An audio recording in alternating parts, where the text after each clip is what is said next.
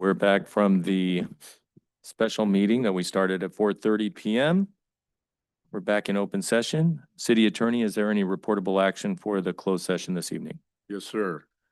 In closed session, the council voted 4-1 with Councilman Trujillo voting no to appoint John Kunkel as interim city manager. Thank you, City Attorney. And with that, we will adjourn the closed session and we will take a 3-minute break. And then we'll come right back to start our regular city council meeting.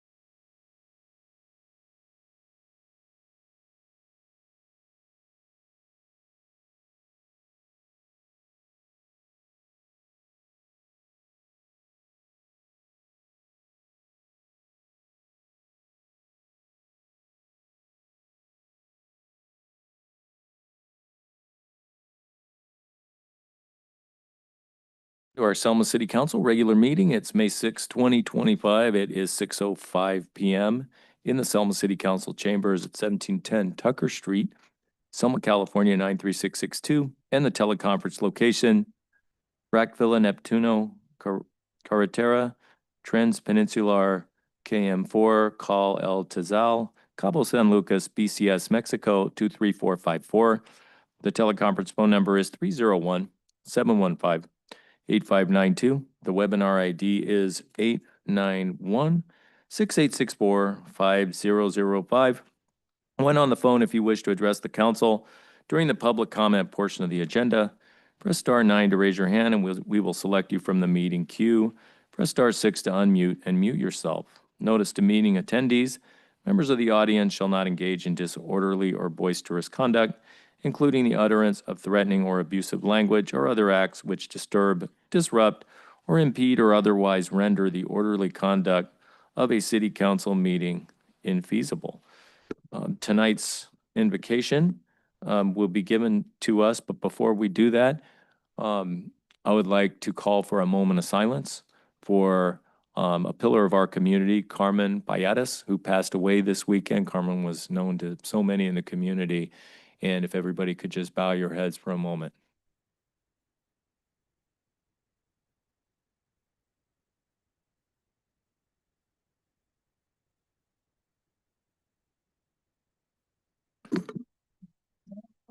You. Absolutely. Yes, I would like to call for a moment of silence for a young man who passed away. He was in the arts, not on the Arts Council, but he was a member of the arts here in Selma. He passed away, I think it was Wednesday when we were having our event. I don't know what the details were, but the kids are all shaking up, so we can observe a moment of silence for his memory.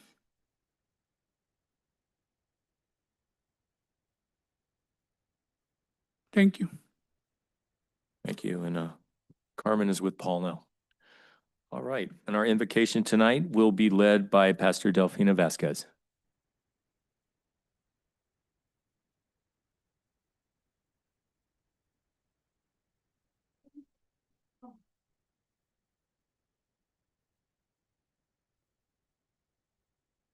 You just continue, help us to continue to work together, Father God. As we unite, Father God, for the better of Selma, Lord, let us work together and see all the good, Father. I pray for a blessing on this meeting. I pray for peace, Father God. And as we address each other and as we speak to each other, Lord, that we would remember that in Christ we are brothers and sisters, and that we would address each other with respect and honor. In Jesus' name we pray. Amen. Amen. Thank you, Pastor. Everybody, please stand for the Pledge of Allegiance. Ready? Begin. I pledge allegiance to the flag of the United States of America, to the republic for which it stands, one nation, under God, indivisible, with liberty and justice for all. Thank you, sir. Call the roll, please. Councilmember Avalos, Here. Councilmember Oseguera, Here. Councilmember Trujillo, Here. Mayor Pro Tem Guerra, Here. Mayor Robertson. Here, potential conflicts of interest. Any council member who has a potential conflict of interest may now identify the item and recuse themselves from discussing and voting on the matter. Agenda changes or deletions. To better accommodate members of the public or inconvenience in the order of presentation, items on the agenda may not be presented or acted on in the order listed. Additions to the agenda may be added only pursuant to California Government Code, Section 549, 54.2B. There are a couple of agenda changes tonight. I will start by saying the first one, and council will vote on it when we're done. The first one is to move item 4.2, consideration of resolution 2025-32R, approving and authorizing execution of the interim city manager employment agreement with John Kunkel, to item 1.5. Item 1.5, the fleet enterprise contact update, will be tabled for a meeting at a later time. And the next change will be adding the city attorney departmental report as item 1.6 tonight. And finally, the last item will be moving item 4-1 to item 4-8, the last item on the new business agenda. Does council have any questions or any issues before we make those changes? All those in favor of making the changes, say aye. Aye. Any opposed? Okay, with that, we will make those agenda changes. And our next item will be oral communications. At this time, any member of the public may address the city council regarding any item on the regular meeting agenda over which the council has jurisdiction. No action or discussion will be taken on any item not on the agenda. Issues raised will be referred to the city manager for review. Members of the public are asked to limit their remarks to 3 minutes. Do we have any oral communications from the public tonight at this time?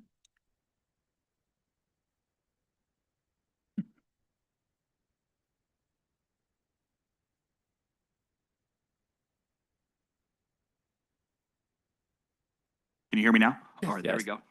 go. Mike Andrada, California Water Service here in Selma. And I just want to say good evening to everybody. And I just wanted to let everybody know that tomorrow night at Lincoln Park from 4 to 7, we will be having a water awareness festival.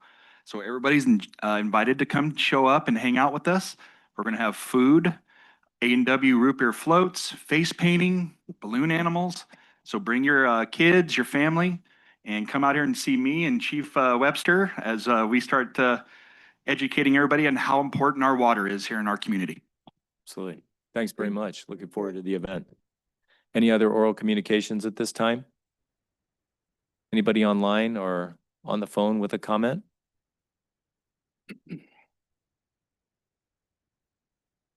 Sure, go ahead. So we're in May 1st, month of April. We're in May 1st. In the month of April, I just want to let Selma know that in April, we took 11 homeless off the streets, either into a program or housed. And May 1st today, or on May 1st from now, in the month of May, we've already taken 2 more off the street and housed for Selma. So just want to let you guys know. Thanks. Thank you. Yeah. April, you had Yeah. 11? We took 11 off the streets, and already it's only what, the 5th, 6th? And we've already taken 2 off, so. Thank it's you. Housed. We'll see you again for the Yes. recognition. Any other public comments at this time?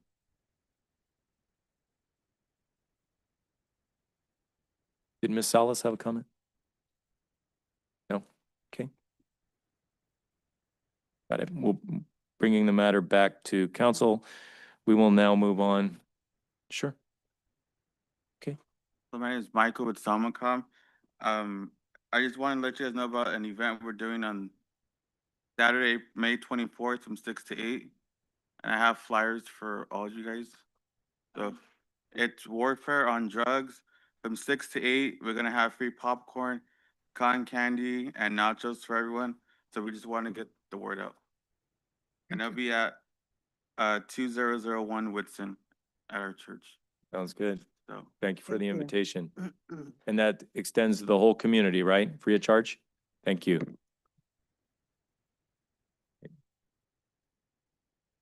Okay, moving on from oral communications to our special presentations tonight. Our first presentation, speaking of Selmacom, is recognition of Selma Community Outreach Ministries. And I have your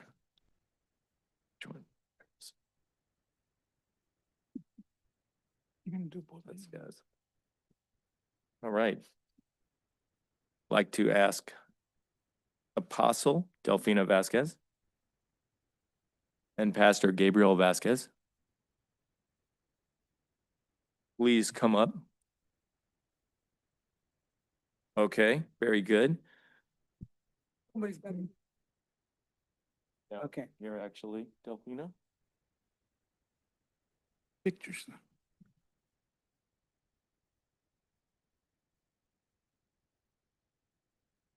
Okay. So you're accepting on behalf of your esteemed husband tonight? Yes. All right. So as we just discussed, the city wanted to recognize your hard work in being not only a figure of faith in town, but also a figure of action. And you have tackled and you have a problem that has been a problem of our whole community long, but not just a problem, an opportunity. Time to be blessed. Thank you for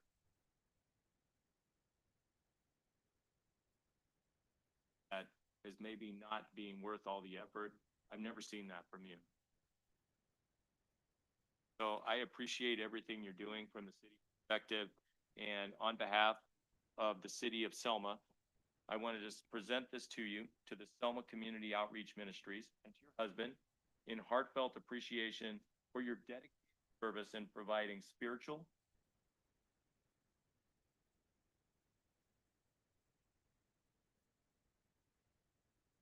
presented to you on behalf of the entire city council.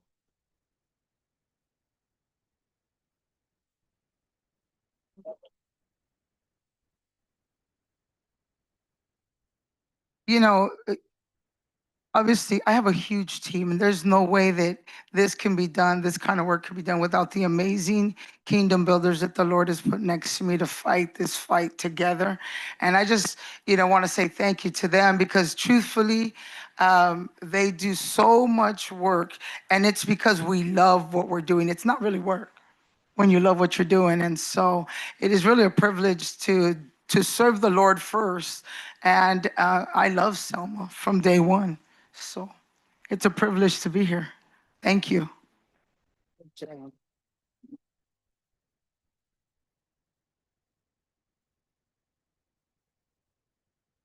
Okay.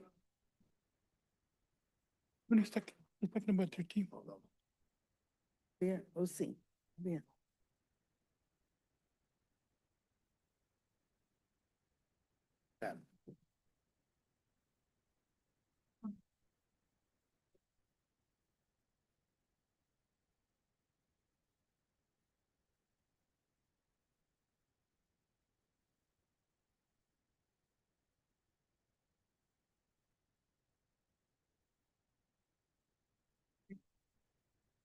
With me, I'm vertically disadvantaged.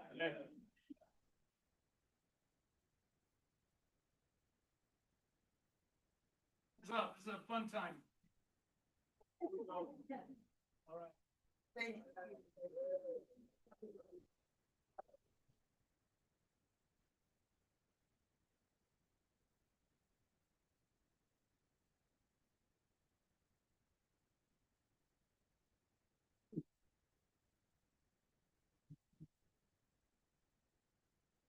Okay, our next item is a proclamation recognizing the Second Chance Animal Rescue, which will be presented by Councilmember Oseguera tonight.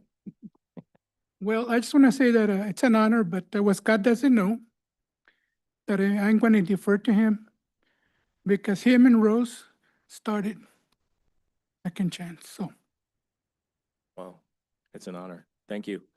Would the members of Second Chance Animal Rescue?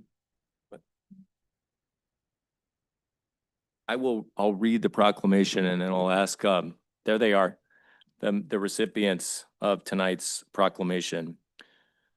And this is a proclamation for the Second Chance Animal Rescue, whereas part of the duties to the public imposed on city officials by law is the obligation of the police department to make reasonable efforts to control, lessen, or mitigate the presence of stray, abandoned, or uncontrolled animals, primarily dogs and cats.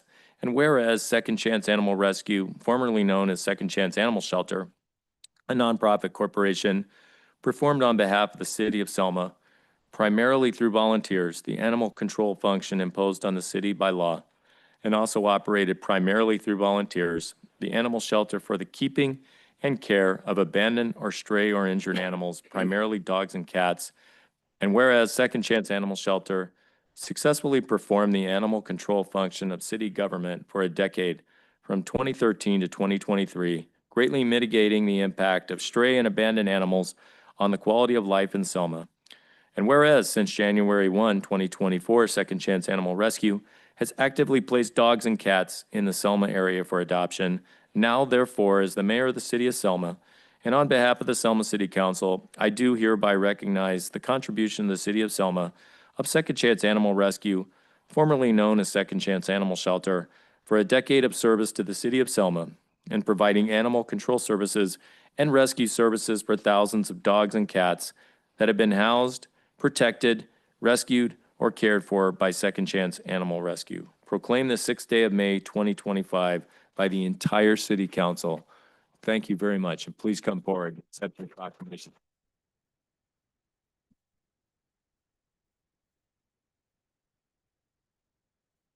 You.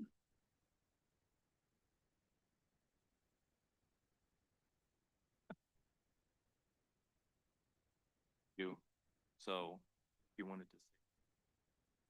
On behalf of Second Chance Animal Rescue, thank you so much to each and every one of you.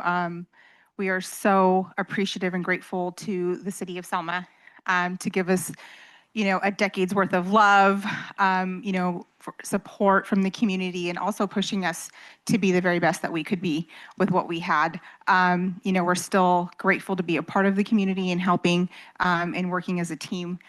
um, the board members didn't do it alone. It was the endless, countless hours from the volunteers, from the staff, from our supporters and our those that criticized us, because you pushed us and you made us better. So thank you. Thank you to everybody, and, continue supporting so that we can be a part of a greater vision.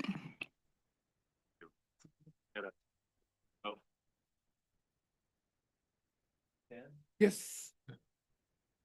Come on, Rose. Come and take pictures. Rose,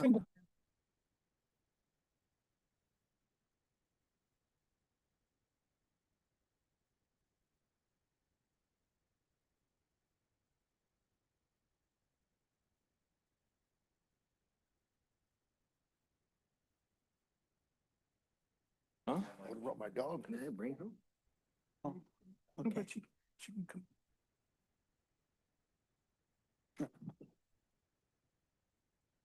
See, he thought he was gonna get away with it.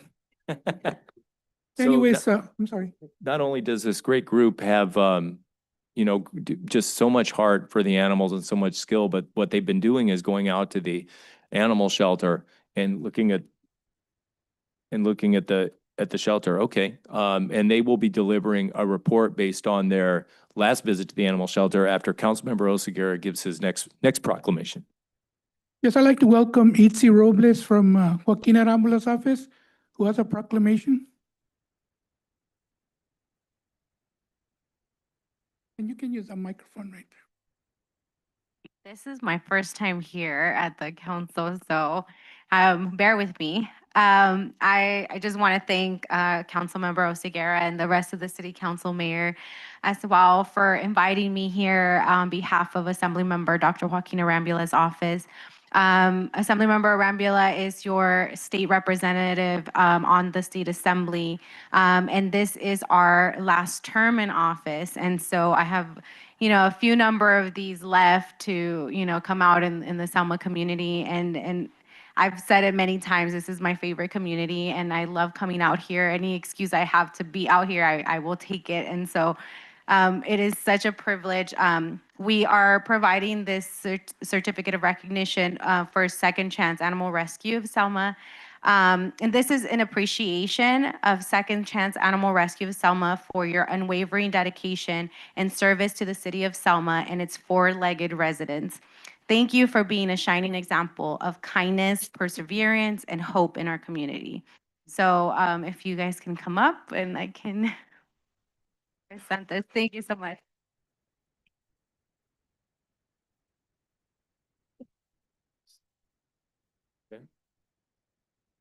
I'm also amazed that there's so many volunteers and it's a volunteer-led effort, because coming from the city of Fresno, my hometown, it's been a big thing, to have an investment in our animals and our animal shelter. And so to see that this is an effort that's done by primarily volunteers, that's very admirable. And I know that in every area there's room for improvement, but who else is going to do the job, right? And our animals also deserve a place and the care that they all need. So thank you so much for all the work that you guys do. Thank you.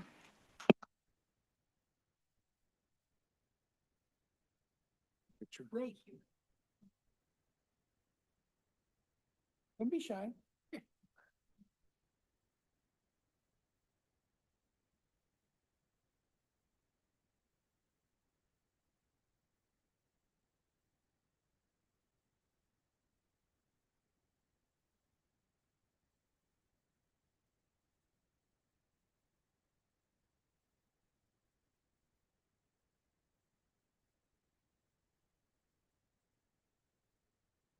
Thank you. Thank you. Thank you. Thank you. It's appreciate it. Thank you so much. Parveen, did you want to go ahead and give your report now?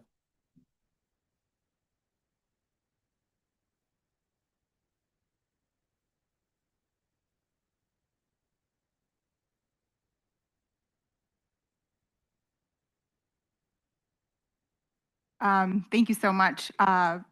Very unexpected appreciation, recognition. Thank you for having us a part of the community and, continuing to be a part of this community. As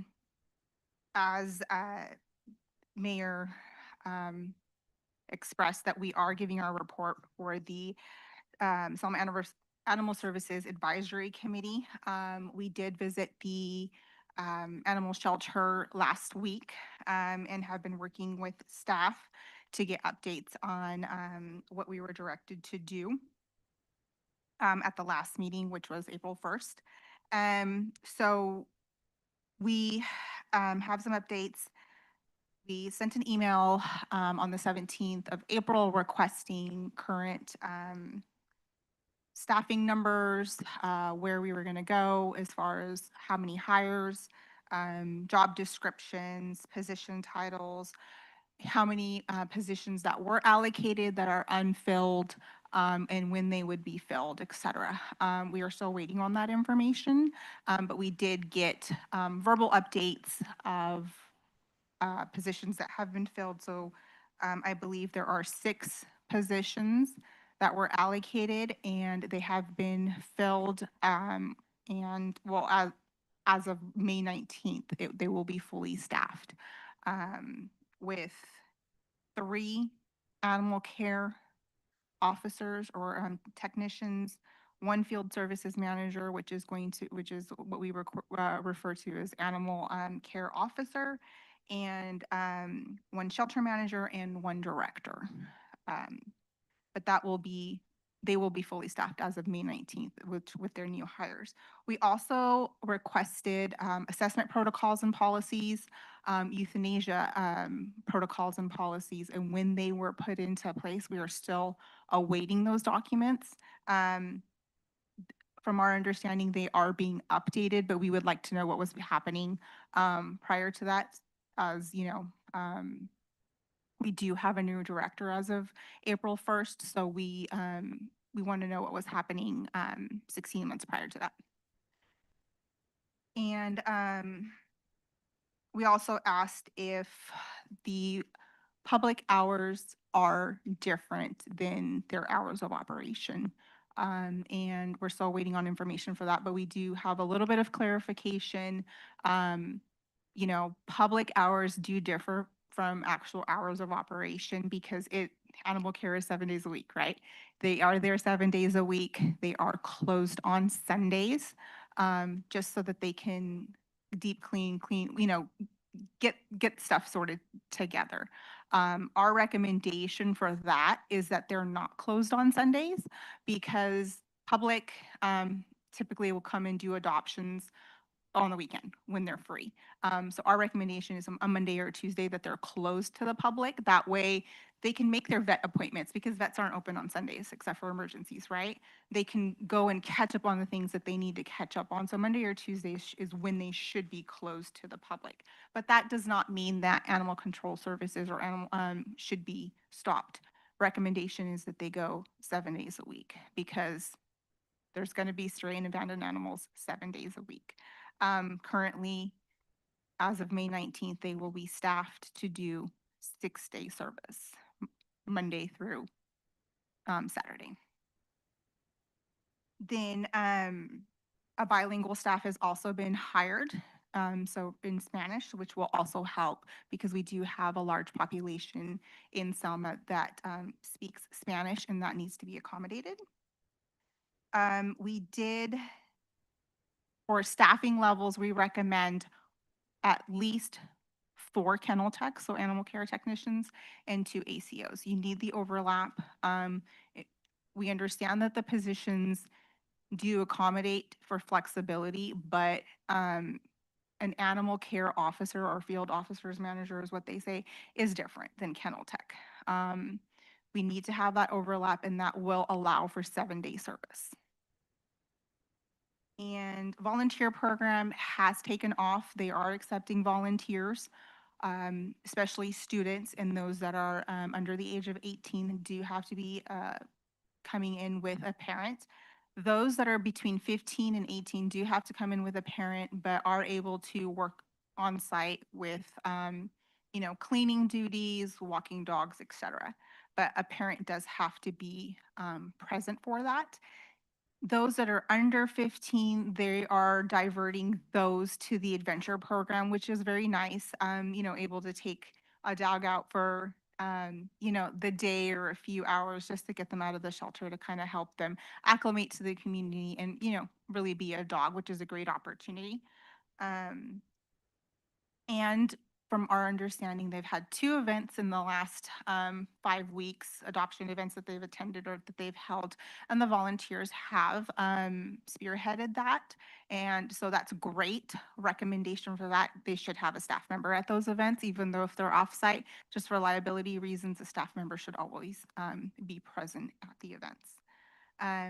But volunteers are great. We need those. So, the community, please continue to pour in. We still are waiting for our dedicated website with all of our information as far as pricing, all of that. We know that a fee schedule has not been established, but the public needs to know where to go, all of that, and it should be a dedicated website for the animal shelter. And it should list what animals are available for adoption. Getting back to the fee schedule. They are working on it. It is going to be a budget item presented because it is revenue that is going to be brought into the city. However, this fee schedule should have at least been brought up at mid-year.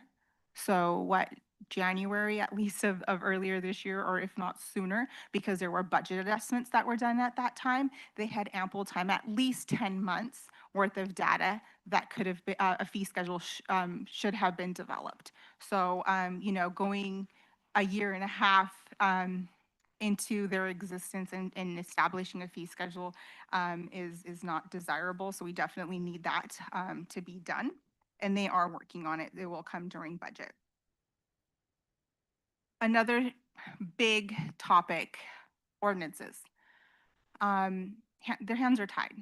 The shelter's hands are tied. They can't enforce anything if there's not anything to back it up. So our ordinances need to be updated to reflect mandatory microchipping, mandatory spay and neuter.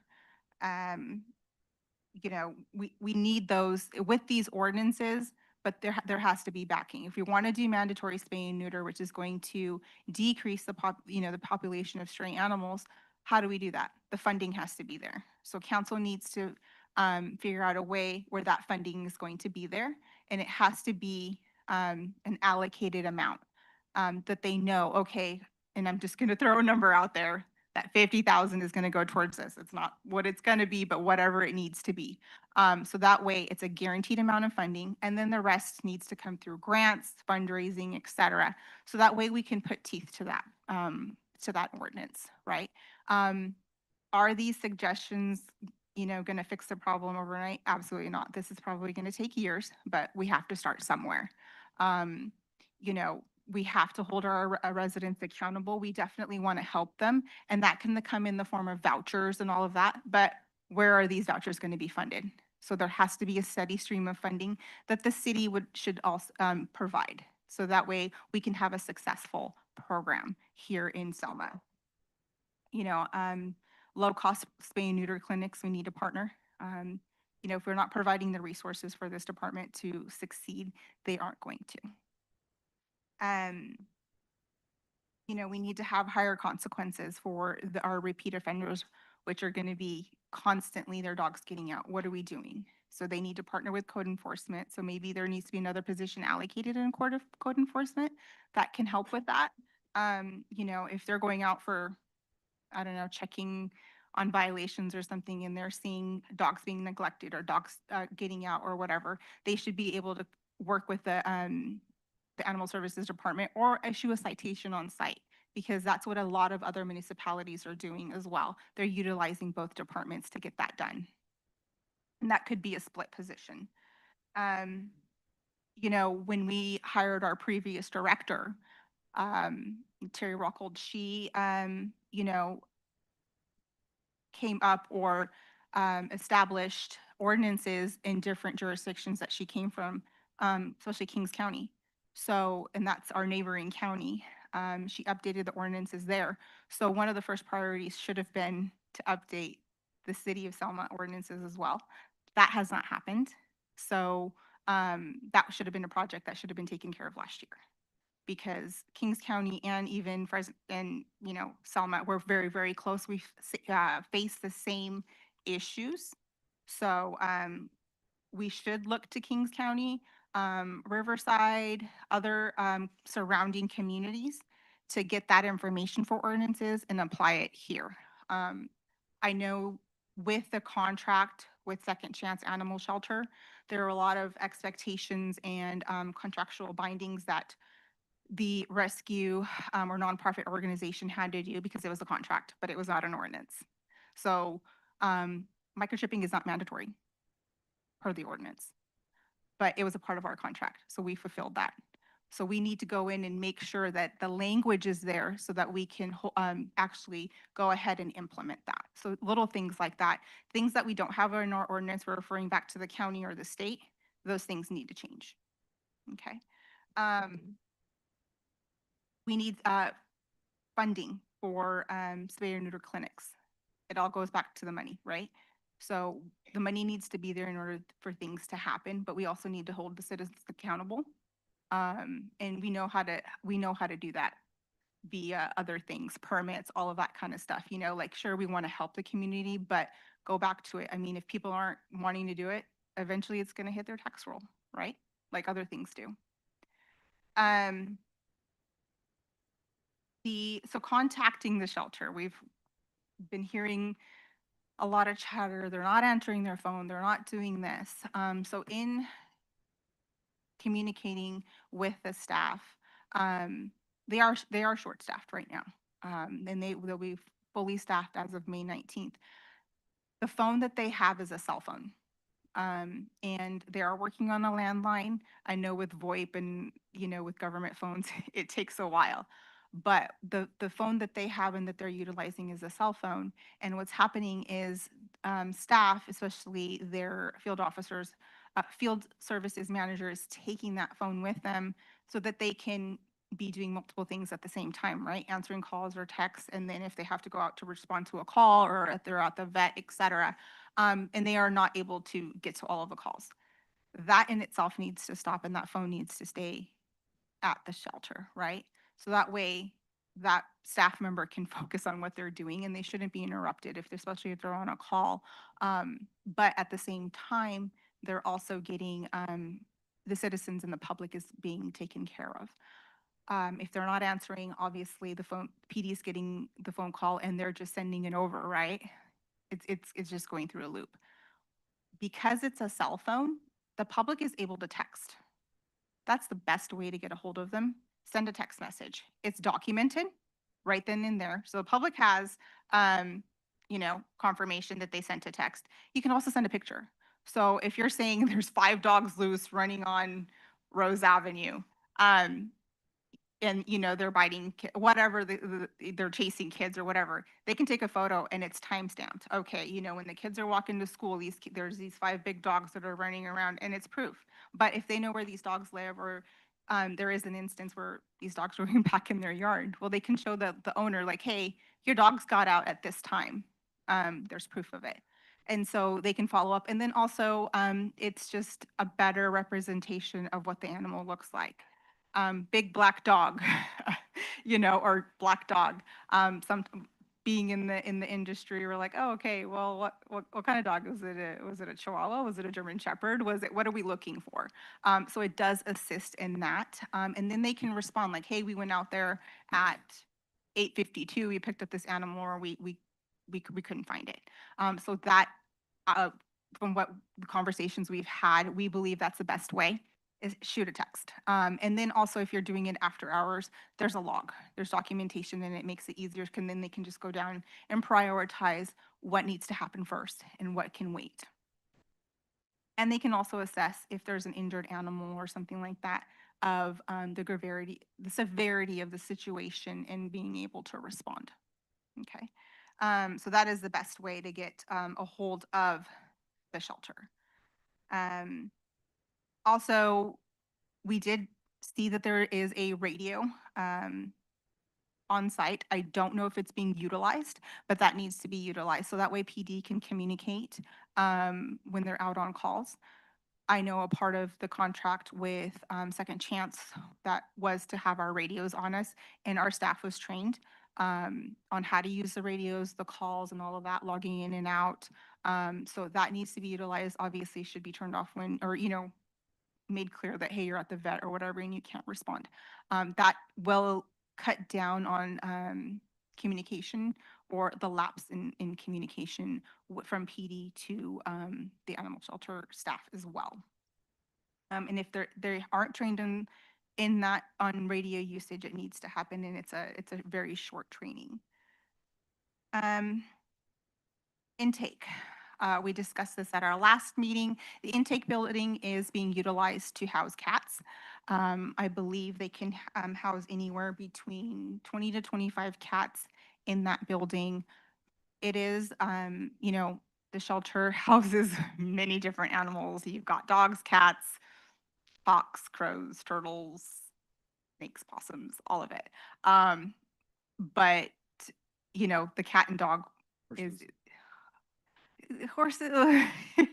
We could try, temporary housing, but the cats and the dogs are primarily what we see. And it is true, the cats need to have their own dedicated space because dogs are very, very loud, right?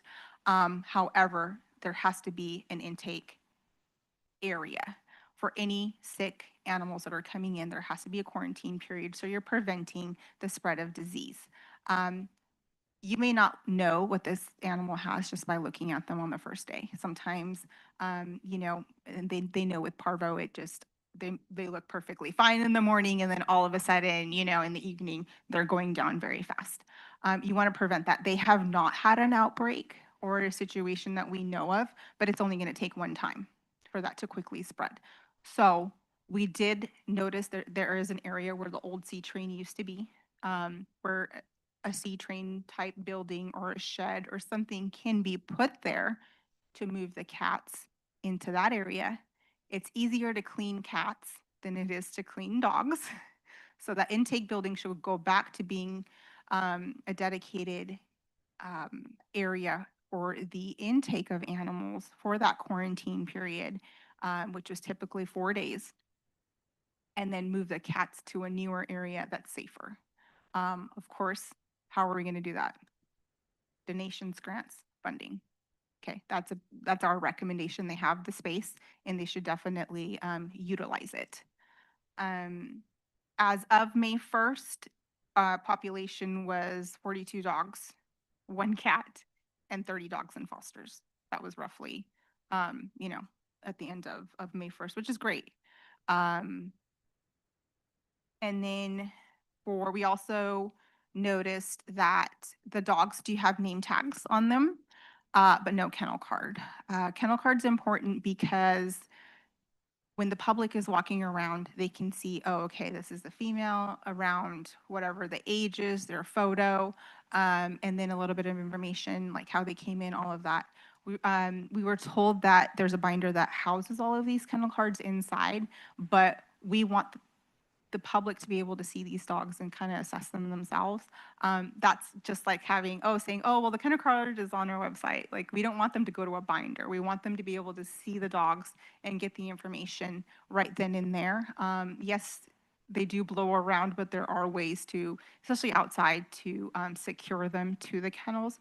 If they're inside, you don't have that risk of them falling off. And they can be secured to the kennels. That information needs to be there, especially when you may not know, somebody may not know that, what kind of dog that I want, or they have a certain image in mind, and they're walking by and they may see, oh, okay, well, this dog looks interesting. I wonder how old it is. And if there's not a staff member available to help them at that time, at least they're getting that basic information. Hey, I want to see Rocky, who's 2 years old, and move forward from there. We do recommend that with adoptions and fosters, that there's be more vetting that needs to be done and follow-up that's needed. We're not seeing that information. So while we were there, we did witness somebody that came in to adopt a dog. She asked what the fees were. And then she had looked and had seen that she wanted this one particular dog.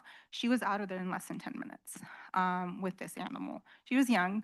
And so we did not see if there, like, it was just a form that was filled out, information was to be sent later, but, you know, she's fostering to adopt. So that is a particular situation where we noticed and we provided some feedback because we were just standing like how to hold the dog because she was little, and all of those types of things. But more effort needs to be put in that sense of like vetting, okay, is this going to be the good situation for these people, is a good fit, all of those types of things that need to be documented, and just follow up with them, like, hey, how are they doing, because she had just come back from foster the day before. So is that just a very particular situation that we saw. The adventure program's great. It needs just a little bit more vetting because anybody can go in, give their ID, and take a dog out.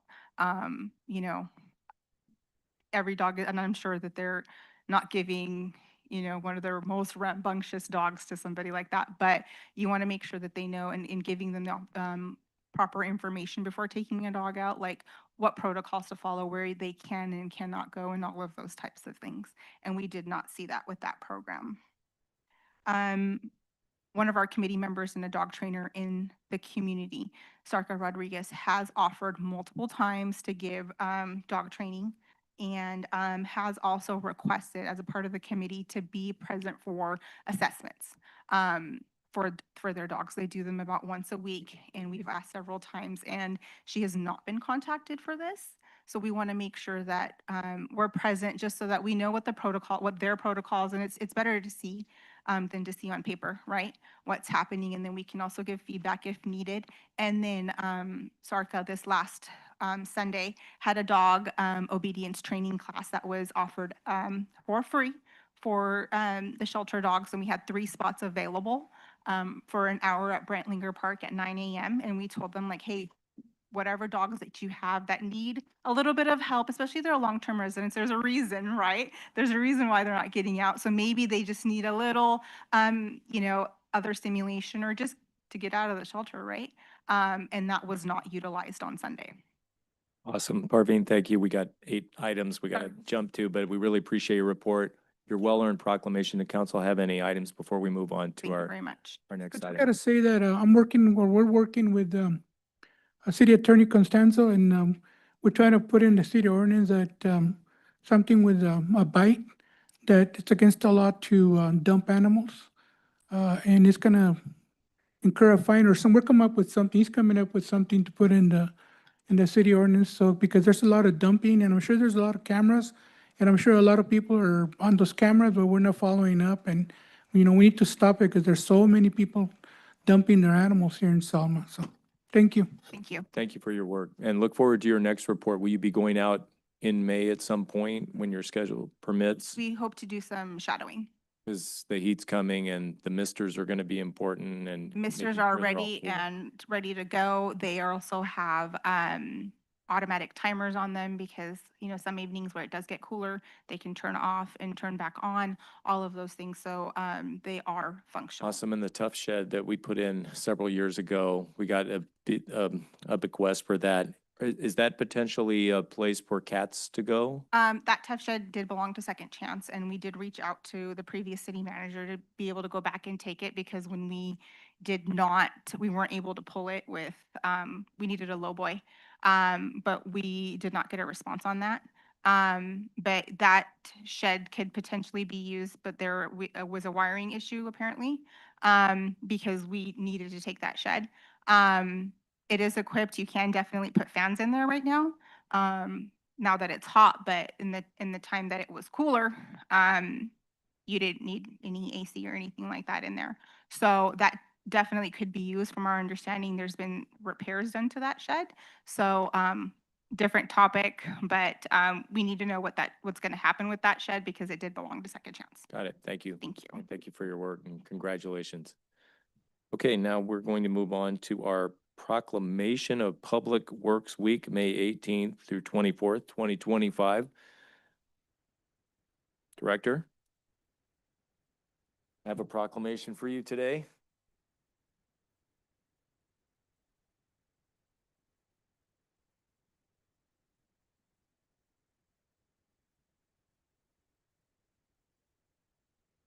Proclamation for the National Public Works Week. Whereas Public Works professionals vital importance to sustainable health, high quality of life and well-being. Whereas the support vital to the efficient operation of public works.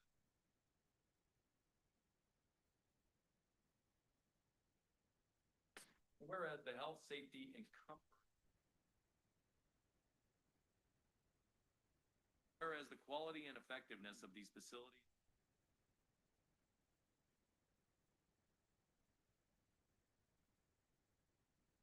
Whereas the efficiency of the.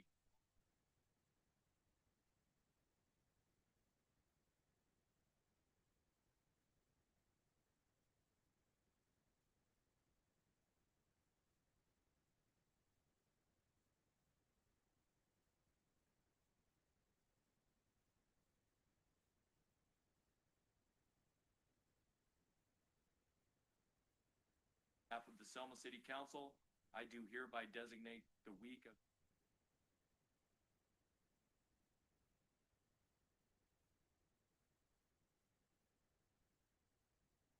providing public work services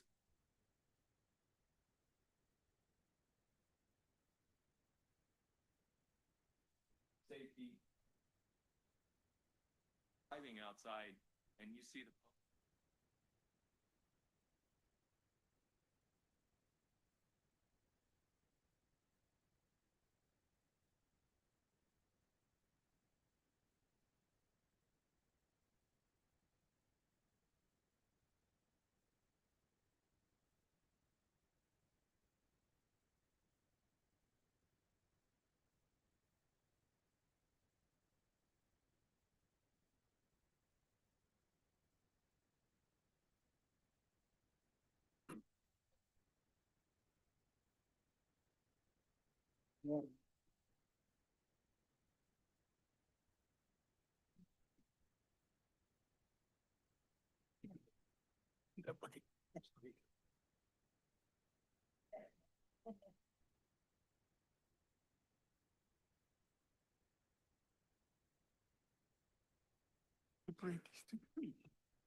Thank you for this recognition.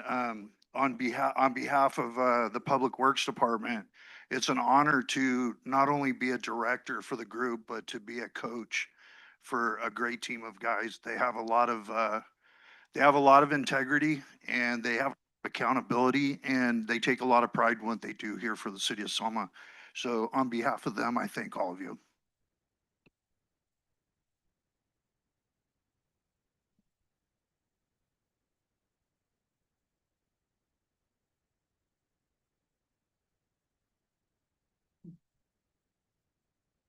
Okay, our next item is introduction of new staff. Thank you, Mayor and City Council. We're lucky to have two new staff members today. The first one I want to introduce is our city clerk, Sarah Carlson. She grew up in the Valley and recently returned to the Valley, so she's local. We had an extensive recruitment for that position, and we feel that she is more than qualified, given her background, to fulfill that position and serve the city council as well as the citizens as city clerk. So introduce Sarah Carlson. Thank you, Mr. King. My name is Sarah Carlson. I'm honored to be part of the city team of Selma. I'm originally from Exeter, California. I have 25 years of progressive administrative experience with notable knowledge of procedures and compliance, fiscal management, public records, and historical record keeping, as well as meeting management. I have 10 years of public service experience that comes from working as a clerk for the Superior Court of California. That has provided me with a wealth of legal and procedural knowledge.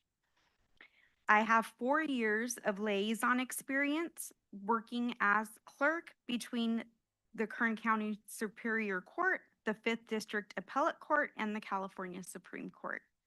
With that, I must say I am looking forward to working with every one of you, and I plan to serve the city of Selma for years to come. Please feel free to reach out to me if you have any questions or concerns, and I'm looking forward to knowing you better. Thank you. Congratulations.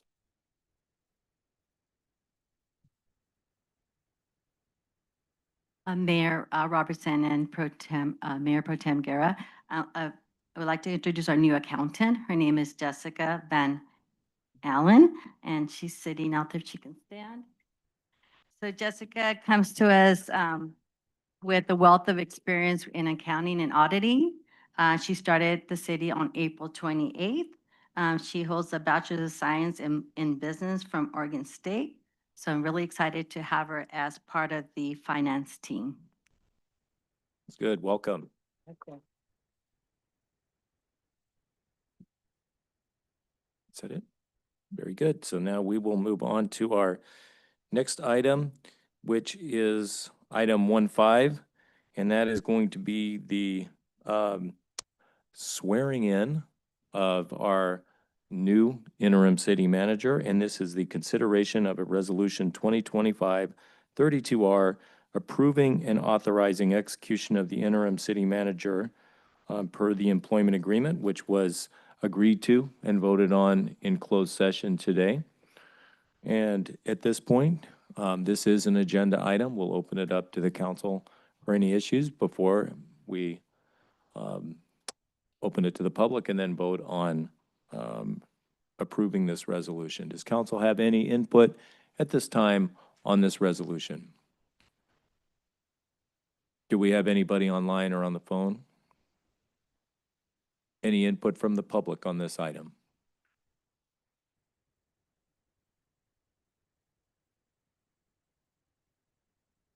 Mayor Pro Tem and Council Blanca Mendoza Navarro. I live here in Selma.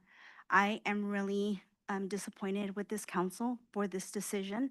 I don't know what the words are. I believe it's unethical, unscrupulous. I don't know how you appointed someone that investigated the previous city manager, and then all of a sudden he's now the interim city manager. That is not being transparent. That is not being fair. And not only that, but he is friends with the city attorney. And not only that, but I don't know how this 34-page report, I can believe it or have the citizens believe it when this city attorney doesn't even have a valid contract with the city. And I have I asked for public records. The contract that currently is in place is dated September of 2019. And so now it shows expired. So I don't know how I believe these reports when the city attorney can't even get his own contract straight. And so again, I don't understand how this body can make this decision being supposedly transparent and accountable. And I don't know what other words you guys want to use. But the other thing is that if he's a retired CalPERS person, he cannot work 80 hours in a full year, in a fiscal year. They are limited to, I believe it's 960 hours. And so, this body is really opening up the city for a big lawsuit. And I just wanted to say that. Thank you. Do we have anybody else with a comment at this time about the consideration of the agreement with the interim city manager? We'll refer the matter back to council. Does council have any comments before we vote on this resolution and then swear in Mr. Kunkel? Any comments? Okay, I will just make a note from my perspective that the report came from City Attorney Costanzo. It did not come from Mr. Kunkel, so not sure what the conflict of interest would be. Also, I don't know if people don't hear certain things, but we are appointing an interim city manager tonight with an eye on appointing a permanent city manager in the future. So the hours limitations that the previous speaker brought up are just not relevant. With that, we'll bring this matter. Is there a motion to approve this I have a resolution question. appointing the city manager? I'll make a motion. I have a question. Second it. Okay, we have a first and a second. Councilmember Trujillo? Yeah, I have a question. And the only, I wasn't gonna comment, but now I'm commenting because of what the mayor stated. This individual was voted as the investigator to investigate the city manager. I heard his background, and the only question I have is how we could not question the fact that it's not a conflict of interest. And I just bring that up because at the end of the day, I sit here as an elected official. I also have the authority to represent my district, and it's a big concern. It's a big concern when we have the individual investigator, city manager, and then all of a sudden, now you're hiring him as a city manager. So I am concerned, and I'm not questioning anybody's ability. You guys have the right, but I need to bring it back to the council that, you know, December 12th meeting and December 19th meeting, those two meetings were never, the city council in January never authorized the election. So everything you guys are doing, it's still unauthorized. And I understand we all have different perspectives, but all we're doing is just digging more holes. So just a comment. Go ahead, Mr. Mayor. Thank you for letting me talk. Mayor, if I may. Yes. There is no basis for saying there's any form of conflict of interest. There is certainly no legal conflict of interest. The fact that the man served as an investigator is really neither here nor there. That service has ended. He's embarked on a different path of service for the city. He's being hired as a retired annuitant pursuant to the regulations of PERS. His salary and pay and no benefits are all determined purely by PERS regulations. There's no negotiation going on with respect to this contract. This council simply requested that Mr. Kunkel be interviewed for that purpose, and that's what happened. Thank you for that clarification, City Attorney Costanza. We have a first and a second. Would you call the roll, please? Councilmember Avalos? Yes. Mayor Pro Tem Guerra? Yes. Councilmember Oseguera? Yes. Councilmember Trujillo? No. Mayor Robertson? Yes. With that, the motion passes, and we have a new interim city manager. Congratulations. Would you please step up for the oath, sir?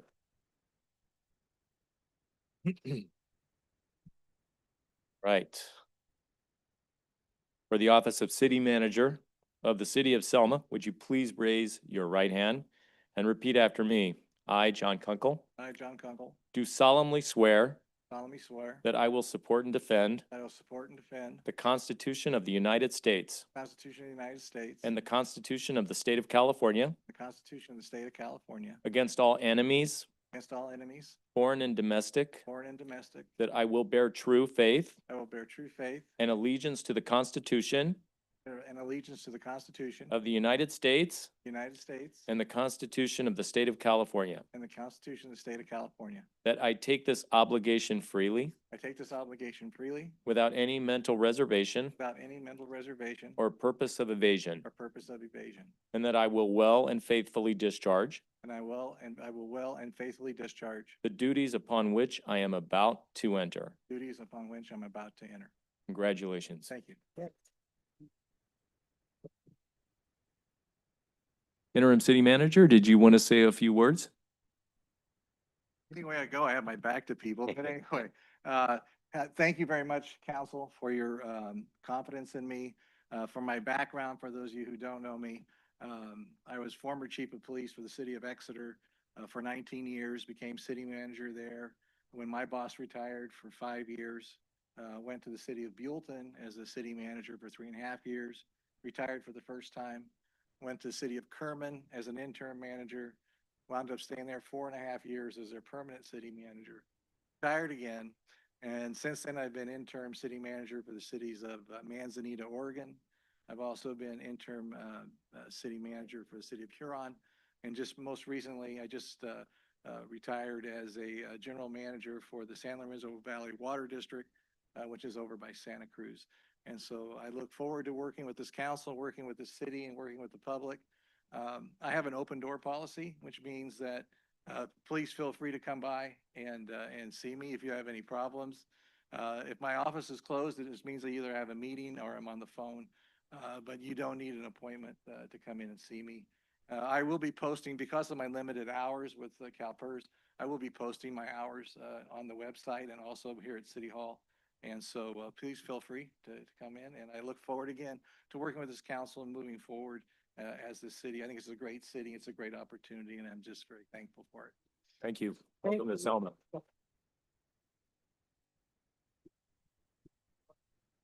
The most important thing is my wife is here, and she's the better half of us.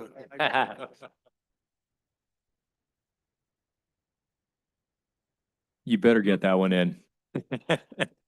But that will move on to item 1.6, which is going to be adding the legal report from our city attorney tonight. Is going to be doing his report for this item.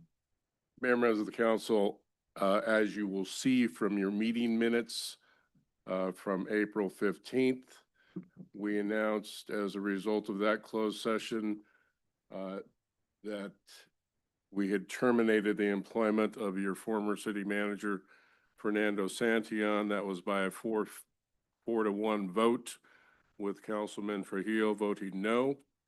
Other action was taken during that closed session, but could not be disclosed at the time, simply because Fernando Santillan remained employed until we paid him his final paycheck, which occurred about a week later. So this is our first opportunity to announce the other item that was voted on in closed session. At that time, the council voted 4-0 with Councilman Trujillo absent, to direct me to refer Mr. Santillan to the Attorney General's office for possible criminal investigation and/or prosecution. And what I've passed around to all of you is the general contact form which that office has asked for in order for me to make that referral. That document is not yet finalized, and I'm passing it out to each of you so that you can review it over the next day or so. I will send it out on Thursday. And if you see anything in there you want changed or corrected, let me know, and I will make those changes if those are appropriate. But I intend to issue this on Thursday. I've made contact with a specific person. You'll notice it's directed generically to the Public Inquiry Unit of the Office of the Attorney General, but I have a contact in that office at Sacramento who is going to retrieve that when I tell him it's been sent to that unit. And he will shepherd that through their process, but they do require you to use their form and their formats. And so that's why that's like that. The reason we are referring this to the Attorney General's office is because the primary reason we found cause, or the council found cause to terminate Mr. Santillan's employment is a violation of Government Code Section 1090.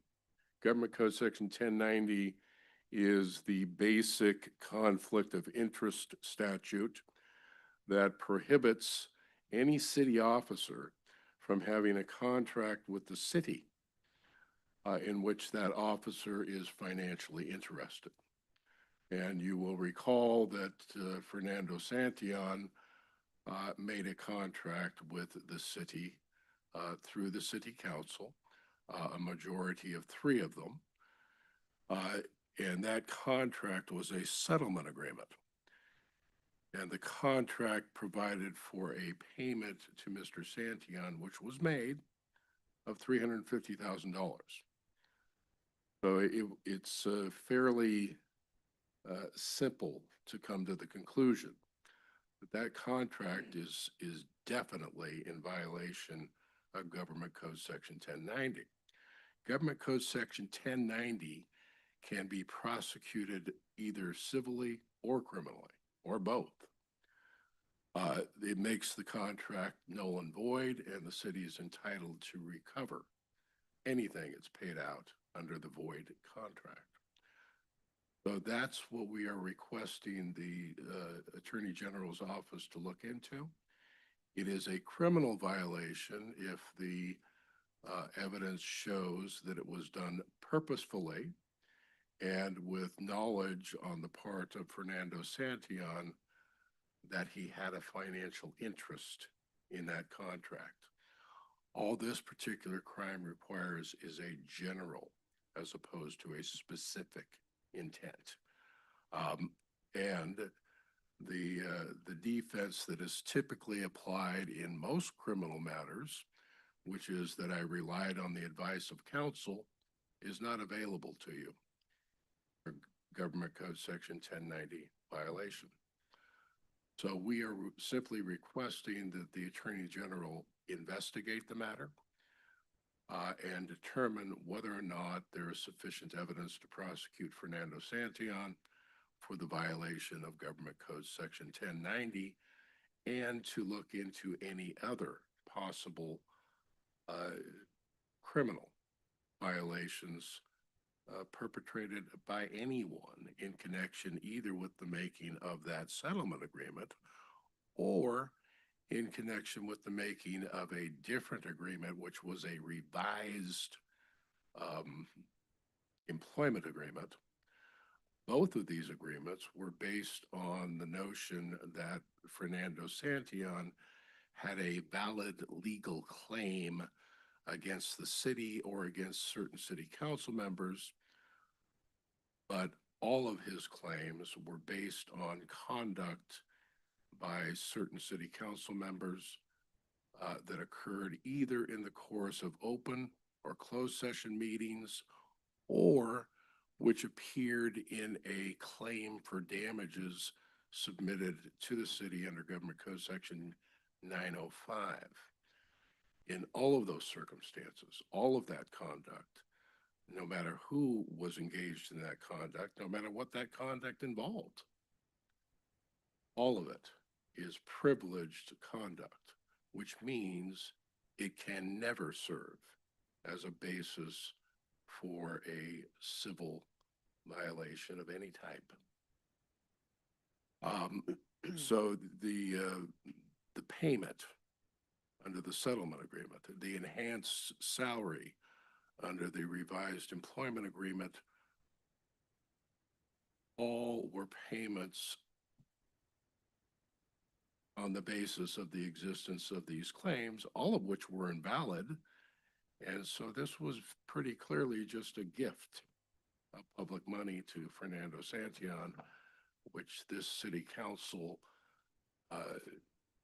has an ethical and fiduciary obligation to recover. And hopefully if the AG's office picks that up and they investigate it, that they typically require the defendant to pay restitution. And so that's one way of seeking recovery of your money. We are referring this specifically to the Attorney General's office for a particular reason. Mayor Robertson and Councilman Guerra, having sat through probably countless hours of ethics training, knew very well about the prohibition of Government Code Section 1090. And the day after the City Council approved this settlement agreement, they went to the Fresno County District Attorney's office and they inquired as to the legality of the matter, and they received little or no response whatsoever. So we are kind of convinced that the attorney or the district attorney's office is not likely to pursue this. And so we are referring it instead to the Attorney General's office. That is my report, Mr. Have any questions? I'm happy to try to answer. Thank you, City Attorney. If the Attorney General's office picks up this claim, as you say, can we expect to be contacted by the office? Yeah, they will definitely contact me either way. They will go through If you. they decide, we're not going to touch it, they will contact me. They will tell me, and they'll tell me why. If they decide to pick it up and investigate it, they will simply contact me and tell me we're investigating. And they won't tell me. So this claim specifically involves the former city manager, Santillan. But as you say, the Attorney General will be investigating all parties who enabled this vote to take place. Is that correct? If you read the letter, there were things I can't discover that no one could discover without because much of what occurred here occurred in a privileged context or was something that occurred in a closed session. So I'm not able to get at that information because most of that information is in the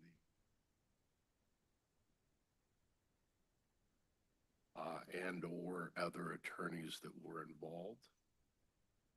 Attorney General is able to get at that. Thank you. Do council have any questions for the city attorney at this time?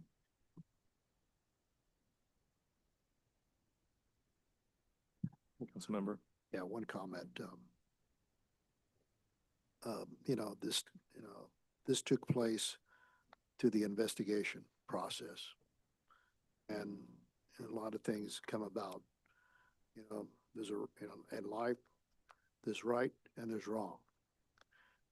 Sometimes you're in the wrong, there's a price to pay, unfortunately. From here, we have to follow the course of the law. We're elected officials up here under the Constitution. We're sworn in, but also we follow the Constitution of this country. Uphold the law in this country, and we have to. And so we have to follow the guidelines of the law. And I don't care who you are as a council person or, in the public, there's a law out there, but we have to follow it and assure the safety of the American people's Constitution in this country, who we really are. So that's all I got to say. Thank you. Any public comment at this time? I have a question. Councilmember Trujillo? To the city attorney. So I appreciate your long investigation that you stated that Mr. Kringle did not do the investigation. So you did the investigation. From what you're telling me now, I wasn't told that. I was told that he did the investigation. But I find it kind of funny. You're saying that the district attorney's office received the same letter and request from the mayor and the mayor pro tem. But we both know right now that the mayor is the one being investigated right now. That's one. Number two, you just six miles away from here, about a year and a half ago, you gave claim to a city that they go through a lawsuit, and they're paying $1 million right now. So I really question some of the things that are going on. I understand it's theater. It's a good theater. But what are we gonna do when the AG decides that this is not, that actually there was an investigation in regards to what happened, you know, where right now we're one-sided. You're speaking everything that you want to speak, but in reality, there was a lot of investigations. So the only question I have for you is this: will you be willing to help the city pay for the lawsuits that we go through because of your, again, advice that you gave to municipal government? Same way 2 years ago when you gave a municipal government advice, and now they're paying $1 million to the chief of police. I'm not aware of any such lawsuit. Okay, so thank you, Mr. Mayor. Okay, we'll open up to the public. Does public have any comments?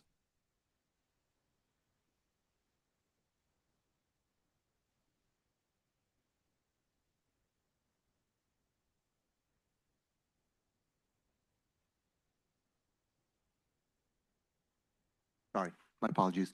Louis Franco, 1064 Mill Street.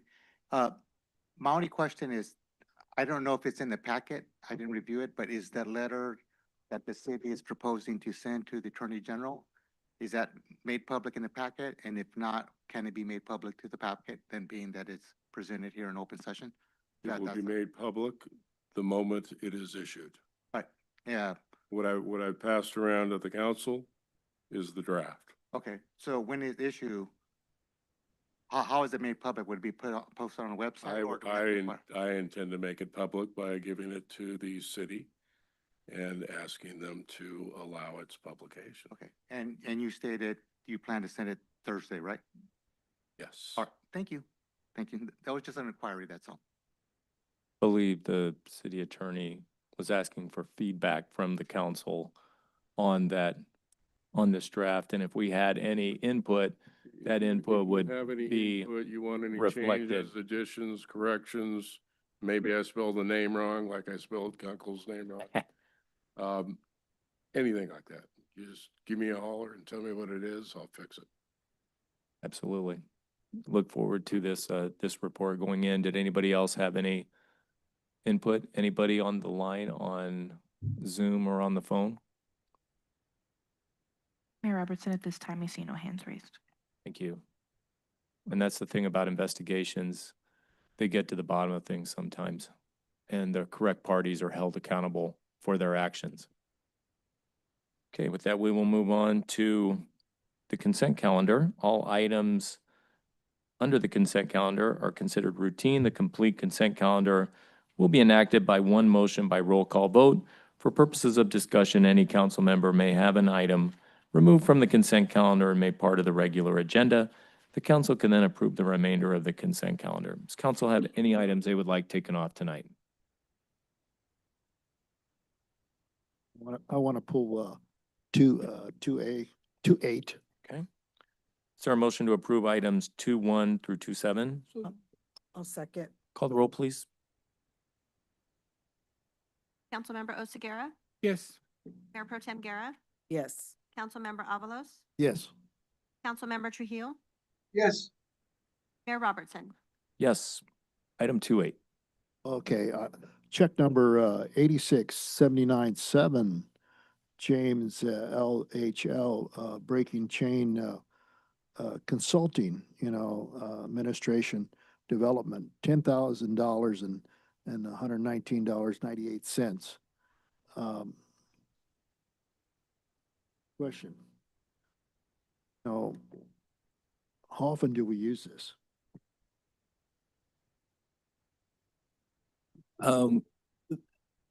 The consulting contract with Jim Yule is used throughout the year by staff. We have coaching sessions for leadership, which are utilized to help bolster team management and communication skills amongst the executive team. He also provided leadership training to city staff to help identify staff members who would like to progress in their leadership throughout the community. Our executives have sessions with Jim, I believe, on a monthly basis to further our engagement and our communications and our teamwork amongst staff. you know, the reason why I pulled that item, I mean, that's what I asked you, you know, so they have monthly meetings, am I correct? There's, I believe every staff member has the ability to schedule a meeting with Jim, and work with him on issues that you're having. How do you progress through those, either with, other management, personnel, and just generally speaking, how to get the most out of staff. And so we use it on a monthly basis, yes. Okay, isn't a responsibility for the city manager or the operation to follow up on that issue? I guess I'm not understanding the question. It is the responsibility of the city manager's office to oversee the executive team. This is more, team building and leadership skills training for not only executive team staff, but as well as, all staff at the city. Okay, so in other words, someone, so we're getting charged on a regular basis on this? Yes. Okay. Okay. And check number 86731, Ron Cassins for, you know, building plan check for $7,314.43. Now, don't we have an inside engineering building person in our, I mean, we hire Nobby Horn to actually oversee this, or? We do have Yamabi and Horn that does city engineering. Rod Carsey specializes in California building code, which is outside of the engineering contract in a different discipline than civil engineering. Okay, all right.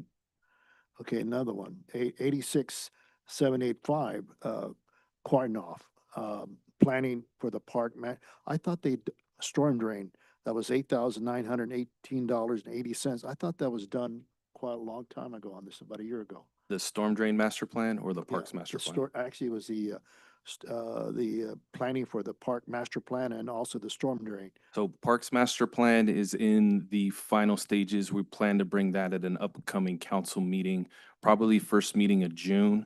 That final draft, so that project is concluding for the fiscal year, so you will not see further charges apart from closeout of that contract for the Parks Master Plan on the check register. The Storm Drain Master Plan was another item within the engineering contract when we originally awarded the contracts, I believe, beginning of fiscal year 23-24.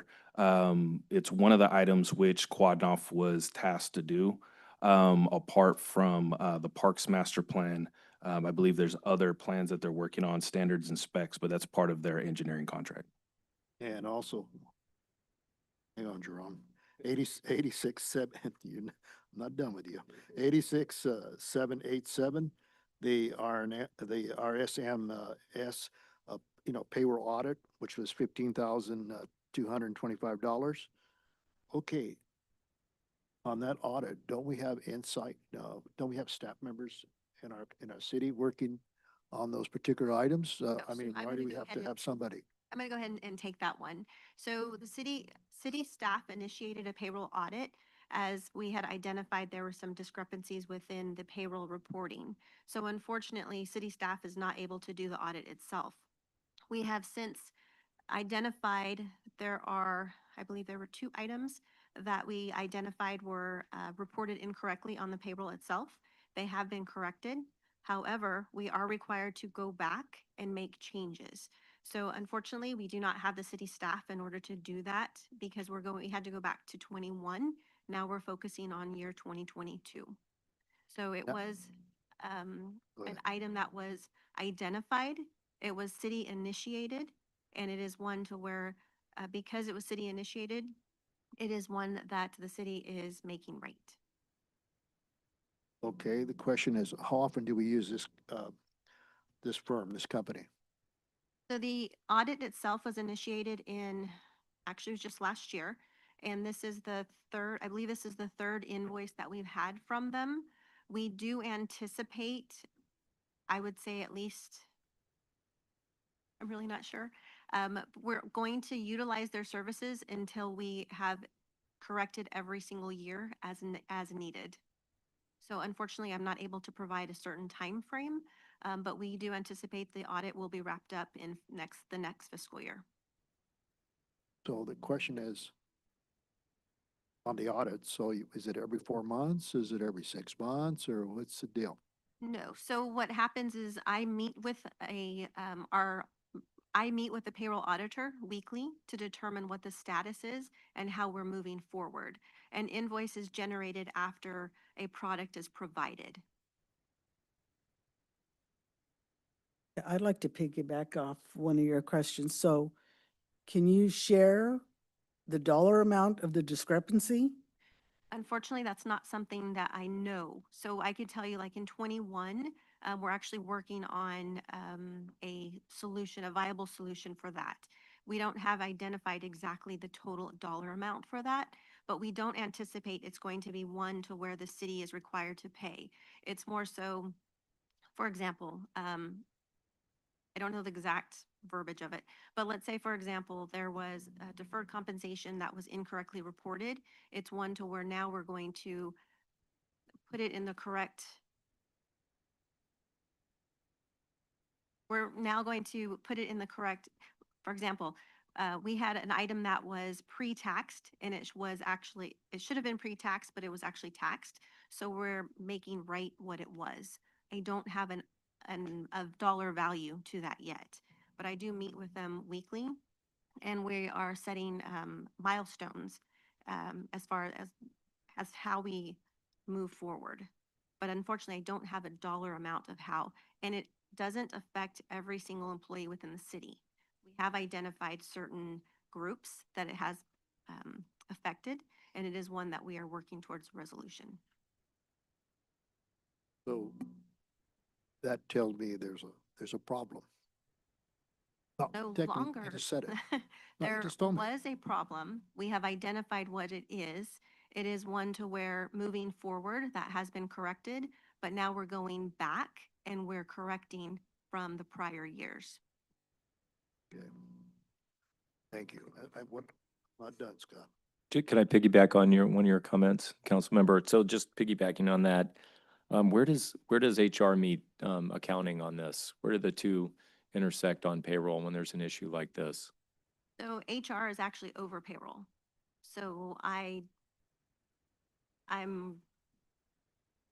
supervise payroll. So I'm over the payroll department itself.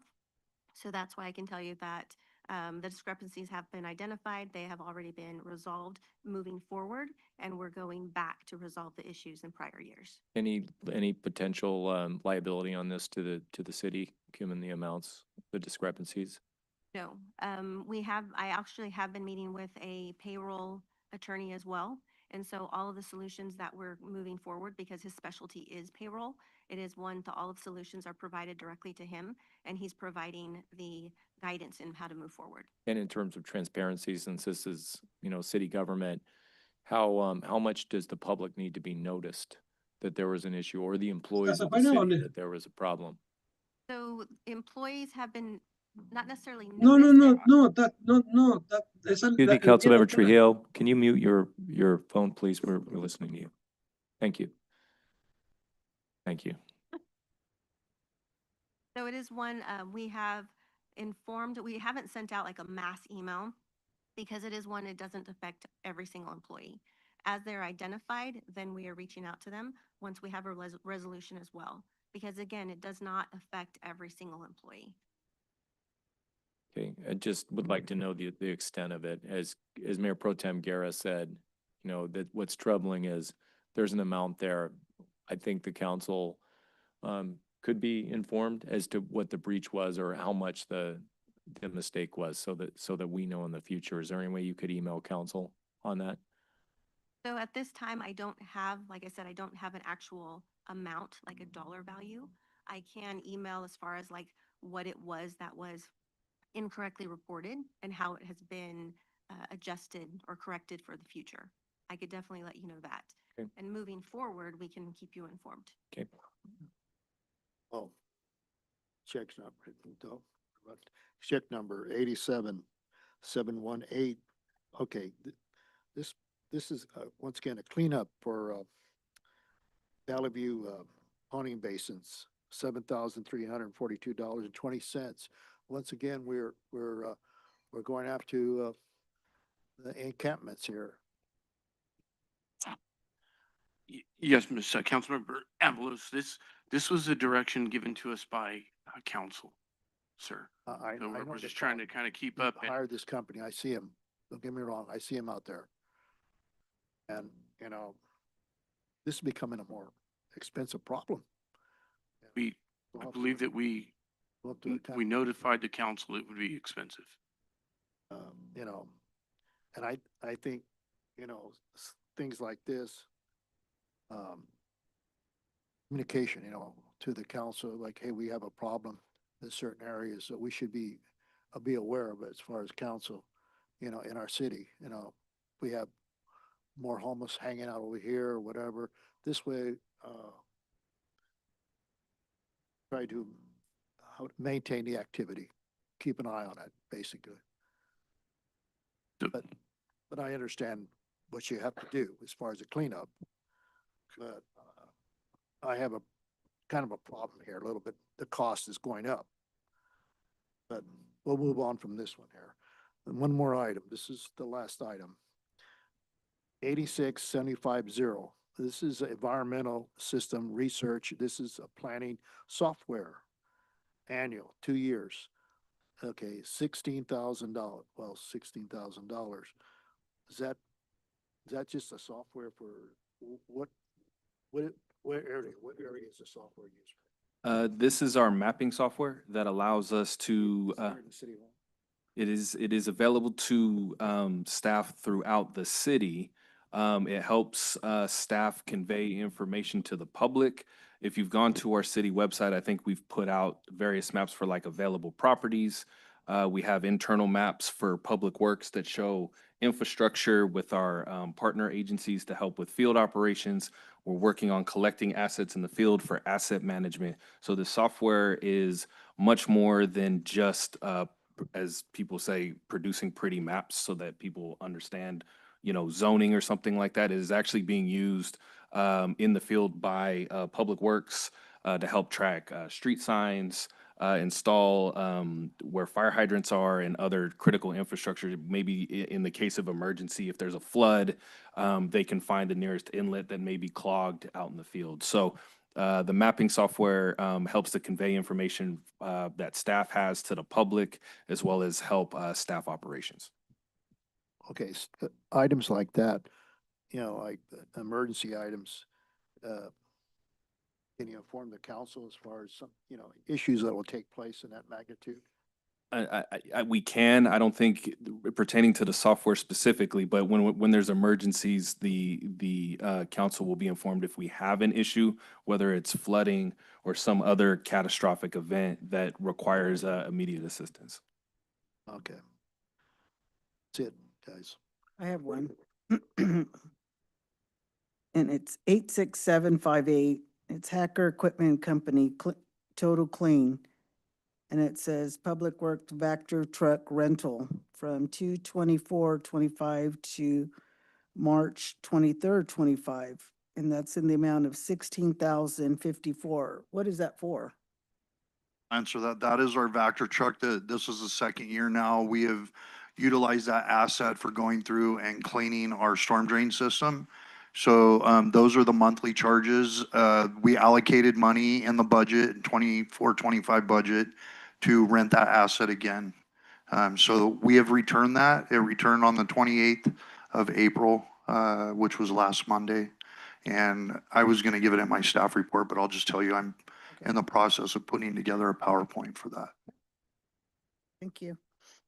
I had a general question for Director Moreno. So we've got this regular charge for Robert Half Finance and Accounting, and I know they're kind of a temp agency for sort of staffing for accounting.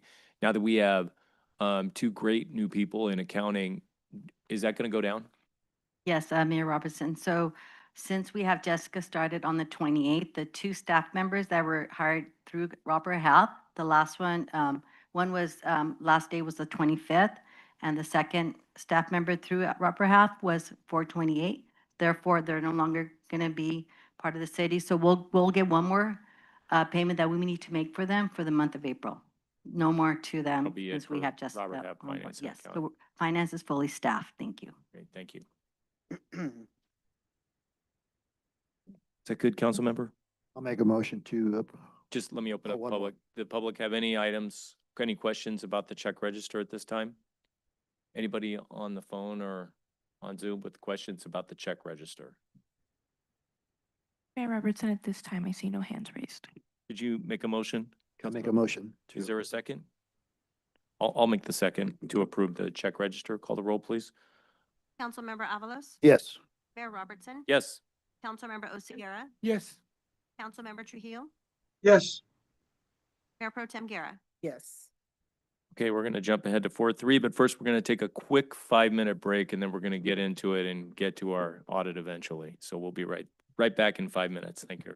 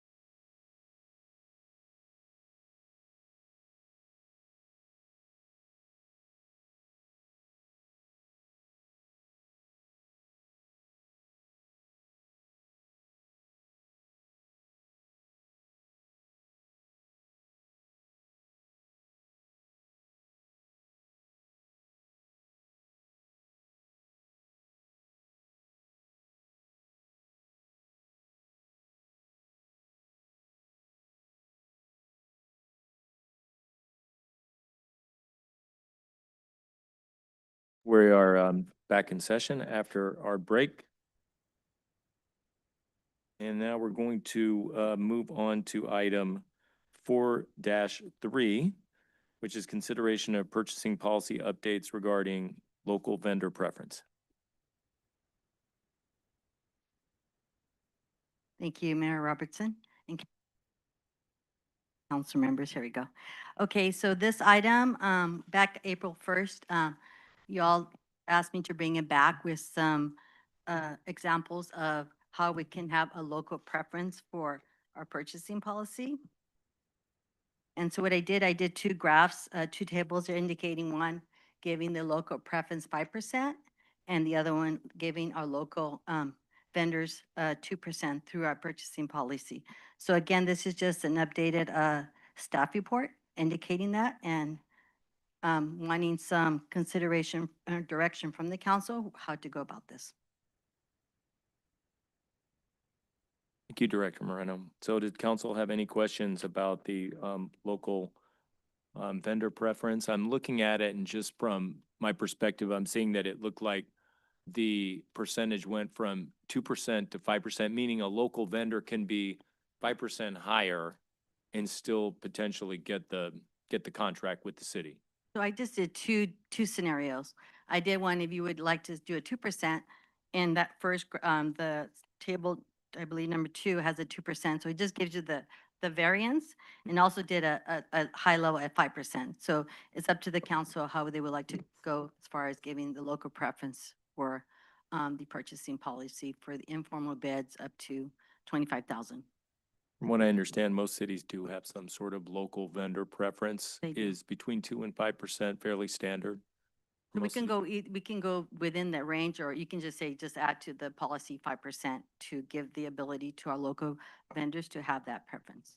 So it can be discretionary. The person who's making the purchase can say, well, they're a little bit higher, but we have up to 5% and they can apply that credit or just give the job to the local vendor. That's correct, Mayor. I think what staff did as part of our research is we looked regionally and we saw a range of local preference given anywhere from 2 to 5%. The staff report presented to the council tonight is requesting direction on what percentage do you want to be the maximum local preference given as part of the purchasing policy. So as an example, you could do up to 5%, you could do 2%.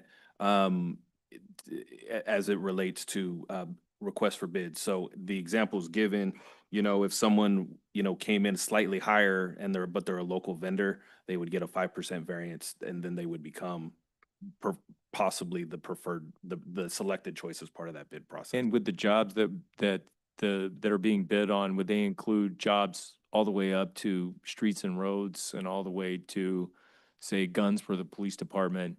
Would that be, would it apply to large and small or, with something that big? Because you've got the lowest responsive and the lowest responsible bidder.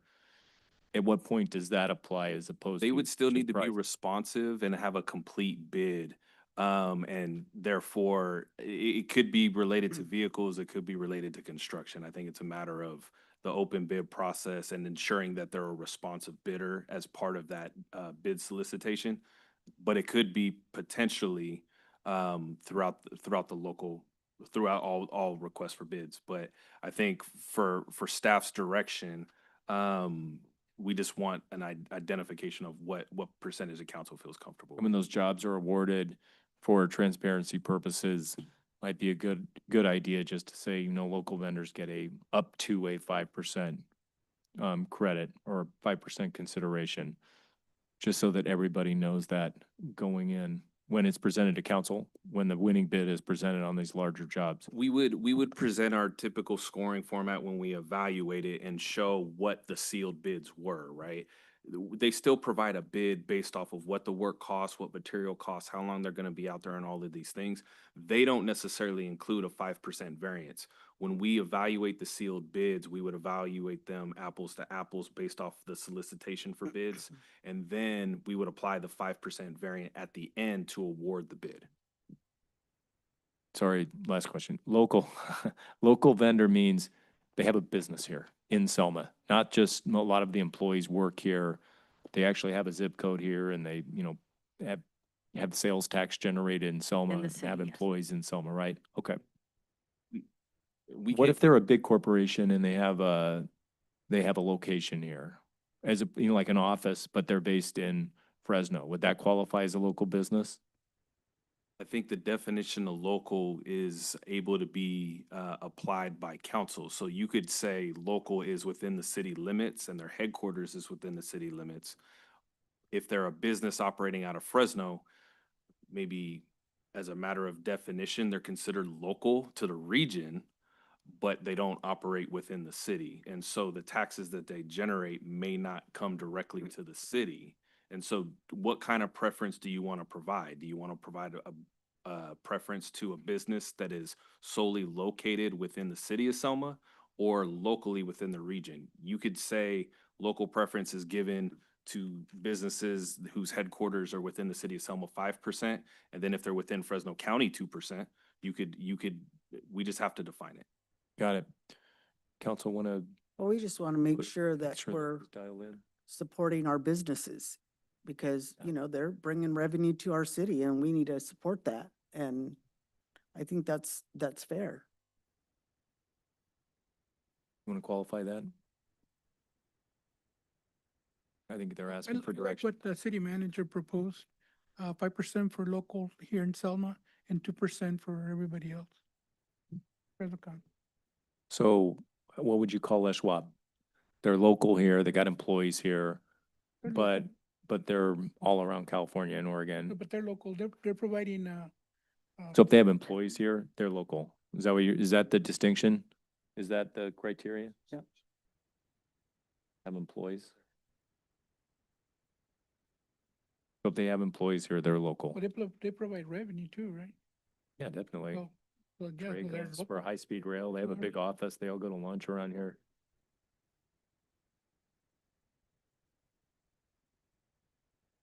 What do the public think? What do you guys think? Well, Stan, can you come up? Or can you give can you give the lady a mic? Are you opening it? Yeah, I'm gonna open it up. You council member for the. Under. Right here. What I say is, What's your name, ma'am? oh, Joyce Cason. Thank you. What I say is Selma first. Does Selma get the sales tax? Matter if you got employees here, who's getting the sales tax from these things? Take care of Selma first.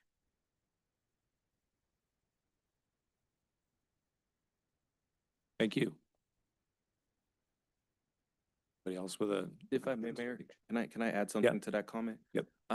Sales tax is a small component of what comes directly to the city, I might add. If they're employing people within the city, those people spend dollars within the city as well.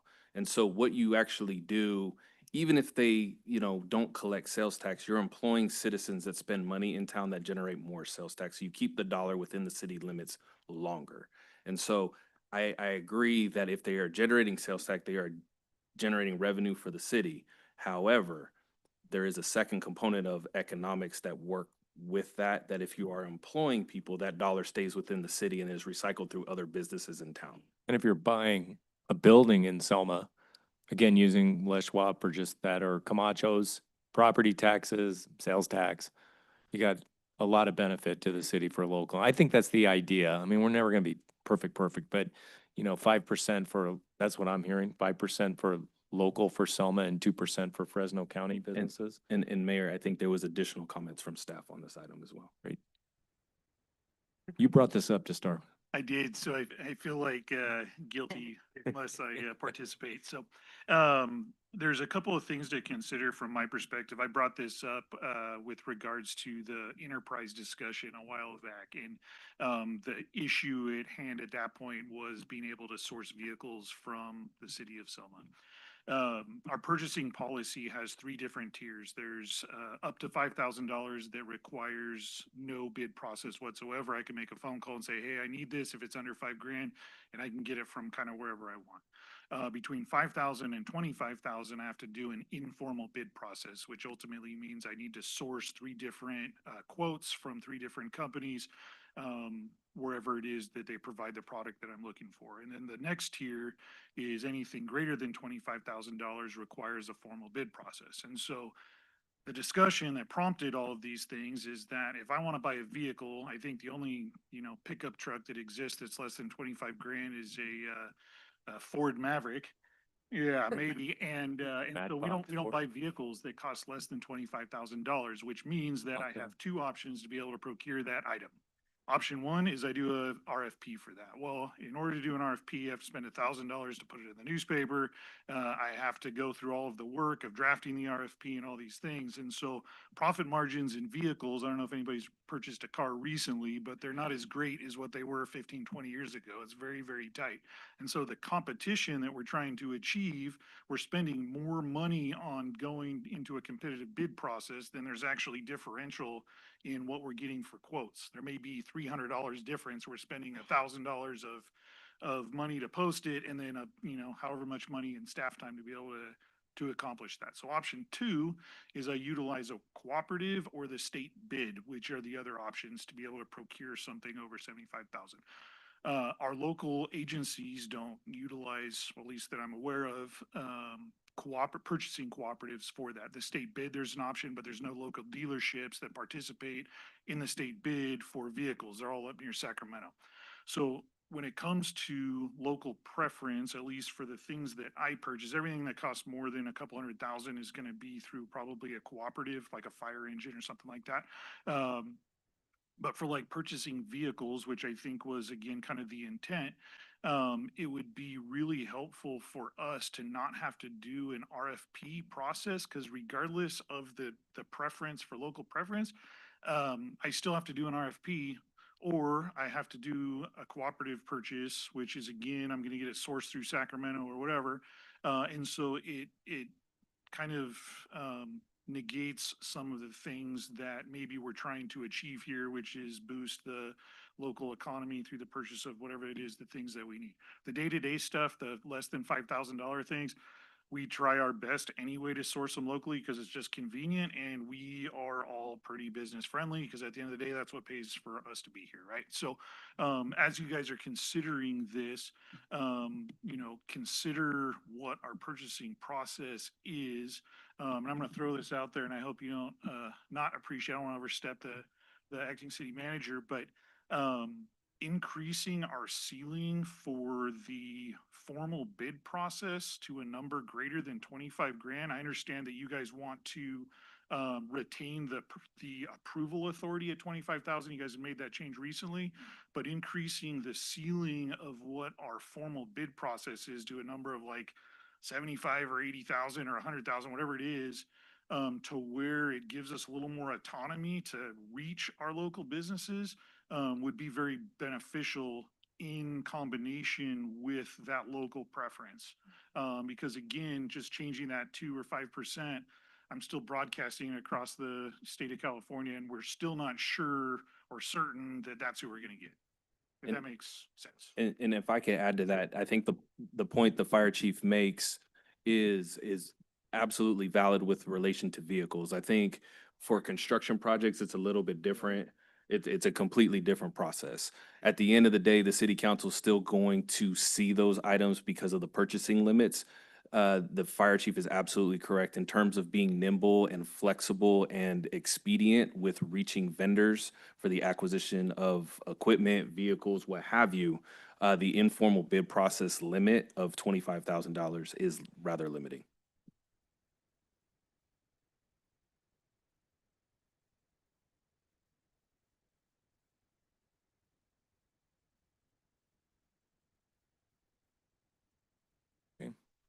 So can we request that during future agenda items?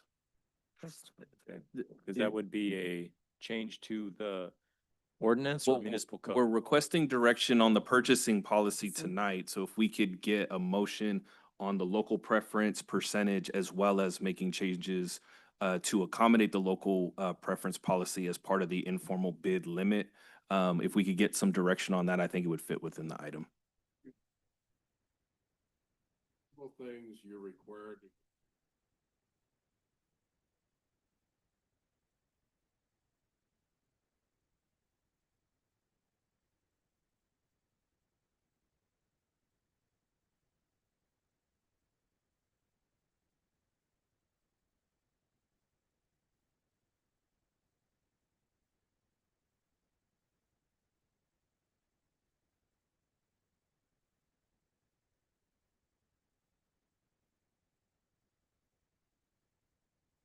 And the current informal bid process requires a minimum of three responses that are all apples to apples. So all the vendors that are solicited as part of the informal bid process receive the same information, so they should be providing a quote based off of the same information. So just so you know, I mean, the whole enterprise thing, it had nothing to do with Enterprise. They're a fine company and they do a great job. It was that we were going to Enterprise and excluding everybody else. And that was a mistake, in my opinion, because I talked to the other car dealers, so did other council members, and they weren't getting contacted. So it seemed there was tunnel vision on just Enterprise. No problem with Enterprise getting it, but they need to earn it, and I'd like to see our local auto dealers get preference on that, and I think that's what we're trying to do tonight. And as part of the item that was pulled, I think the report from Enterprise will provide, I think, more information for council to consider as part of that entire item. They do reach out to local vendors. They do actually purchase vehicles from local vendors as part of their other operation, which is renting vehicles. They purchase a lot of vehicles locally. And I think the information to be provided as part of that agenda item that was pulled, which we'll bring back at the discretion of the council. I think we'll have additional information on I that. think July would be a great month for that. Thank you. Anybody else with any input at this time? And then just back to the purchasing policy, the 25, just to clarify again, it went from 25,000, actually it was 5,000 before, it went to 100,000 for the city manager's discretionary purchase authority. Looking at other cities, San Jose, a city of just slightly over 1 million people, which is 40 times the size of Selma, they had a $50,000 limit, that city manager. So it just wasn't applicable. It just was apples and oranges, and we needed to bring that back to earth. And 25,000, we started with 5,000, and we debated and we talked, and we came to a more reasonable limit of 25,000 per purchasing authority. So to me, that still stands, but it's well taken that this bidding process is burdensome, and we should be able to eliminate that red tape. And can we do that tonight with the purchasing policy? This agenda item we have here, should we bring it back?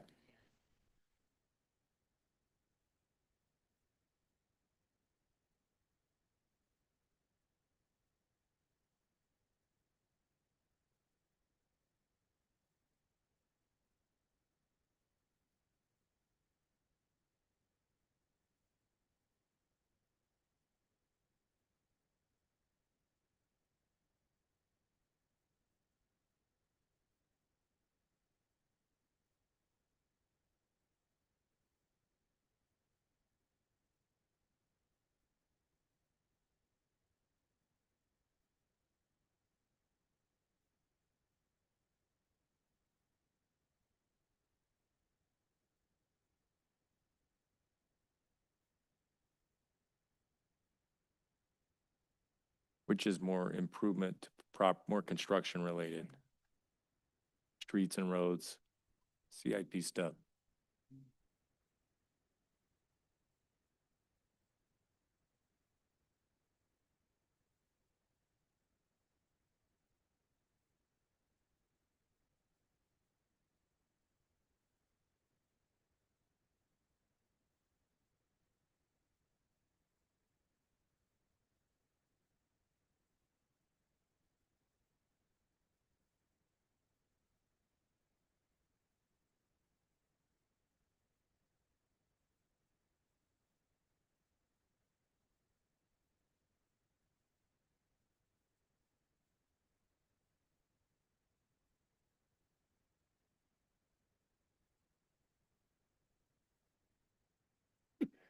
We'll let Jerome do it.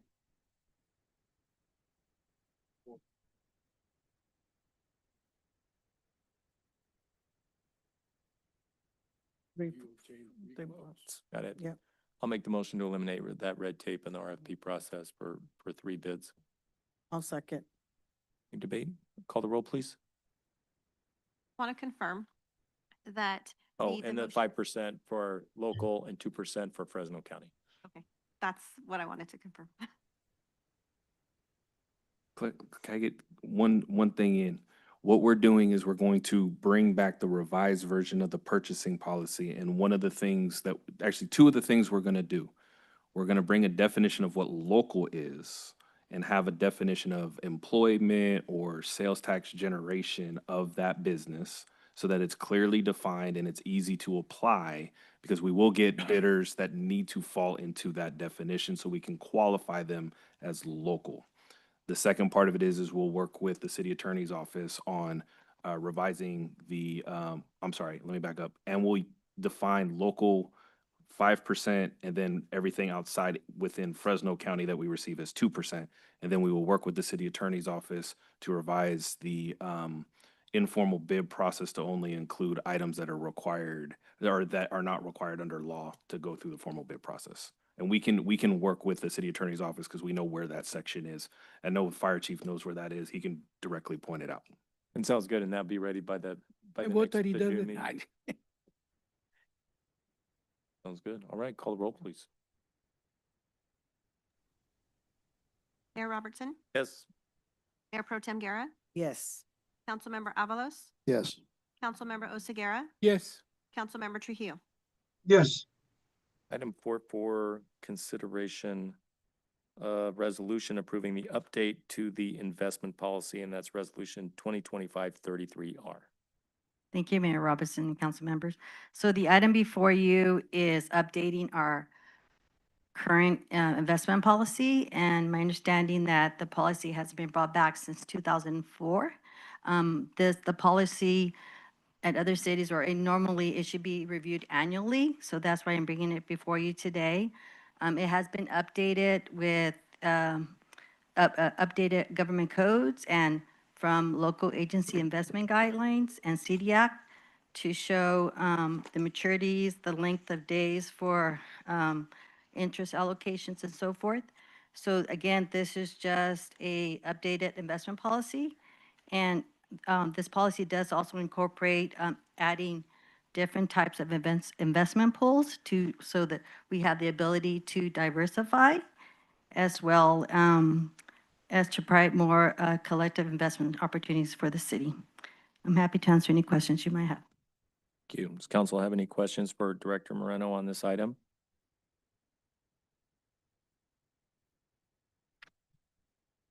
What are the most important changes in this investment policy that are being made? Some of the maturity days went from, actually, the percentages went from, let me look at my report here. Some of the percentages went from 15 to 20% as noted on the revised investment policy. For example, the non-negotiable certificate deposits. A lot of these don't pertain to cities, but there's a list that's listed on the investment policy just to have room for future years of us wanting to invest in different types of tools.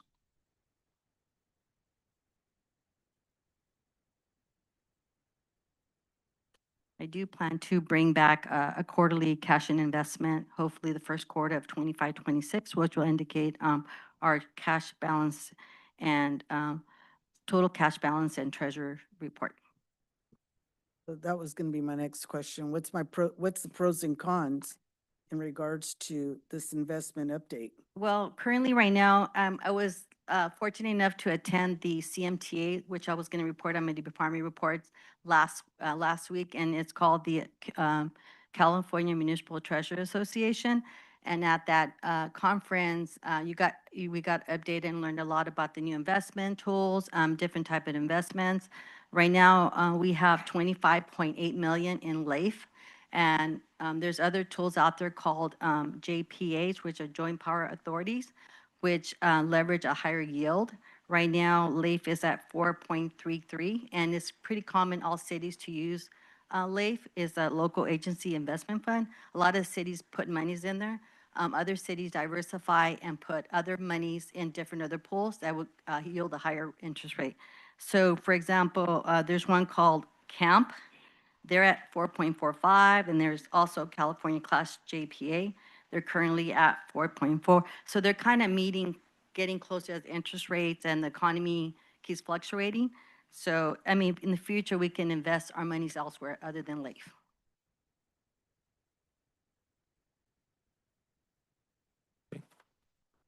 Any questions from the public about the change in investment policy and the annual review? Anybody online or on Zoom with questions about the update to the investment policy? Mayor Robertson, at this time, I see no hands raised. Thank you. With that, is there a motion to approve this resolution 2025-3R? So moved. Is there a second? A second. Call the roll, please. Councilmember Oseguera, Yes. Mayor Pro Tem Guerra, Yes. Councilmember Avalos, Yes. Councilmember Trujillo, Yes. Mayor Robertson. Yes. All right, thank you. Next item is 4.5. It's an action item. Consideration of acceptance of audited fiscal year 2023-2024 financial statements. Thank you, Mayor Robertson, Councilmember.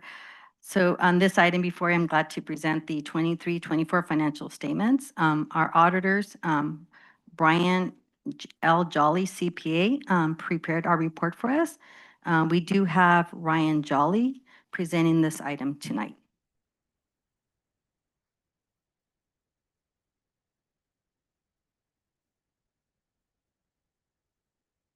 Good evening, Mayor and members of the City Council. Thank you for having me here tonight.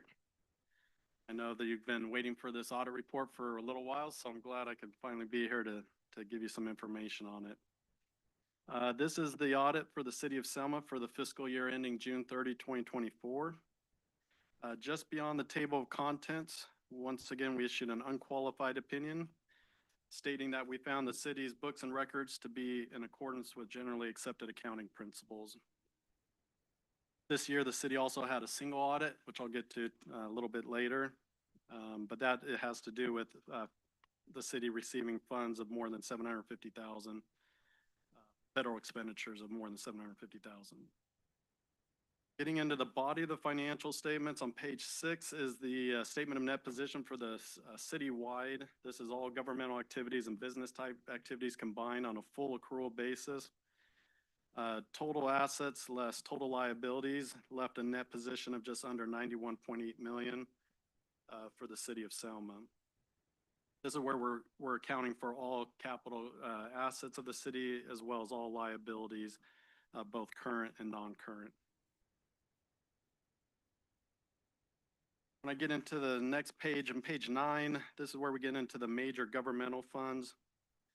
The one that is usually of significant importance to the city is the general fund. So I'll just make a brief comment on that. Overall, the unassigned general fund balance is at 19.9 million. There's some assigned amounts there for equipment replacement and the pension trust. So those amounts are reserved, but overall, a total fund balance of just over 21.4 million in the general fund.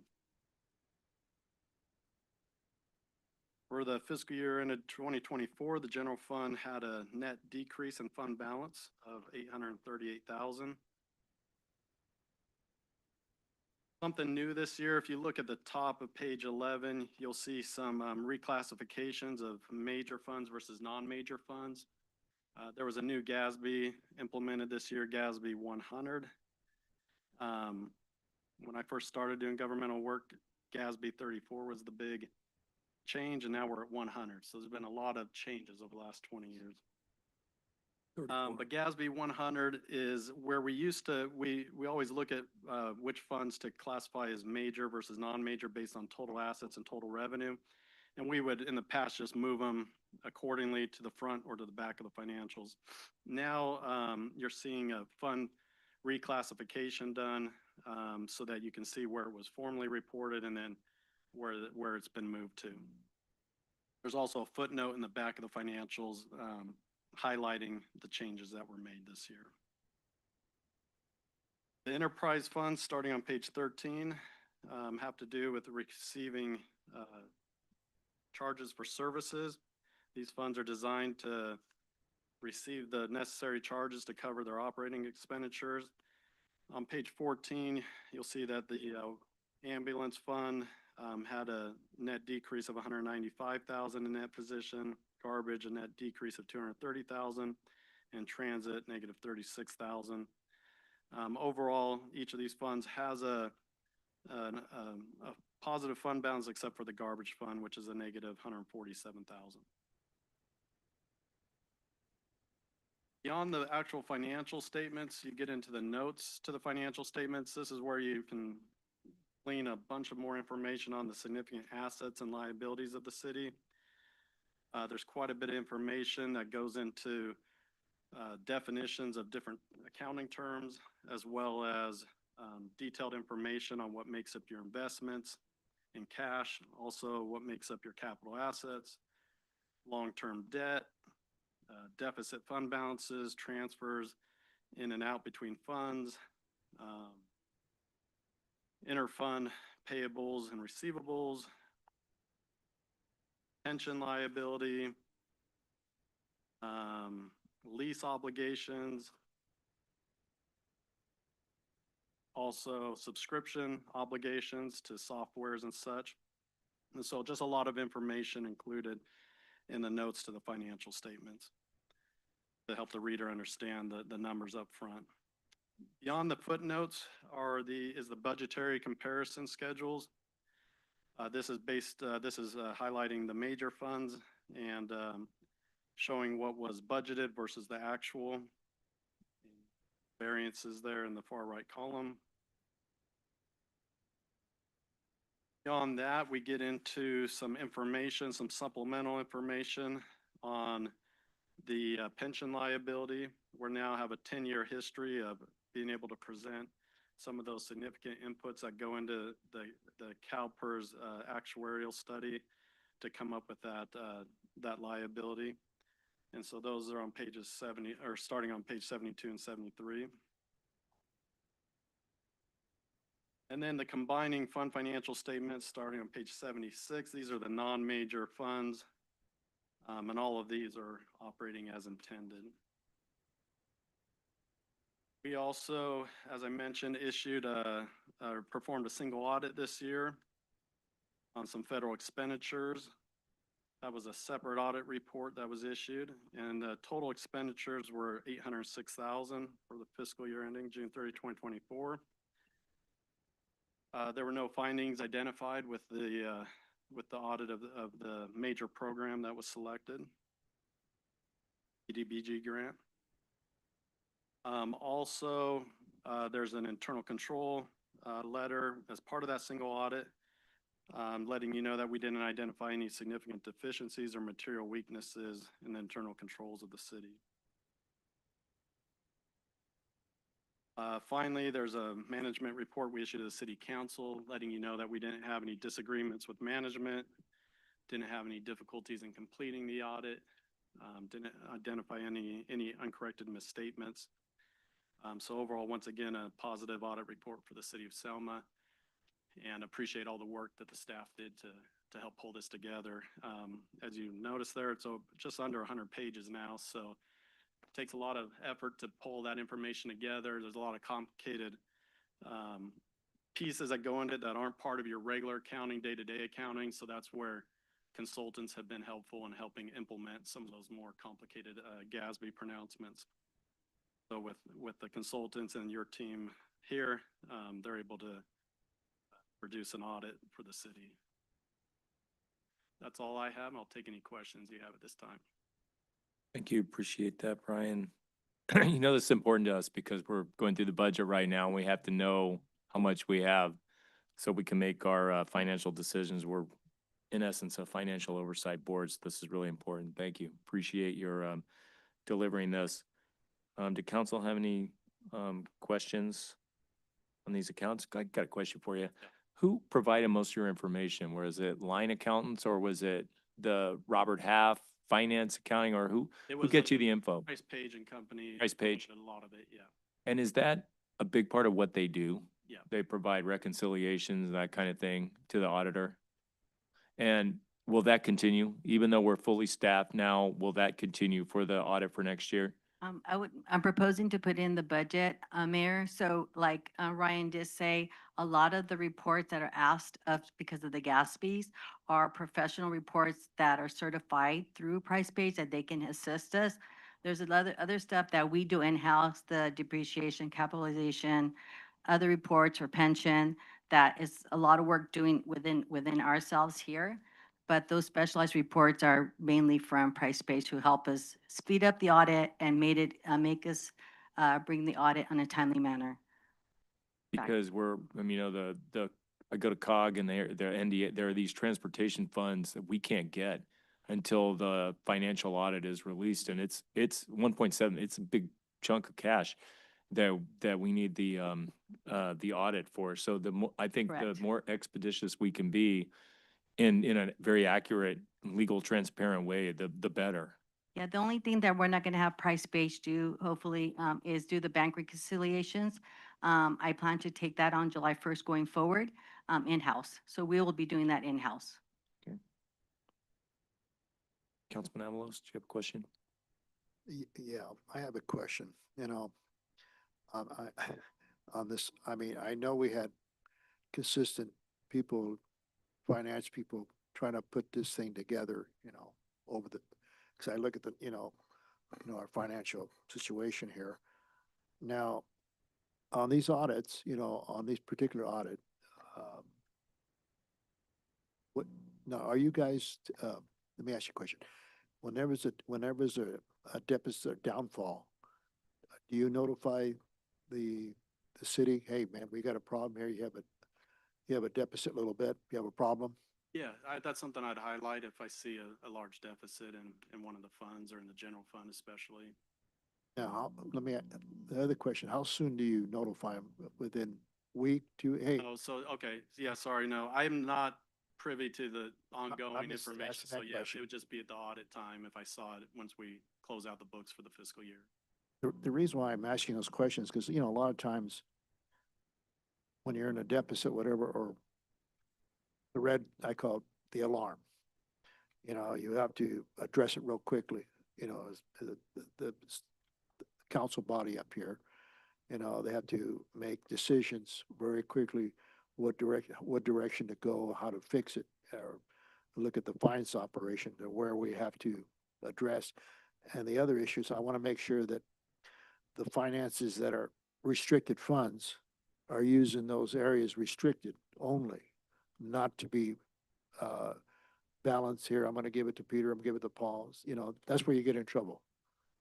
Bottom line. I think every city will get in trouble by doing that. But I just want to make sure that the transparency is done correctly, because I want to make sure that you, doing the audit are genuine and say, hey, man, we got a problem in this area here, or we have you could help, I'll help you here, whatever. Give the advice without getting the city in a situation. Yeah, so that's a little bit outside of the scope of what I do, just because I'm only meeting annually with the city. So, hopefully your finance department would be the one giving you that more timely information, or Price Page as the consultant could be providing some kind of, financial update on the current finances of the city. Because like you said, we're 10 months into, you're just getting this 10 months into the next. By looking at this, we have a situation. Well, I mean, as far as, cash flow, money movement, I feel that we have a little bit of a deficit problem. Well, how do you see it? I mean, over the past years? Yes, I mean, for this fiscal year alone, there was an $838,000 deficit, but you have 22.2 million of a fund balance, so not out of line. Ideally, and some of this could be some timing issues with capital outlay. You had just under $1 million of capital outlay, so sometimes that's a timing difference between one fiscal year or another. But I would say that the city general fund is in a healthy position. Thank you. I think what he does as a auditor, he doesn't do hands-on. He just verifies the information that the Verifies city gives information him that's given and says this It's is actually true. given to him. This is true. He doesn't really, they don't really talk about financial condition of the city other than to give their Yeah, but I very want to make sure the structured legal information that's given opinions. to him is correct.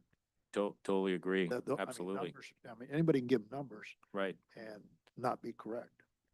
That's a good point. And, you know, asking the, about the condition of the city, if you go to 170, I'm just looking at where that deficit came from, that expenditures over revenues, that 838,000, because it originally budgeted was a $147,000 surplus. So, I mean, I know budgets are projections, right? They're guesstimates, but at the same time, they need to be accurate so we know how much to spend without getting into problems.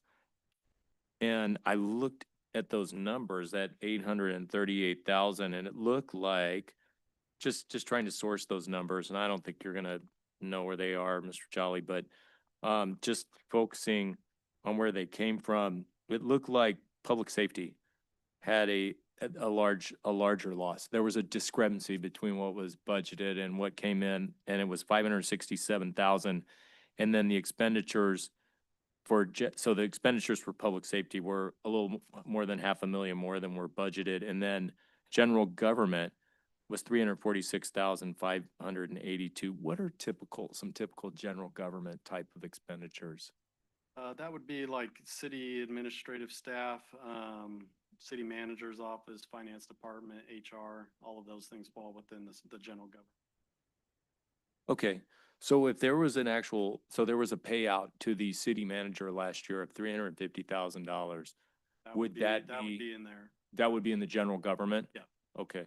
I just noted Member Trujillo voted for that, and I didn't vote for that, just to be clear. Okay, and then in terms of the public safety, the $567,480, could that be for the shelter? The shelter so the city took over the Second Chance Animal Shelter, and that, and the budget came in at like 520 or something for that. Does your level of detail show you what it was, or just shows you the number? Yeah, it doesn't show me Got that. it. Okay. So that's something we would need to be, talk yeah. with the finance department about to get, and the reason it's important is, you know, this is 23-24, so we're already a year behind. I mean, we got to get with it and see if it continued and see what's happening with the numbers now. And in and of themselves, these are things that happen, but just want to make sure that they're not a trend and that doesn't show that there are some issues there in budget deficits for the future. And then we received an email on Saturday from the acting city manager with some fund balances. I don't know if this is really your thing, but maybe Director Moreno, we were talking, you did that one audit of federal spending. Yes. There's one account, one fund, 229, the American Rescue Plan, Yeah. that caught my attention. funds. Yeah. So that funding was for COVID. It came from the federal government. That's correct. And that was definitely a contention. It came in at I think it says the beginning fund balance was 3,143,000. The expenditures, and this is as of 4/28/25, were 4.7 million, resulting in an ending fund balance of negative 1,547,409. So was the city spending out of that fund? So, Mayor Robertson, so what I have for you, what I provided for y'all was up to 428, Yeah. current, based on the ending 23-24 fund balance going forward. This is pending end of year journal entries. So at 6:30, there's going to be a lot of adjustment journal entries that need to be done. And on the American Rescue Plan Act, which is ARPA, there was money spent for the sewer trunk line, the Amperwood. Clarkson Lift Station? Yeah, and since that one was a bond that we got, we just need to we need to reclass this out of this fund to bring this whole and to reclass it to bring down the monies from the bond. So it's just a matter of removing this as an AJE as 630 to make this whole and charge the money to the bond. So that was half the story. The 2 million was used for the Clarkson lift station. The other 2 million was used for payroll. So that was my concern, and that's why I voted against it, because even in my limited understanding of finance, I know you don't vote for, one-time money for continuing operating expenses. And so what got my attention was this ARPA fund that was used for payroll, this one-time money that was used for continuing operating expenses. And you weren't even here, Director Moreno, so I'm not, nothing on you, but 1,547,000, is the general fund understated by 1,547,000? In other words, we're continuing normal operating general fund payroll expenses spent out of that, but misclassified to the ARPA account, so it looks like there's 1.5 million in deficit. In other words, was 1.5 million in payroll No, my classified as understanding, ARPA? my understanding that 4.6 expenditure was for the sewer trunk line. So what happened was we used the ARPA money to pay for that until we got the bond refinance, which happened. It was called the 2026 lease revenue bond. And now we're going to be able to draw down money from the bond to offset this cost. So I just have to journalize this to remove it from here and put it against the bond, which I think is in the 700 series where the bond lease payable is at. So it's just a matter of doing a journal entry Got it. That wasn't what the city council directed, though. So, for the bond, for the. yeah, for the ARPA money. So when did ARPA that, money.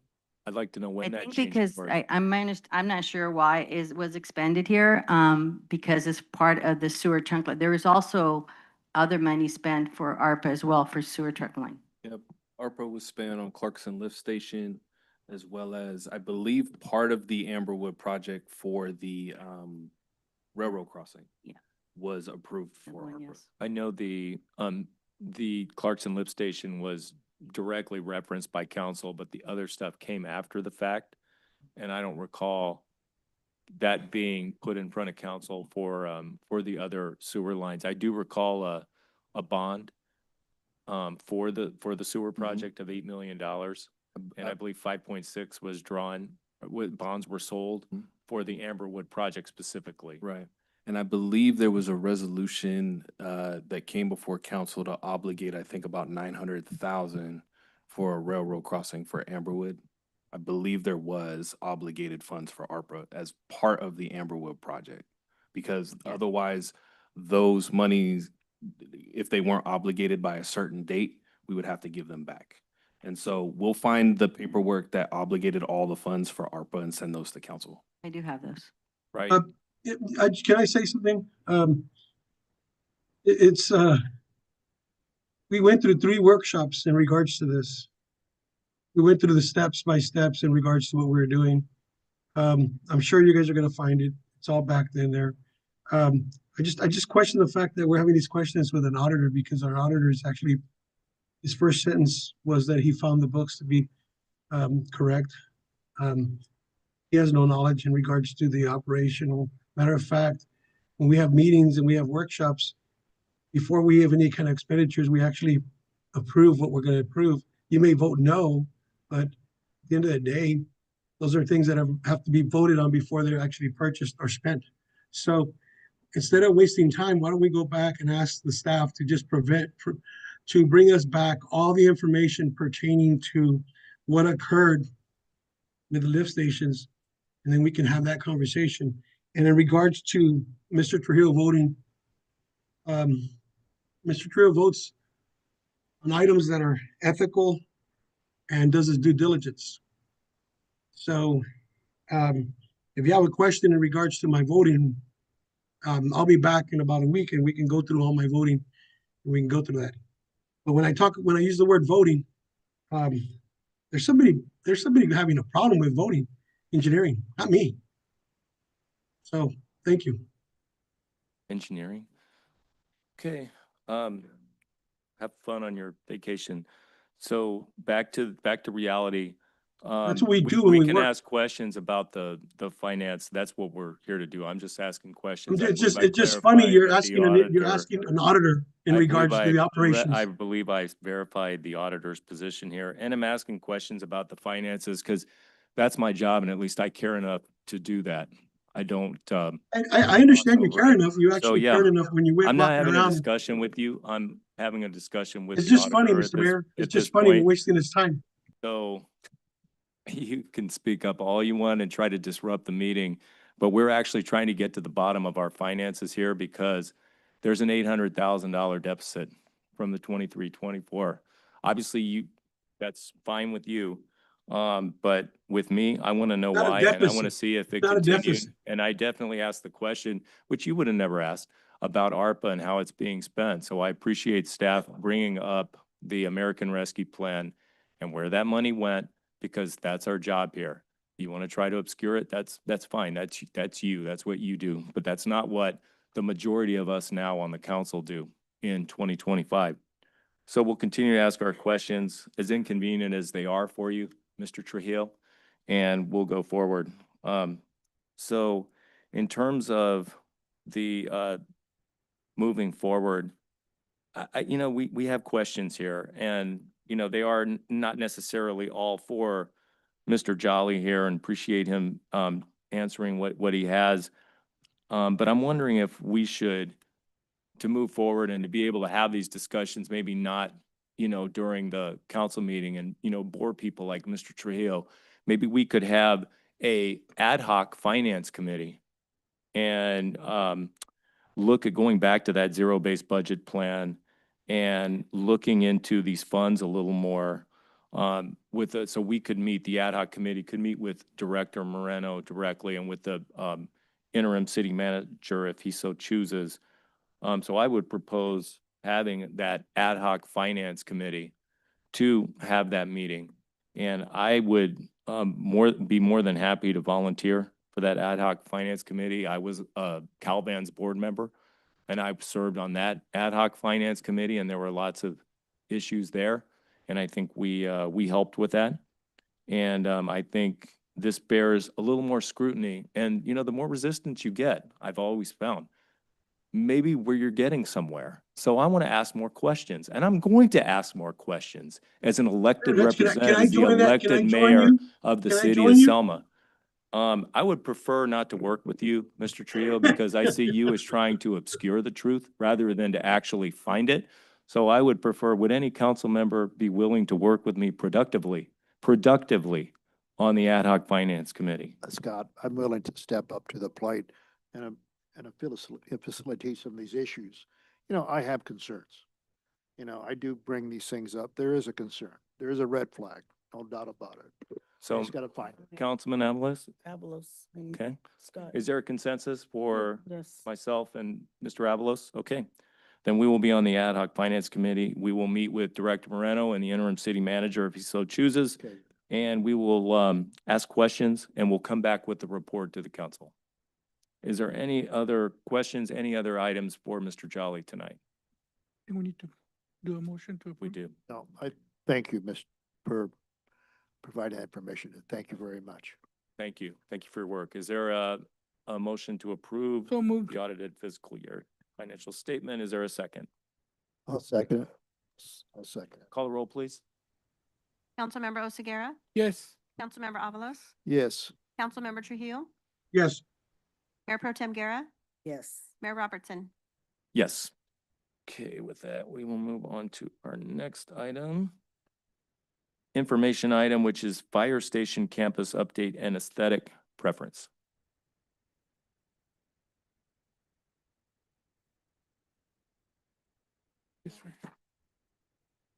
Oh, Yeah. missed item 4.6, which is an information item as well, and it is an update on existing and upcoming capital improvement projects. Evening, Mr. Mayor, members of the council. This is an informational item to answer some questions I think that have come up in some previous council meetings. So I've prepared a staff report. It relates to what we talk about, the 10-year CIP plan, that CIP capital improvement projects. covers street projects and it also covers buildings and other city facilities. I'm providing a list specifically for mainly street projects to give the council an update on projects that we've been working on and are currently under construction this year. And then I think the question was what's coming next year. So the staff report provided to you, first of all, lists what we're calling existing projects. And those existing projects would be projects either in construction or in design this fiscal year. So I've provided two separate lists. The first list are projects under construction. Those are street projects that you would have seen around town. Most of them are actually finished. And we're going to be bringing a notice of completion to the council in the next couple meetings. But some of those projects include the transit-oriented design, which is some curb ramps near the Civic Center here that was funded through Fresno County. That project was just completed. It began design probably 4 or 5 years ago and worked through the funding opportunity. So that construction is complete. The main street project that we undertook this year as construction covered areas in kind of the northeast part of town and the northwest. That would be Dennis Drive, Aspen Drive, Mulberry Street, and E and F Street. Those were all separate street projects that were identified in the capital improvement project. We lumped them all together for economy of scale, bid those all out. One contractor was awarded that and they completed that actually early and under budget. So those projects are just wrapping up. Other projects you're aware of, the Amberwood Sewer Trunk Main project, that is under construction and is nearing the completion. They're finishing the actual underground portion on Floral, and we're continuing to push the railroad to get that connection under the railroad. And we've actually made some progress in the last few weeks with our contractor with UPRR. The Valley View Storm Drain Project, that's just phase 2 of what we see as 3-phase project for storm drain. That was down on McCall Avenue underneath 99 on Valley View. A large storm drain system was installed underground. And when you do that, you end up with new pavement as well. So it kind of hits 2 items of those streets. But that also expanded the storm drain basin at Valley View. So instead of historically collecting rainwater and discharging it into a CID irrigation canal, which is not desired and not allowed anymore, we have installed this pipeline and it all goes down to the city basin at Valley View. That funding was obtained through the State Water Board. So they provided over $2 million for that project. So typically through the budget and through the award of that project, the contractor will do the work, the city will pay, and then we'll get reimbursement from the state, all within a certain fund. So that work was just completed. The punch list items were done. So we'll be wrapping that up with a notice of completion as well.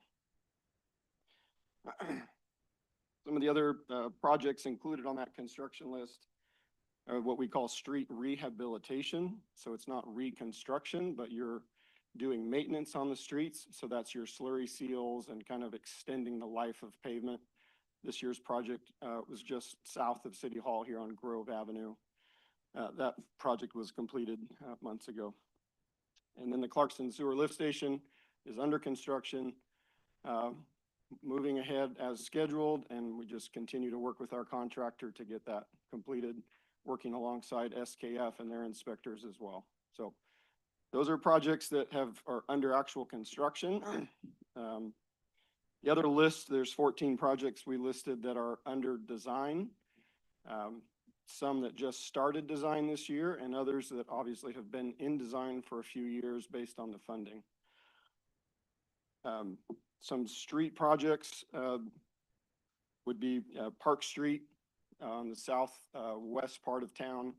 That will be a reconstruction and a rehabilitation project to extend some of the pavement in that area. Some other notable projects under design still that we've talked about that are federally funded would be the Mill and Orange Park and Ride project, which is just south of the police department. That's a CMAQ funded project. So those projects usually have a life cycle of about 3 or 4 years between design, if there's right of way, and then construction. But we have to follow some pretty stringent requirements of Caltrans for those projects. And other projects that would be included in that would be up on Dinuba, both on either side of McCall. So from McCall to Thompson and then McCall to Dockery.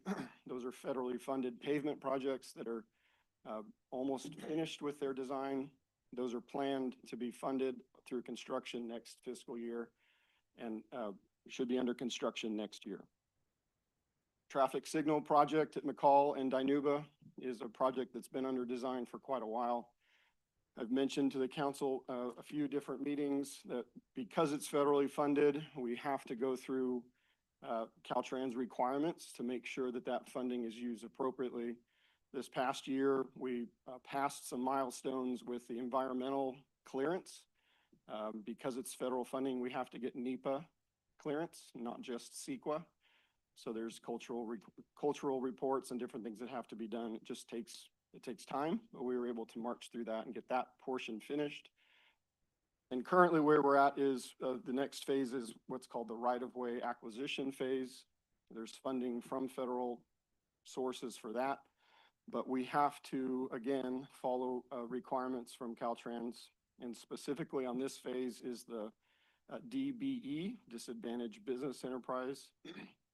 Caltrans requires that any of those contracts, even for design, have to include a specific goal that we're trying to make sure that we're utilizing disabled or disadvantaged companies. So there's a process for that. We're marching through that and making sure that we follow the correct requirements from Caltrans, because the drawback is if you don't do it correctly, then they will pull that funding back at the end of the project if they pull an audit. So it's very important that we follow the steps specifically. So that's that project, the status of that one. Obviously, the downtown lights on High Street is a new project, under design this fiscal year, plan to be out to bid as soon as possible with all of the instructions from council. So that project will be faster than most of them. I noted that the Valley View ATP Trail project is slated for construction in 2027. That's the proposed project timeline with the state of California ATP funds. So that's about a 4-year life cycle between conceptual design, actual design, and then the construction is slated for 2027. So it's on schedule. That's just a little bit different than some of our other projects.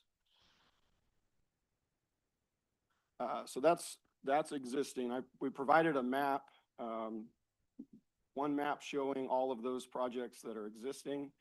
So you can see where in town all of those projects are. And then the second map that we provided would coincide with what we're calling upcoming projects. So these are projects that have not been started yet, but are in the budget to be started this next fiscal year. So some of the projects that you'll see coming next year, again, more street projects, Huntsman Street, Nebraska, the Ditch Street north of Nelson, I believe, Gold Ridge, Mitchell, Rose Avenue is slated to be designed. And there's obviously various alley reconstruction projects that we're trying to look at based on conversations this year for our alleys. I added in parentheses the years that we anticipate construction starting. So most of these street projects are typically designed during one fiscal year, and then the construction ends up being for the next fiscal year. Obviously, if we have them designed and the funding is in place, we'll move as fast as we can. But typically, even if we go out to bid in May or June, the construction doesn't actually start until July or August. And so that ends up being the next fiscal year. So that's an update from the street side. Again, we've talked about in the past, how do we choose which streets to do? And that's a combination of multiple things. The condition of the pavement is very high that we've talked about. That's the Pavement Condition Index, or PCI. We monitor those. Fresno County just did an assessment of multiple cities, and they're providing us updated PCI values for the city. So we're comparing what PCI values we had previously to what values their assessment is now. And some of the lower numbers, the streets that need work, obviously are still the streets that need work. So there's very little changes on that outlook. And then also any comments from the public, issues that people bring up, we'll actually go look at those streets, and maybe the whole segment, the condition of the pavement is not bad, but maybe there's specific areas that need work. We'll include those and adjust those as we go. So it's a plan that we have set forward, but then also we're trying to adapt and make changes as we go. And from a funding standpoint, the way that engineering looks at it, we try and plan a couple years ahead based on the CIP and not use all the money every year, so that there is funding for street maintenance, for public works as time comes up and things need to get adjusted. So that's how we look at it. The last part that we wanted to talk to you about is an actual online map. Jerome, acting city manager, has been working with us to try and get that into place. And this is based on that software that you mentioned earlier, ESRI. This is the GIS system. It creates good maps, but this is an actual online dashboard that we're trying to put and make available to the public and to the council. So I'll show it, but this may be something Jerome should probably explain. Yeah, in an effort to provide more transparency as requested by council and to allow the public to understand where their tax dollars go, GIS is an easy way to visually show throughout the city where projects are, as well as convey information of where they are in the process, where the funding came from, how much it cost, when is it anticipated to start, be completed, or when is it going to be completed. So we have the dashboard up now, and it kind of gives an overview of how CIP works at the city, what some of the priority of council are that have been adopted. It includes funding sources, which include general fund and the various obligated funds that we get, CMAQ, CDBG, and various other funds that we've utilized for the projects. Riley, if you go to active projects, so what it shows is it kind of, you can see on the map where we've had active projects. And if you, Riley, can you click the one on the far right that's orange, please? It gives an overview of all the projects, but when you click them, it kind of pops up with details of what is actually going on with that project and where it's at. So you'll see, I had her click the Amberwood Sewer Trunk Line, which David brought up that we're finishing up. It shows that it's in construction. It provides a description of what it is, what year it was in the CIP. If you could scroll down, Riley, a little bit, it gives a whole description. It's infrastructure, what was the plan, how much was obligated for funding, right? And so it has all that information readily available to the public. And as you zoom in, as you zoom out, it kind of adjusts the numbers to see what the obligated cost is that has been obligated for those various projects. And so that's active projects. You could go back. I know Councilmember Avalos under complete projects, if you want to see what's been done, we have a tab that shows completed projects. So you'll see one on the right side of the screen that was the Alphabet Streets that was done last year. So we can have a review of what has been completed, how much did it cost, what streets were done. And then if you go to future projects, you'll see what do we have. You can sort it by year to kind of see when those will start, as well as provide a description of what those projects are. So your question about where does the money go in terms of the software licensing, it helps provide public disclosure of what the city's activities are doing in a manner that's, I think, easily digestible to the public in terms of spatially seeing where projects are being conducted throughout the city. Can that software make me a map of District 4? Because I've been requesting one since I got We have, elected. And Councilmember, we have one. It's the plotter needs ink and we need to reprint it. do we need to, do we need to give you money for that? No, one more question. Yeah, just to finish before your question, Jerome mentioned completed projects, and we've added completed projects that I'm aware of And there are obviously a lot of completed projects if you go back in history. So that doesn't go back to the beginning of time, but we can continue to add projects, add data to this to help show those.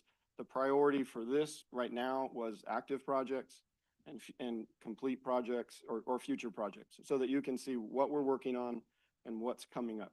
And as part of that too, the CIP includes other facility projects, park projects that we're working to include. So it won't just be street projects, it'll be the full, inventory of city-related projects. Happy to answer any questions. Now, let me ask you a question. Areas that we missed, back in the Salazar area, the sidewalks, that need sidewalks. It's not listed here, but are we gonna go back and facilitate some of those issues? Yeah, certainly. So, in the Off of previous. Nebraska, we went off Nebraska. Certainly. So, we have, in the last couple of years, been using CDBG money for that. That's the community block grant funding. We get that from Fresno County, and every year we have to get an approved project from them. It really works well for what that money is meant for.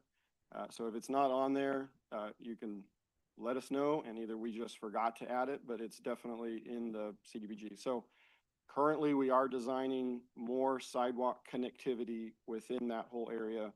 We got approval from Fresno County for almost all of the missing sidewalk. So we got environmental clearance from them to use the money within that whole area. Our design team is designing as much of the sidewalk as possible to use as much of that money as possible. So we are prepared to go out to bid, get the bids back, and we can either add little pieces or take them off so that we use all of the money from CDBG for that purpose. This year, you'll see construction in the summer for that sidewalk, and then they're already planning the next year. And so we are continuing, at least from the current direction, is to continue using that money in that fashion. Hey, thank you. I thank you for thank you very much. Dave, I have a question. Okay, you're stating that the Amberwood's trunk line is almost completed. That project's almost completed. Then you also mentioned the Underground Railroad sewer line, which was kind of holding things up. And is this going to hold up the Amberwood development from going forward, or are you still having to wait till you get this railroad situation handled? I can answer that, or. Go ahead, David. So the UPRR portion is a part of the entire Amberwood trunk main. We have obtained approval from the railroad early on to do the work. The railroad approved the plans to do the work. What has been taking time is now that the contractor that was awarded the project has to then go through certain steps with the railroad before they can access the actual right-of-way. So it's called right-of-entry permit. So it's like an encroachment permit for the railroad. So our contractor has been reaching out to them, doing all of the steps that they are supposed to do. And it has been an issue getting contact back from the railroad. So we have all the records of our team contacting, asking for information. So just in the last couple of weeks, the railroad has actually reached out, allowed them to pothole, to mark they have to mark any utilities in that area. So we're making actual progress in the last 2 weeks, which has been exciting. We've been in conversation with the Lennar on their development. Okay. They continue to ask about timing, about scheduling, and through Jerome's office, we are providing them any updates that we have on this schedule. So we're being as transparent as possible with the Lennar team so that they know what the holdup is and what our schedule time is. And so it's their choice then of how fast to go or wait for it. And to add to that, I think to the council member's question, will it hold up the development? In short answer, no. In short answer, no. They've started grading the site in accordance with their approved grading plan. So they've actually started work out there concurrent with our work with the sewer. So with the sewer line work on Floral completing, we're actually working with Lennar to transfer traffic control over to them so that the road doesn't reopen and then close again. We'd rather just keep it closed for safety purposes, so that they can just continue whatever work that they have as part of their project within the right of way. So we're coordinating with with their team on a regular basis so that they can do concurrent work while we're working through the railroad crossing issue. But in terms of their site development and their time frame, I don't see the railroad being a hindrance to that. Okay. So my next question will be, because this is what citizens keep asking, when do you think we're going to be able to see the renderings where people are gonna see it's shovel ready? Is it gonna be this year? Will it be sometime summer, fall? Are we looking into next year? Can you give a time frame? Lennar, I can work with Lennar to try and do like a short presentation. With the updated building codes that they've had within the last 2 years, they're gonna have to submit for a master plan check with the city for their housing plans. And so when we get that, I think we'll work with them to bring those renderings or what they plan on providing to the city council for at least an initial presentation of what they plan on putting out there. So will the time frame be this year or next year? They plan, according to my discussions with the Lennar development team, they plan to start pulling permits for vertical construction first quarter next year, because the site development for that site's probably gonna be like a 5 to 7 month endeavor.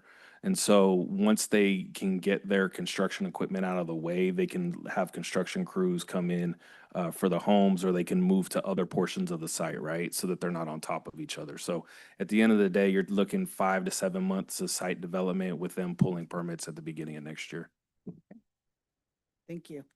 Some questions. So just piggybacking on that, Amberwood, on the Dinuba, I seem to recall, it's interesting hearing some about votes tonight that have kind of changed, and like the ARPA has morphed, and we'll get more into that in the future, but I'm looking forward to the reports on ARPA and where that went, because I very well remember that first vote. I also remember voting for the bond for the 16 million for the sewer line. So there's a $16 million line of credit, right? And that also applies to the Dinuba Avenue sewer trunk line, but I'm seeing in parentheses funding availability. What's the deal with funding? So we would still have to go back and authorize the additional line of credit. It was approved, but we still have to go through and have those funds released. And so we're still working on getting an actual construction estimate on the revised plans following the SKF master plan for that sewer line, for which we would put out the bid and get an actual amount. We've been approved for 16 million. Do we want to pull 16 million if it only costs 13 million? We don't want to pay bond premiums on 16 million. So we're getting an actual cost of what that sewer line construction value actually is. We've been approved up to 16, but we don't want to take out 16 if we don't have to. Also, and we have a finance director now who can examine those options and look at all the alternatives. And from my limited knowledge on bonds, there's red herrings and things like statements that are the fine print, kind of like the statements on the audit tonight. And they have very specific terms and requirements. And one of those is the reserves. So there's a percentage of reserves to general fund. And I think some of us on the council are that's why we're focused on that, because we know the city's gonna need to take out some more debt to make that construction work for Dinuba, because there's, I think, a developer or two who wants to move forward on that and with single family homes, and it's gonna take the tapping that bond line of credit. I just want to hope that, and we could discuss our ad hoc committee, this got a whole bunch of questions, that's one of them on the bonds, because they're pretty stringent and picky about their requirements for financial ratios, and just want to make sure that we're staying in line with that. And that's another reason I'm asking about this sliding scale of expenses.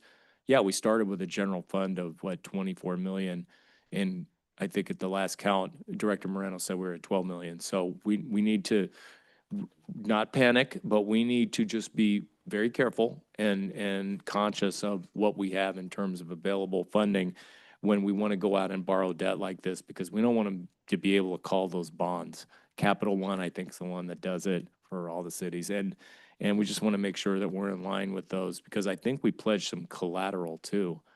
Didn't we? The Arts Center and the road and the police station and that stuff. If you could just check, we'll get into that when we meet. But they're just, you know, I think we want to grow, and there are these costs that are associated with growth, and it's great that we have a finance director to really look and make sure that we're meeting all those requirements. Another item, downtown lights on High Street, rock on, that's gonna be great. Can't wait for that. What about trees? Where are the trees? We want to put trees in. So yeah, we're looking at it from a whole project altogether.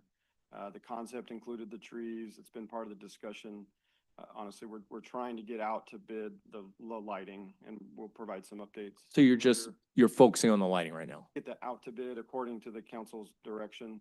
And then the trees, we would then need to focus out how much is it gonna cost for each tree, each well, things that we've looked at, so that we can begin to come up with an estimate of, is it just High Street? Are we gonna go farther north? I don't have answers to that yet until we can focus on the tree portion. I think the strategic downtown plan that's approved, that's what we're gonna base our concepts on. That's what those concepts were based on. So it'll follow behind the lights so that we can meet the requirements of the council to do the lights. Gotcha. And then we've got that big grant for Second Street too. That's gonna really help. Just look how good the Second Street will look with our city on that. You look at Parlier, they got a couple great signs there on Manning. Gosh, can you imagine what Selma will look like with our city sign? It's gonna really be amazing. So want to see that in there too. Councilman, did you have any other items? I was gonna ask on the downtown light, but you already asked, you beat me to it. Do we have any comments from the remaining council members or anything from the public tonight on this item? Anybody online or on Zoom? Mayor Robertson, at this time, I see no hands raised. All right, thank you.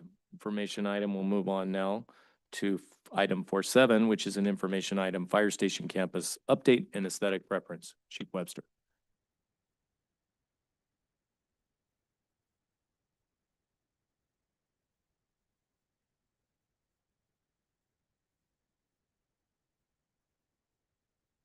Right. Good evening, Mayor and Council.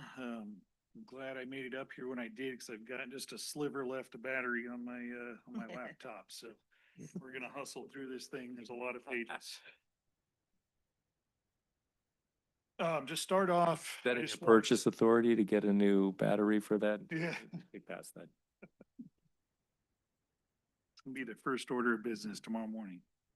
To start off, I just want to say that it's an absolute honor to be part of such an important project for a community. Fire stations, they are definitely pinnacles of communities, and they definitely, you know, last for quite some time. I think our oldest fire station was built in the 50s or 60s. My previous employer in Dinuba, that fire station was built in 1922, so over 100 years old. So to be part of an era, or at least a little snapshot of time in this city, and to be part of this project, again, is very exciting for me. With that, fire stations are far more than operational facilities. Again, they're pinnacles of the community and enduring symbols of strength, safety, and service. Their presence conveys a constant state of preparedness and resilience. Fire stations embody the courage and discipline of those who protect and serve, often becoming visual anchors of community trust.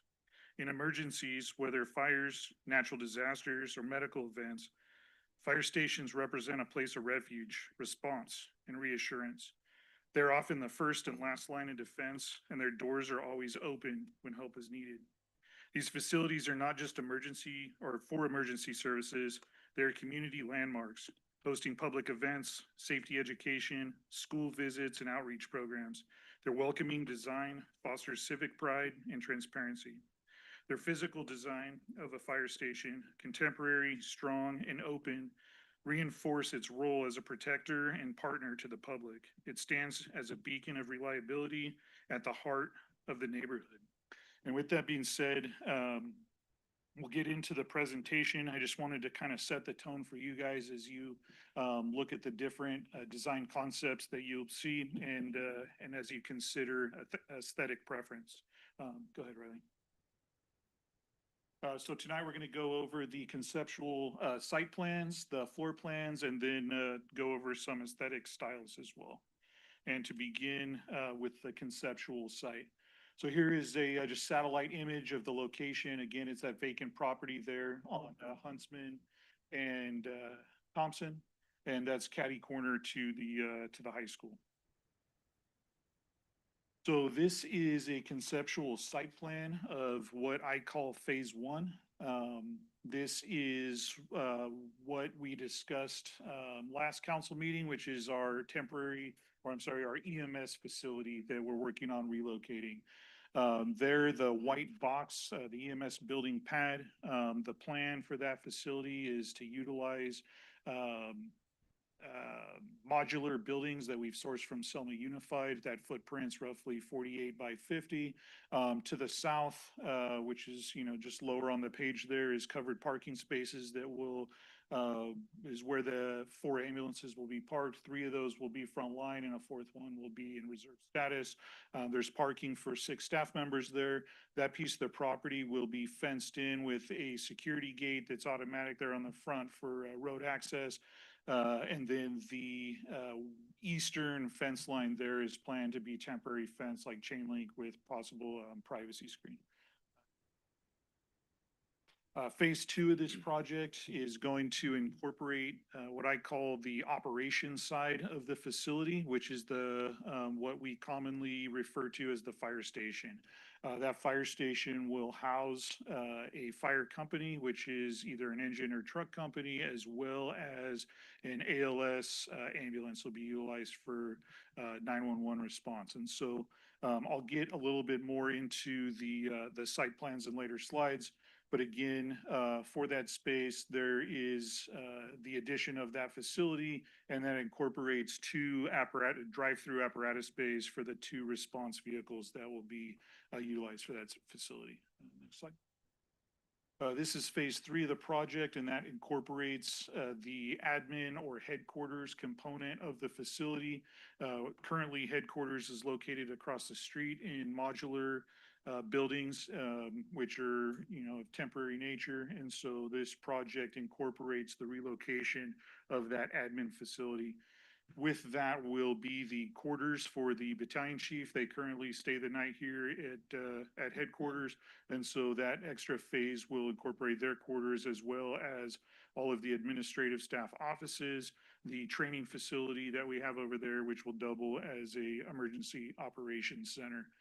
That also incorporates a 3rd apparatus bay to allow for drive-through access for our battalion chief, and then also space for reserve units as necessary. Any questions on the site plan so far or clarifications? Okay, Quick next. question. Oh, yes, sir. Are we gonna put the ladder truck there?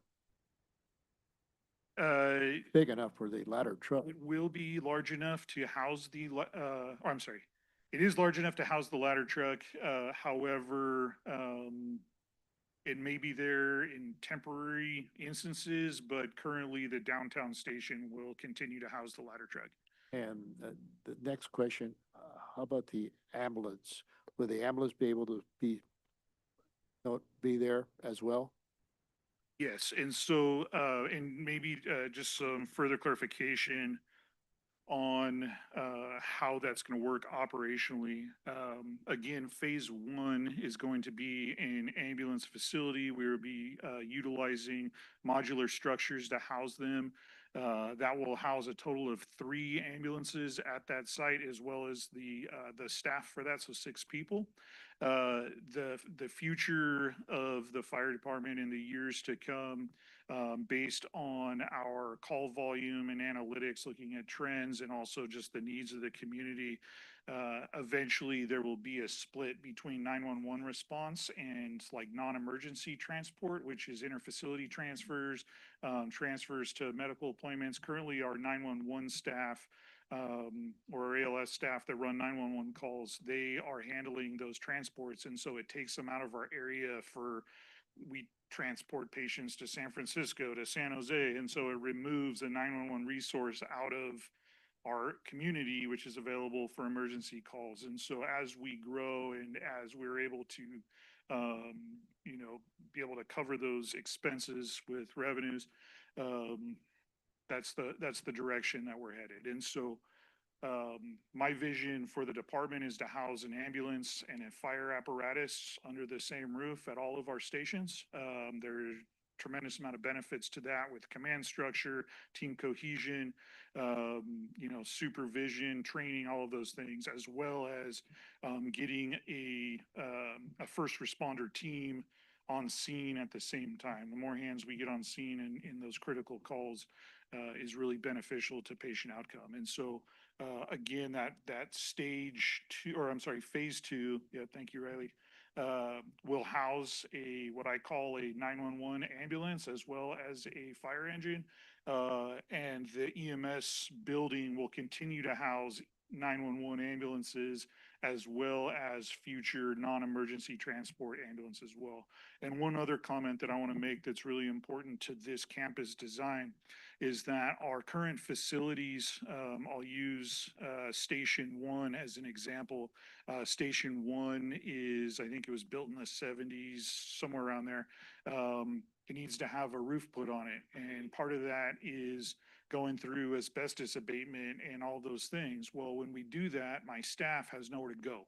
And so having a facility that has a additional space on site allows me the flexibility as we move forward as a department to have a temporary location to house engine companies as we do remodels or facility improvements, or if we have some sort of an emergency, that kind of thing that would displace them. I know during COVID, for example, we were relocating our staff to area hotels.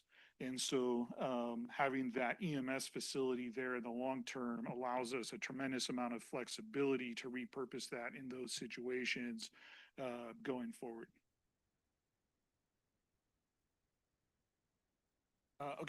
This is just a three-dimensional rendering of the property. There you can see, and again, this is very preliminary and conceptual. It will look better than that rectangle box when it's done, but that shows you the fence lines there where the fence line gap is missing. Again, that will be temporary chain link fence. And then once the remainder of the campus is constructed, it'll fill itself in. Go ahead. And that just shows, again, phase two. That shows access there on what would be the northeast corner for fire apparatus as well as ambulances to drive in, and then they'll have pull-through apparatus space. Go ahead. And then that shows the final phase, which is the addition to the admin component of that facility.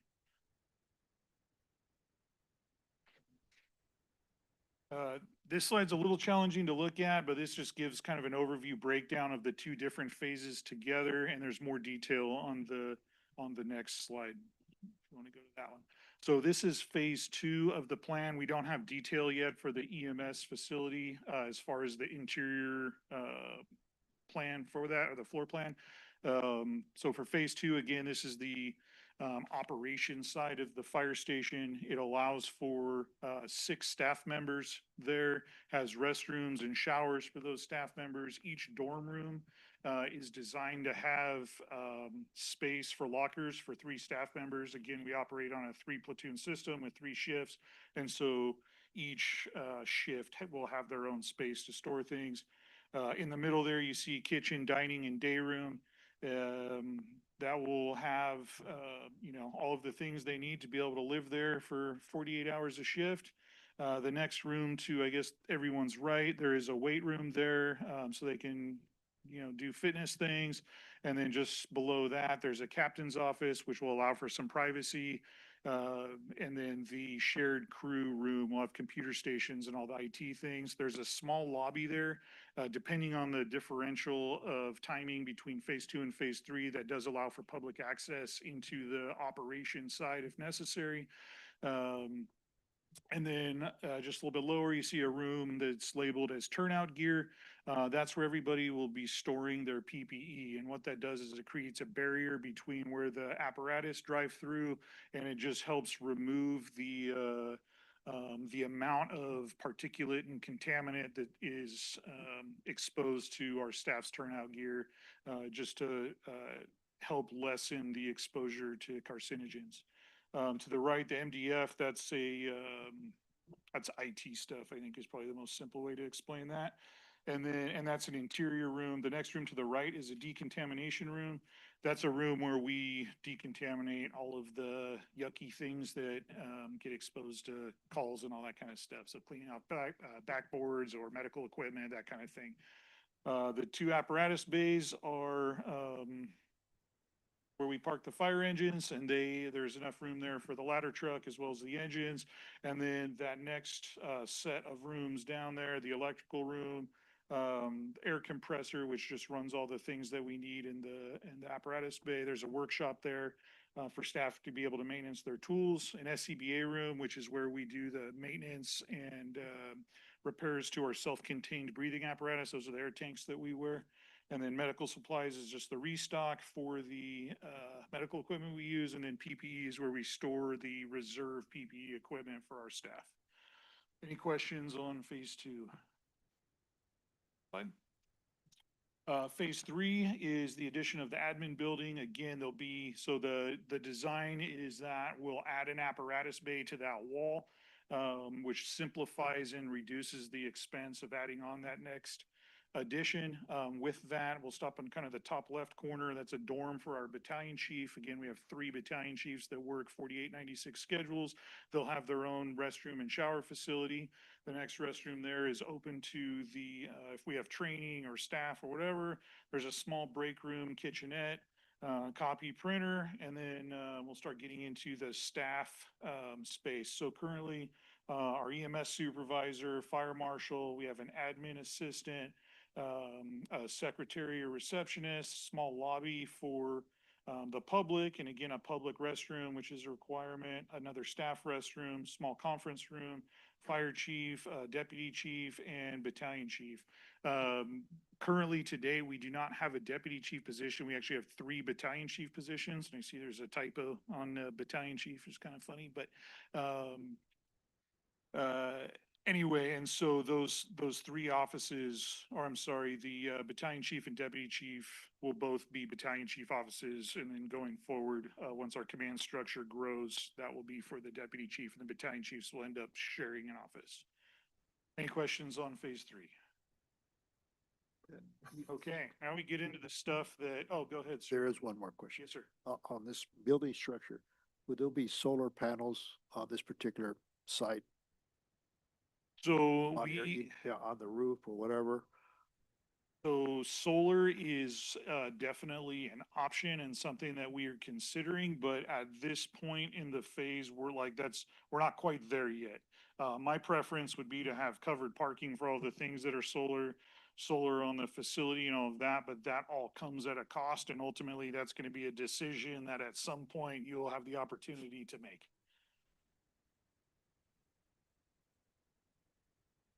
Okay, so now we're getting into aesthetic style, and I want to preface this part.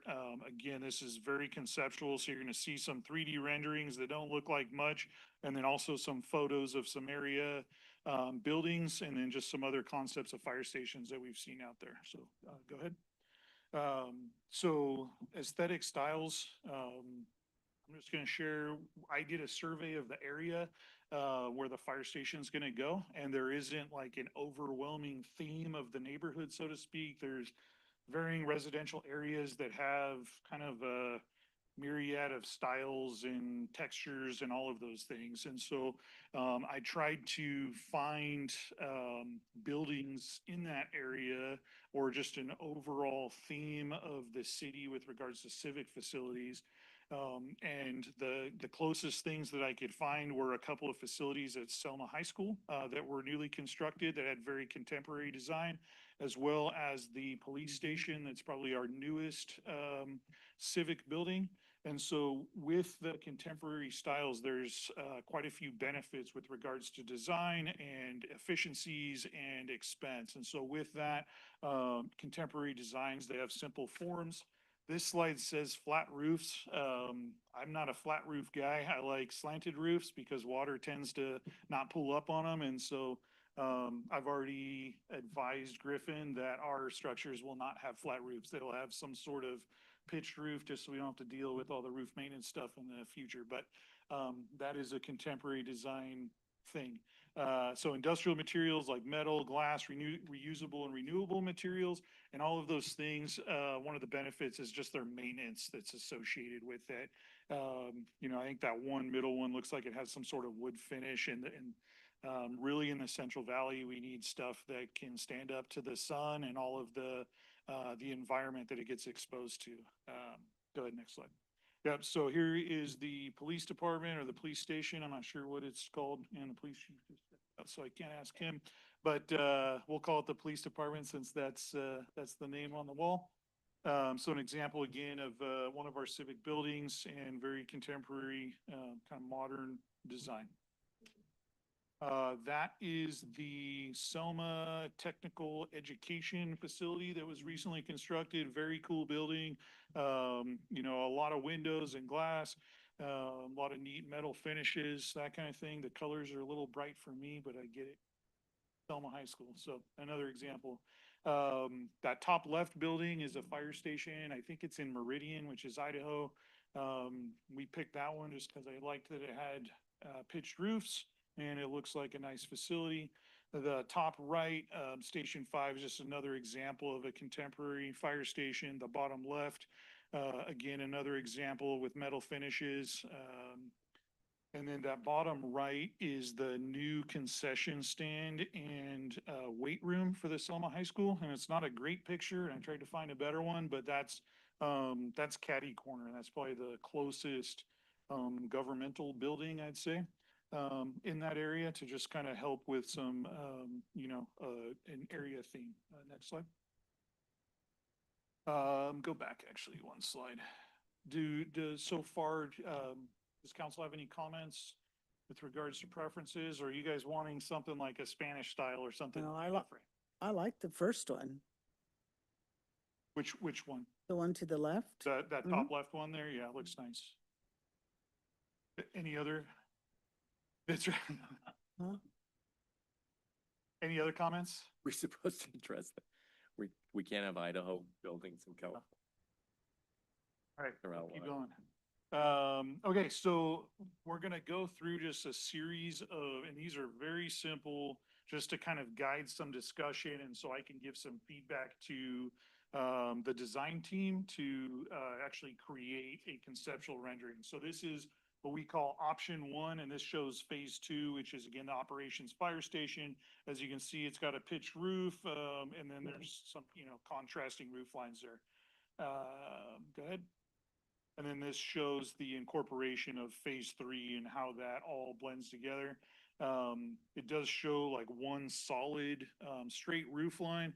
Councilman Avalos, to your point, like to me, I could see like an entire solar farm on that roof.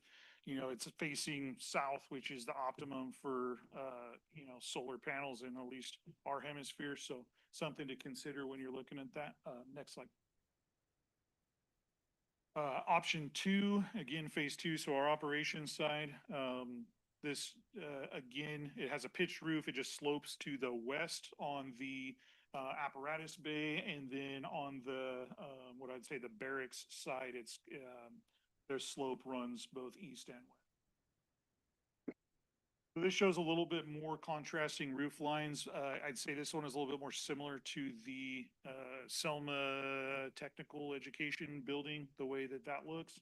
I think that there's some opportunities there to have similar like glass front on the eastern side, just to allow light into that building and you know, And this option 3 is kind of interesting with the arched doors, but there's two homes on Thompson, just south of Huntsman, that both have that same design, which was kind of interesting. So if there's a theme in that neighborhood, it's those two homes because they're the only two that are like each other and they look kind of like that. So, so anyway, that's phase 2, and then the incorporation of phase 3, if you're looking for that.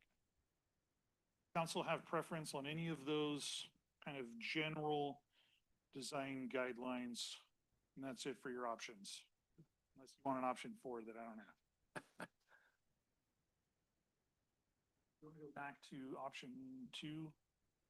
Or I'm sorry, yeah, that guy. Preference there. In terms of the movement, so what it's at first it's going to be the modulars, and then it's going to be the structures. Phase 1 is modulars, phase 2 is actual structure, and phase 3 is the build out. Yeah, so phase 1 is the EMS facility, which was that go back to kind of the first site plans.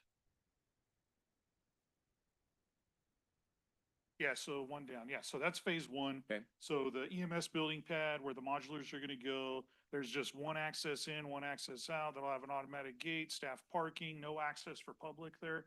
And then phase 2 is the operation side, which is the fire station. So that has the 2 apparatus bays, all of the dorms, kitchen, all the stuff for the fire captains, engineers, firefighters, and EMS staff. And then phase 3 would be the addition of the battalion chief and then the rest of the admin, which is basically moving that whole facility to a new facility. So that.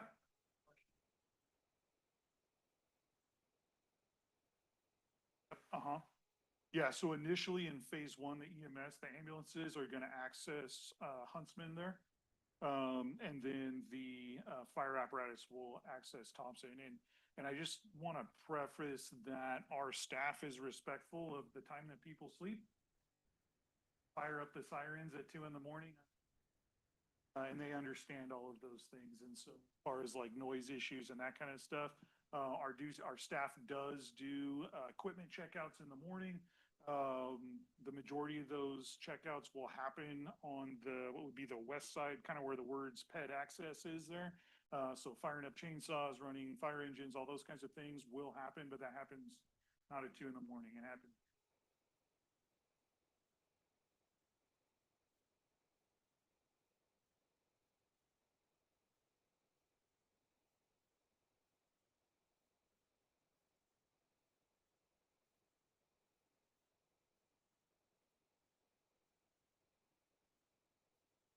Yeah, I mean, there's a lot of variables there when it comes to traffic and are cognizant of that. We're also, driving 40,000-pound vehicles and have to be aware of all those things. And so, their priority is always public safety, and they also understand those things. Driving around, it's a little easier to have more discretion there. Get what you're saying, Chief, about the fire trucks, but I think Mr. Zapata is talking about the ambulances. And isn't the first phase going to be for the ambulances? And they seem to roll with sirens and lights quite frequently, and no fault of theirs. They're on an emergency basis. But the neighbors I've talked to in that area are saying, that's their main opposition. It's going to be really noisy. How do you abate that? They're going to go out on Huntsman, the ambulances, and the fire trucks are going to go out on Thompson? So 2 different phases. So phase 1, the ambulances will be exiting on Huntsman because that's their only option. Yeah, so step 1 is Huntsman. So they get a call, they're gonna drive out, the gate's gonna open, they're gonna come to Huntsman and they're gonna look for traffic, right? That street isn't as heavily trafficked as Thompson, and so they're trained to not just fire up the sirens as soon as they start going. My assumption is that if they head east and get to Thompson, they're gonna turn on their emergency all of this stuff. They'll have their lights on already, 'cause there's some law that requires certain things to happen, but when they're clearing intersections for emergencies, they're gonna activate their sirens. When it's 2 a.m, it's a little bit different, depending on traffic, but if it's during the day, they're instructed to utilize all of their stuff. And so, when they're driving through town, especially during daytime hours when all the public is out, they utilize all of that They'll stuff. be driving around a school too. Yeah, So absolutely. I gotta be careful there. Yeah, 100%. And so believe it or not, all of the noise that we make, drivers still tend to not pull over for, our staff, which is always a challenge also. And so, as much of an annoyance as sirens are at certain times or, certain situations, their objective is to get to the emergency as quickly and as safely as possible. And so the more alerting devices that they utilize to, help people safely navigate, because it's not just drivers pulling over to the right, drivers do all kinds of wild things. And so when we scare them or sneak up on them, they may pull left, they may pull right, they may run a red light, they may just run into somebody, they do all kinds of wild things. And so we try our best to be considerate, but our priority is 100% going to be the safety and the efficiency of us getting to those emergencies. So are we looking at aesthetic choices for phase 2 and 3? Yeah, Not so the what I need first phase. is some guidance to provide to our design team to say, we prefer this over that. This is by no means a final Nothing. decision. This is just to give them guidance to get us to where we can start making real decisions. So if you guys have any preference, I'd love to share that with the design team. I have a question.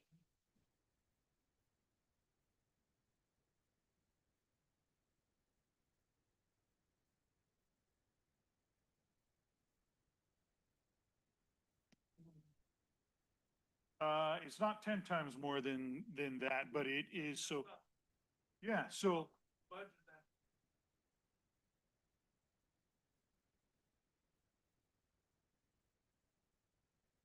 Are, Council, We'll, am I comfortable? we'll do public comment, but definitely answer Mr. Yeah, Claus' question. so, today's figures, and when I say today, like if we were to start construction tomorrow, we're looking at roughly $1,500 to $1,700 a square foot of constructed cost. And so, I'm aware of the financial challenges, I guess, to that, and that's why we're bringing a project instead of just one phase full build out. Phase 2 and phase 3, so excluding the EMS facility, phase 2, phase 3, if we were to go into construction, so finish the design, start construction at the beginning of 2020, full build out for the phase 2 and phase 3 is somewhere between a 22 and 26 million is what, which is a lot of money. And so when you do that in phases, up the amount of, fencing out those things so you can spread. That's a council decision as far as how that works. But that's why we're designing it the way that we're designing it.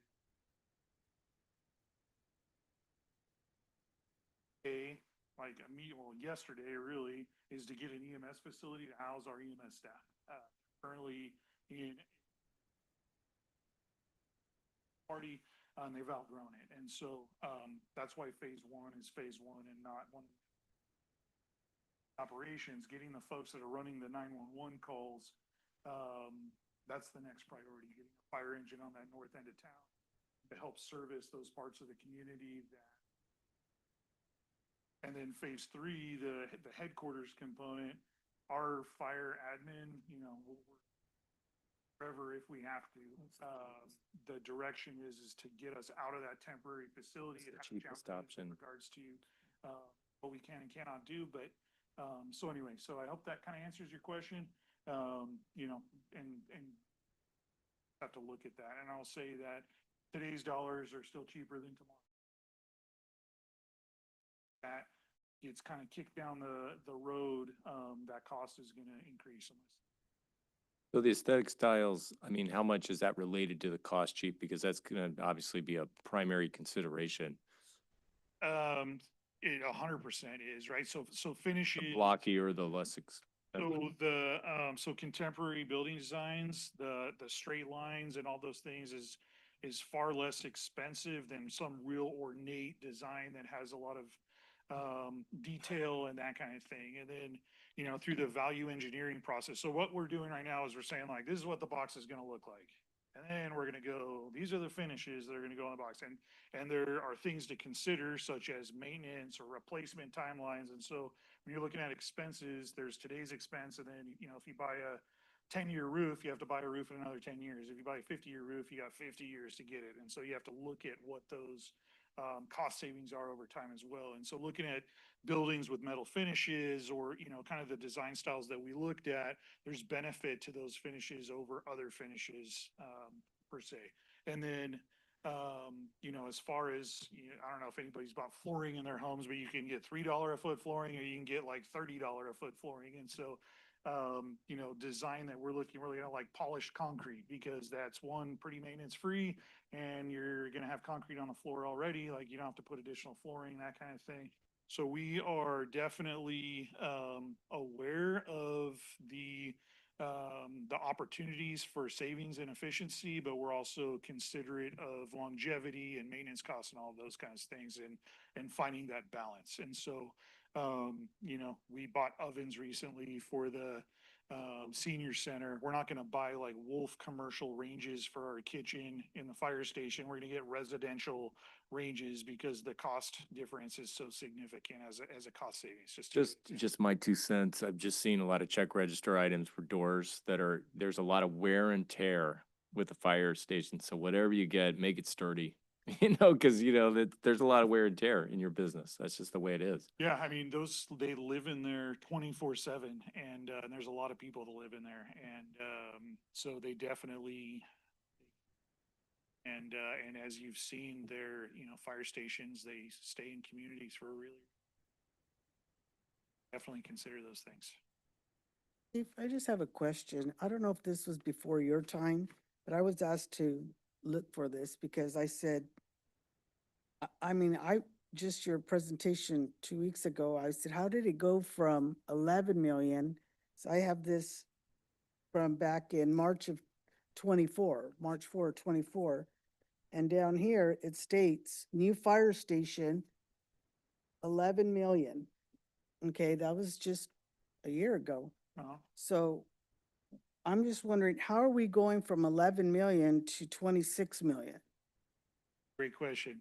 So, a couple of things. A year ago, the cost per square foot was significantly different than what it was today. And what we're uncertain of, just to kind of add to the complexity, is the numbers I was given was before we had tariffs. And so I don't know what the impact of that's going to be. And we don't know because we don't know our construction time. We don't know what the economy is going to be and all those things. Going back to the $11 million mark, the figures that we base that number on. And so just to give you like a snapshot, the March presentation, you said was March of 2024. Yeah, so that figure, I believe, was based on, I'll say roughly a $700 a square foot mark. And then also the building square footage. When I started this project, and I'll give you kind of the full story just so you understand it.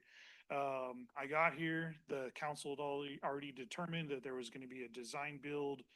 You guys had already approved the design build process. We hadn't gone into contract with Griffin yet.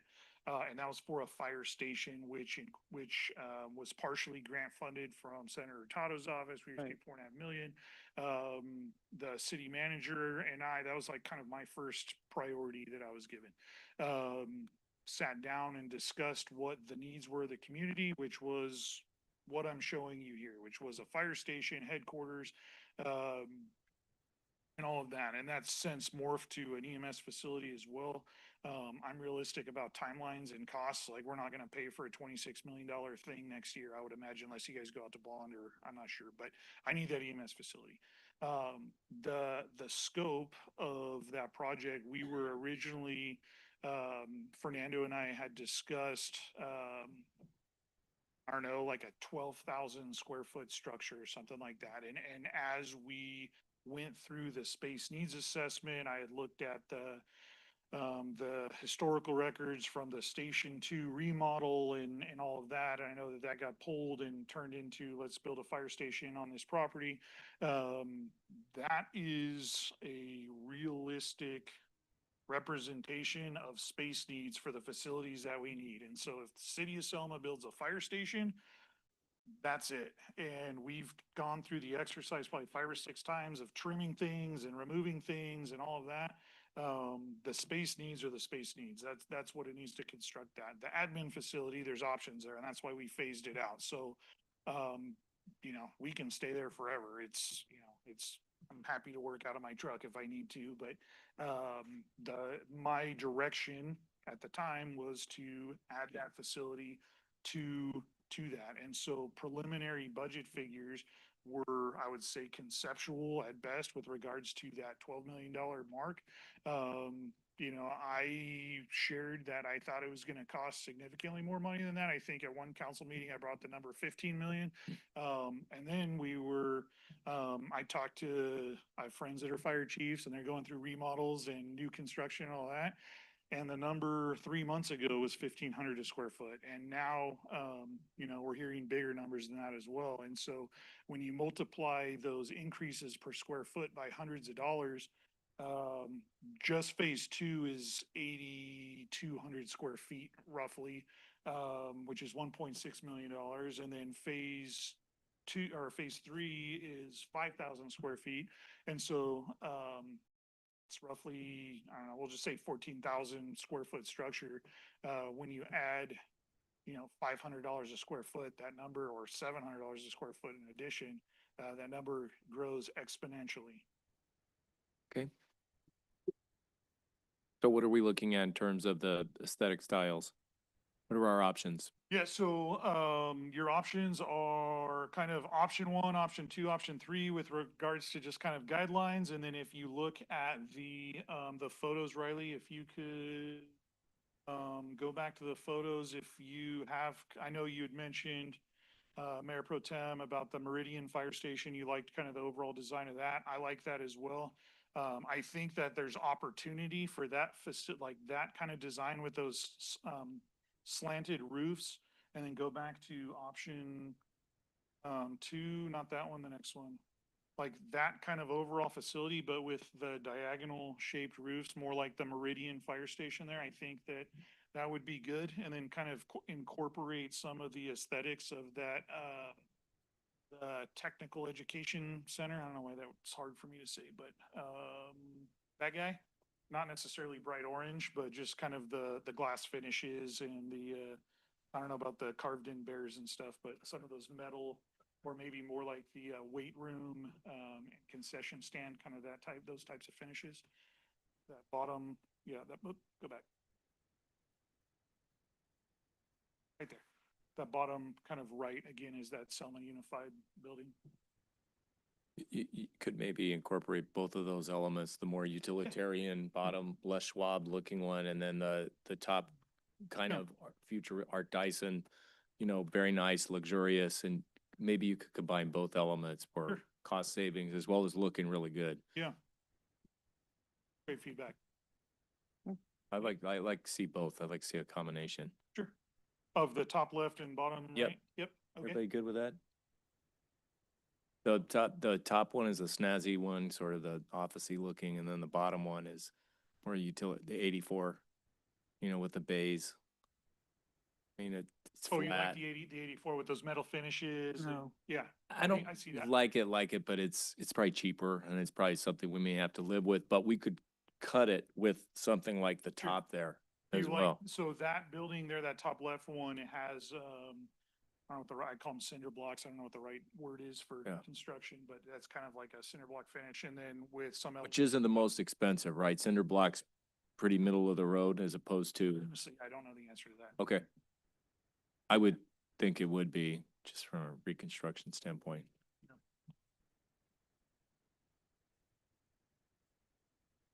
Oh, like a facade? Sounds expensive. How about metal frame? We'll tell you this, the design team is, they're really good at value engineering and they do this a lot and they've been a really good advocate for us so far. And so I think with your feedback and giving them kind of what our objectives are and kind of our overall final product is, I think they'll be able to bring us back some really good concepts to look at. Sounds good. Right. Did the public want to say anything on this? Anybody online or on the phone with a comment? All right, that's a discussion item, so thank you, Chief. Give us a lot to think about. With that, we'll move on to our last item of the evening, which is item 4.8. This is an action item. It's an introduction and first reading of Ordinance 2025-05 of the City Council of the City of Selma, amending Selma Municipal Code 181 relating to the creation of the Office of City Clerk. Mayor, members of council, I sometimes put things on your agenda because I'm attempting to correct a problem that I've seen. I think you all know what the problem was that I was attempting to correct with this one. I would never put on an agenda, however, an item that affects an employee occupying a particular position without first checking with that employee or getting that employee's feedback on what I'm proposing. So I would propose that we table this until your next meeting. There's been some controversy with your city clerk position. I don't expect that controversy to continue now that you have your interim city manager in place. And that will give me time to obtain that feedback and know that I'm going in the right direction. Noted. Question I have is, can we expand this? Can I request this to be expanded now for the next time we see this? And the expansion that I would like to see is I would like to see a couple of positions eliminated. One of the positions would be, I don't know if I need to bring this up as a future agenda item, but I'd like to see the assistant to the city manager position, which is vacant, eliminated. And I would like to see the second deputy city manager position eliminated. And I'd also like to expand the current public information officer position to include a communications director position. And on the organization chart, you would have the city clerk, and then you would lateral it and have the public information officer, communication director, which reports to the city council. We can certainly expand it in that direction. I would ask that you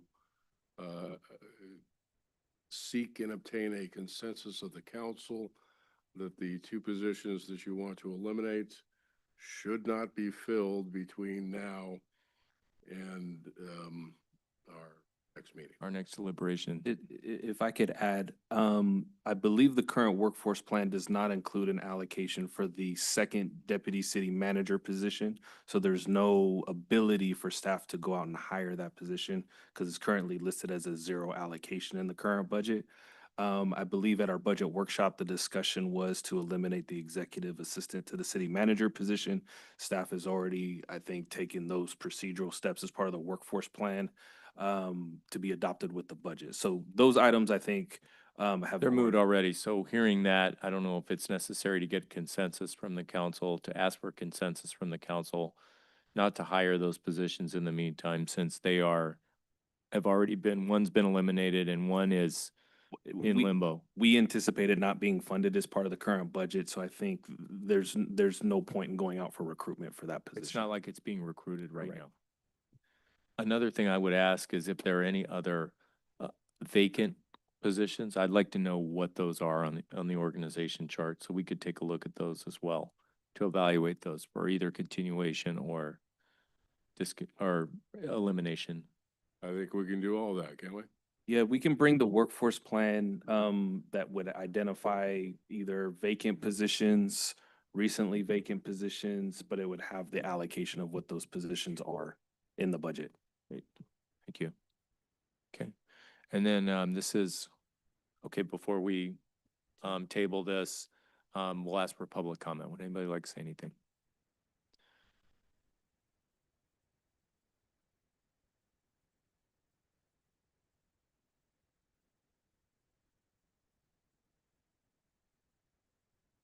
Stella Ramirez, Selma, California. Along with that, which you just mentioned, Mayor Robertson, can we also, can you also have, excuse me, add the salaries along with the name and with the titles? Can that be done? You know, like, Thank you for that. Yes, that's definitely something that we should see. And on the new PIO position, the expanded PIO position, we should have a salary range on that as well. We already have a public information officer position. We already have one, to my knowledge. We have a separate PIO. It was part of the city clerk position, but it was separated. So I believe the HR manager would know better than I would. I was actually having one of those communication type things. So we actually do not have a job description for a PIO. We do have a job description for a city clerk / PIO, but not an actual standalone PIO. Great. So let's take the PIO and let's make that a separate position. I propose that for the next meeting along with a communications director, because the two duties seem to go together quite well. And in terms of the salary, if we could ask the HR manager for some salary comparisons with other cities like Sanger and Reedley. To clarify, that's two separate positions. Community. No. PIO and community slash, it's a slash, right? It's one. Thank you. And if we could You see want one person in charge of all that, don't you? one person in charge of the public PIO information and communication. communication. It would cut across all the departments. Okay. All right. Is there a motion to table this? A motion to table this. Is there a second? Call the roll, please. Councilmember Avalos, Yes. Councilmember Oseguera, Yes. Councilmember Trujillo, Yes. Mayor Pro Tem Guerra, Yes. Mayor Robertson. Right. Yes, Councilman Oseguera reminded me that we moved item 1 to the end tonight, and that item is the request for a donation from the Selma High School band. Do we have a report on that? Do we have a report, a staff report? This item was presented to the deputy city clerk, I believe, for placement or request to be placed on this agenda. Staff, you know, we don't allocate funds or present donations. We present them to council to allocate those funds. So this item was again submitted at the request of the applicant for consideration by the council. Got it. Thank you. Did you have something you wanted to say, ma'am, about this item? Would you like to come up and just tell us about your request? Well, I'm a special education teacher here in Selma. I work at Eric White. However, I'm not here representing my statute as an employee. I'm here representing as a grandma. My grandson is in the band, and these high school kids, I left the newspaper here. I do have one that if you want to see it.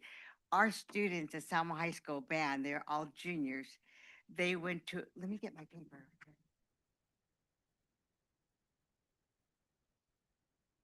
Actually, I didn't even introduce myself. I'm Nancy Butterick.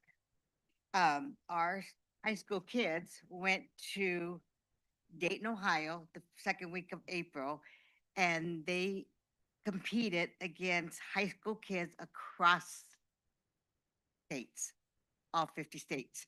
They came back as world champions. And so they're getting recognized at the board meeting on the 13th. And as a parent, I was standing there talking to the band directors that they have worked very, very hard. These kids have great GPAs. They practice. I live right there by the high school. They practice till 9 o'clock at night. They have functions they go to. They're great kids. And so when I was talking to Regina Jimenez, she would say, well, we were going to maybe do a ice cream party or pizza party because they have not had the time to celebrate this wonderful accomplishment. So I said, well, I'll pay for the pizza party. I don't mind. You know, it's my grandson and these kids. I've known these kids growing up. They're off the streets. They're not in trouble. I'm not saying they're angels. They're kids. But I felt like our community needed to support them. So I took it upon myself to call Freeway Lanes and the gentleman that owns it, will offer a party just for the kids in the band. There's 60 kids for $900. So I said, that's fine, I'll pay for it. But then I said, I went back and I started thinking about it, talking to other colleagues there at the school site. We said, our community needs to recognize them also. Not need, it would be nice. Let me rephrase that. It would be nice. So I've gone to a few businesses here in town, and Sal's and Riley's, some small businesses. They've donated money, not particularly for me, but for the building, Selma Fairway Lanes. And some businesses have given me gift cards. So we just want to show our kids that we support them as a town, as community services. In fact, I left a note at the fire department, the same thing, the paper's asking for donations.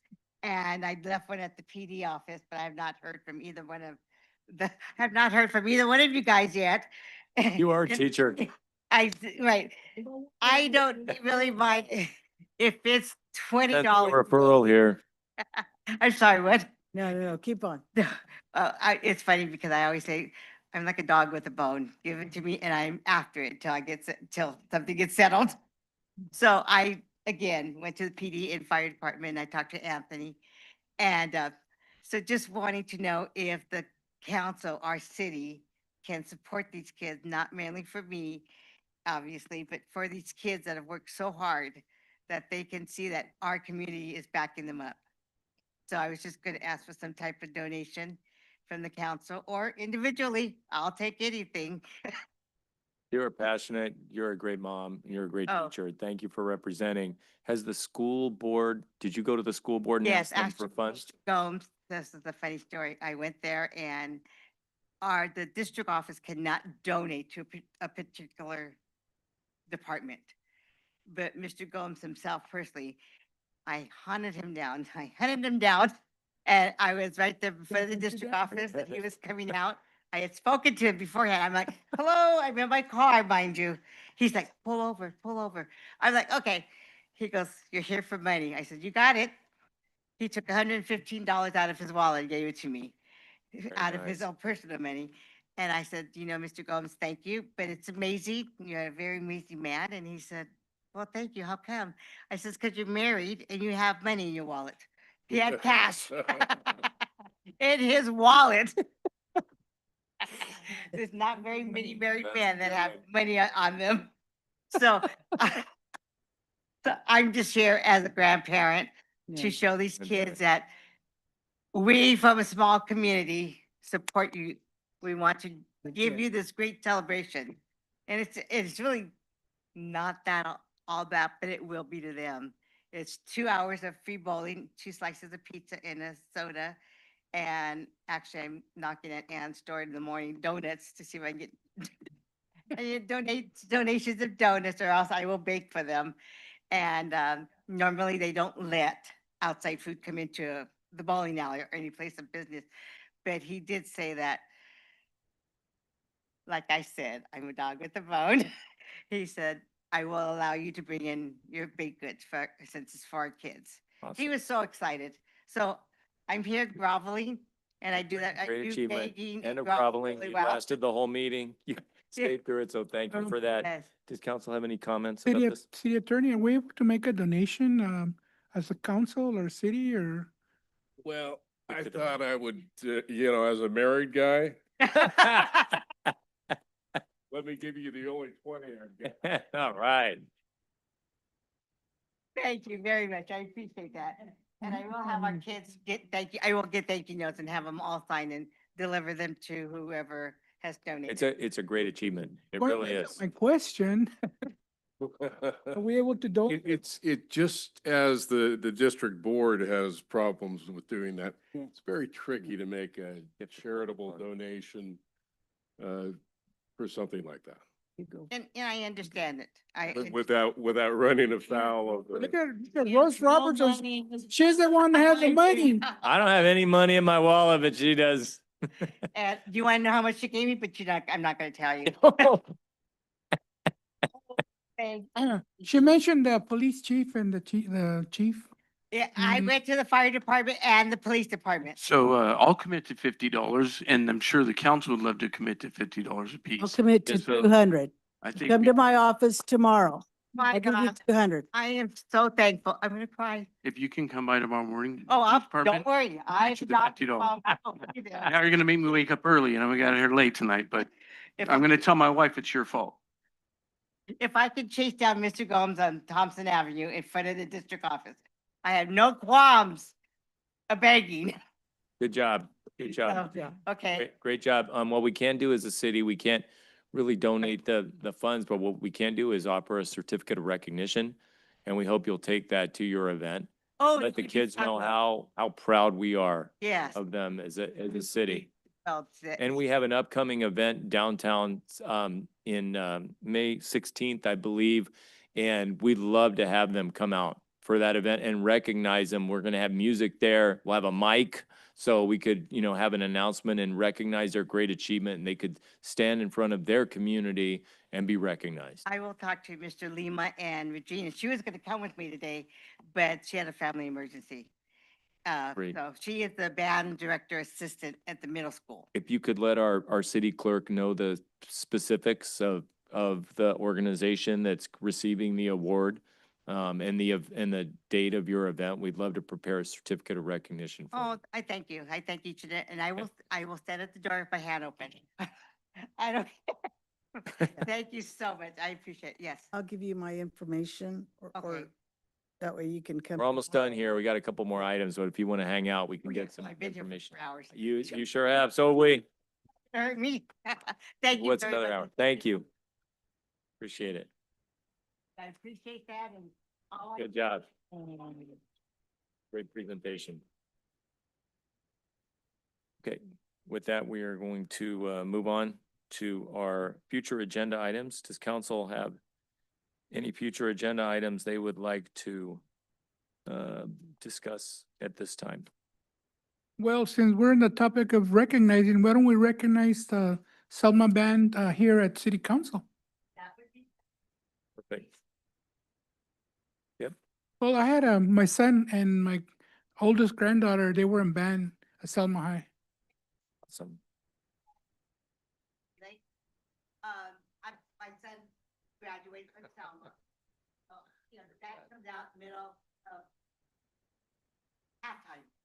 You see? Like, okay, they're done tonight. and we'll go Motto. back in. But having a grandson in band, practice every day until 9, they keep their grades up. Not on, as far as I know, they're not on the street causing issues. Hardworking kids. Yeah, Thank you. they're awesome work. Does council have any other upcoming items, any future agenda items they'd like to mention at this time? Yeah, on the homeless encampment, on those areas, I'd like to see maybe if we have maybe put signs, no trespassing, subject to arrest, to kind of control the issues in those areas. Because what I'm trying to get back is the cost of the clean up the encampment is getting bigger. Numbers are getting bigger. If we can cut those costs down, we can help certain areas in our community, to facilitate some of these issues in our financial situation. Okay. Sounds like a good item. And we had an event this week. We had, Did you guys? yeah. Mr. Mayor, members of the council, please understand that these locations that we're talking about are public access areas. So that they're public areas, that thus creating a difficulty. Well, what we could do, Chief, after a certain time, no camping, we could put those restrictions on time zones like we do in the parks. That- Fire, Mr. Mayor, that's the ordinance. an action item. Dusted on. No camping. So this week we had some campers out at Nelson and McCall. and they were well hidden in those bushes, and we had some public who asked about it, and I contacted the acting city manager, and he contacted code, and they went out and they asked them to leave. And it Correct. was before they had to do a big cleanup because we got to them before they had really established domicile there. Yeah, Mr. Mayor, so to speak. we were lucky enough to get compliance, with that gentleman, with You that asked them to person. leave, Correct. and they just Yes, left. and they actually helped clean up the area Even better. the best they could. And that we don't always get that compliance, but for the purposes of putting signs everywhere in every public area, that might not lend itself to the aesthetics that we're hoping for in our community. Um, I understand your frustration, Councilmember Avalos. This is a national concern and issue. Um, but the areas that we're talking about are public areas. And if we start putting signs everywhere, we're gonna have signs all over our public areas, which might not lend itself well to the aesthetics that we're hoping, um, to improve upon. And it's kind of like the yard sale signs that are everywhere, on the corners and everything. It's just that's why we have those ordinances to enforce, these codes, to gain compliance. We're just dealing with the situation you're talking about is extremely complex, and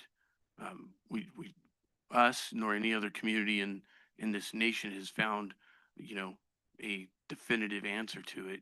It's really a working and breathing issue that we're constantly trying to be on top of without violating people's civil rights. Chief, quick question. We've been told before by law enforcement that it has to be publicly noticed or you guys can't do anything. You law enforcement people can't go out and tell people to leave if there isn't a no trespassing sign actually marked there with the ordinance indicated. On private property, Mr. Mayor, yeah, absolutely. On public property, you're saying the city can go out and ask them to leave in accordance with the ordinance, and it doesn't have to be published on a sign. No, correct. Like at the parks, it's closed between 10 p.m. and 6 a.m. So if someone's on the park, we can ask them to leave, and if they don't, then we can take a course of action, right? But on a sidewalk, the area behind IQ Vision, that's a public right of way.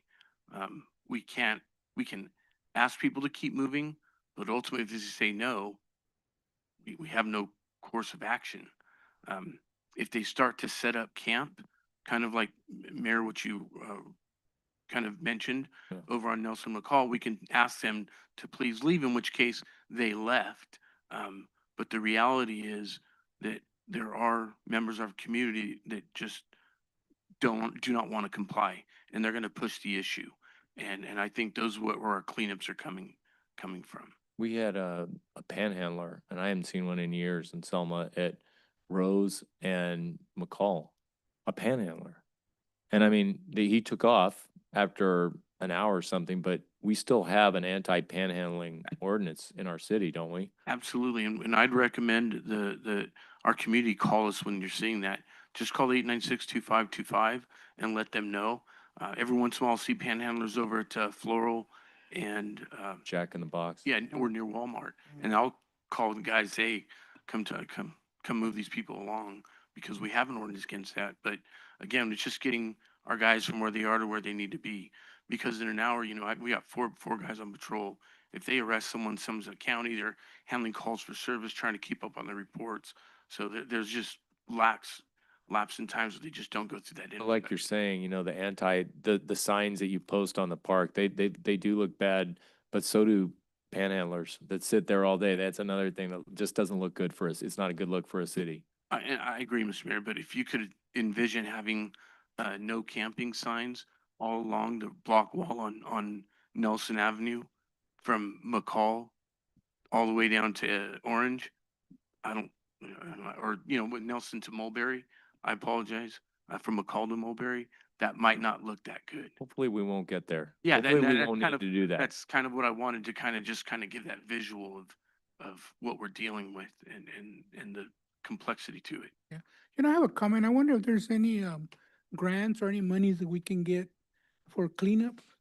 I mean, I know Fresno gets millions and millions, but I mean, We don't get are anything we able for to, homelessness, I think. are we able to look into it and see if there's, I mean, there's gotta be I mean, something out there we can take a bite I out of. think through community development, through PD, we're aware of grant opportunities, and there were two on the agenda, I think, tonight. We're pursuing all grant opportunities for supportive services through all departments. I think we're having issues with grant opportunities, maybe through the federal government at this time. They've suspended some grant opportunities, but we're constantly evaluating the needs of city departments and city services to make sure that we are able to even apply for some funding opportunities and we can make good use of it. So we're constantly evaluating those options. To give you just some numbers to throw out, I know that the city of Madera, when they started this program, their first year, they spent $200,000 on their cleanups.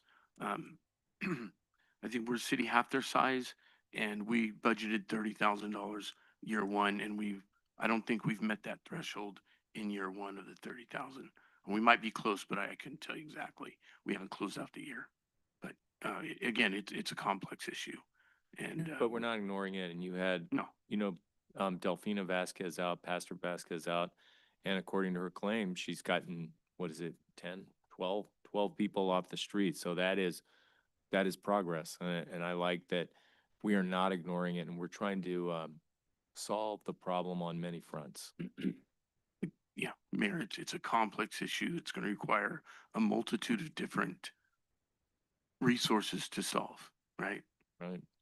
Anybody else with any, thank you for your input, Chief. Do we have Look, I any have a other? comment, and to, go along with what the chief said, we go to bingo on Tuesdays. I miss bingo to be here.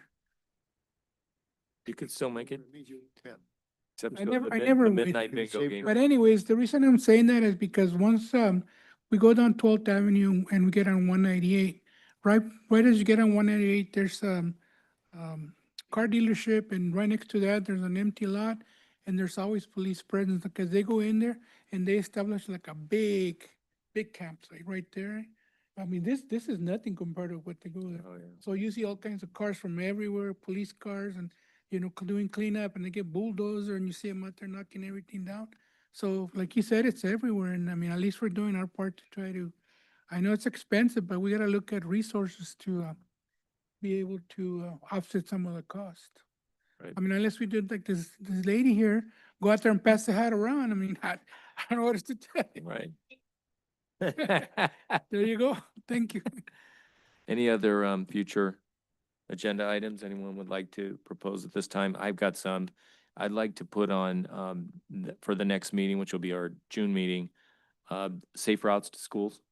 So I had my subcommittee meeting at COG, and I'd like to discuss that and discuss the potential funding opportunities, because that's a very aggressive active transportation plan type of grant request, and they're gonna be calling for requests here pretty soon. I've got paperwork on that. You probably do too, of the parameters of the program I'd like to go over, and then get council input on how we should apply for that.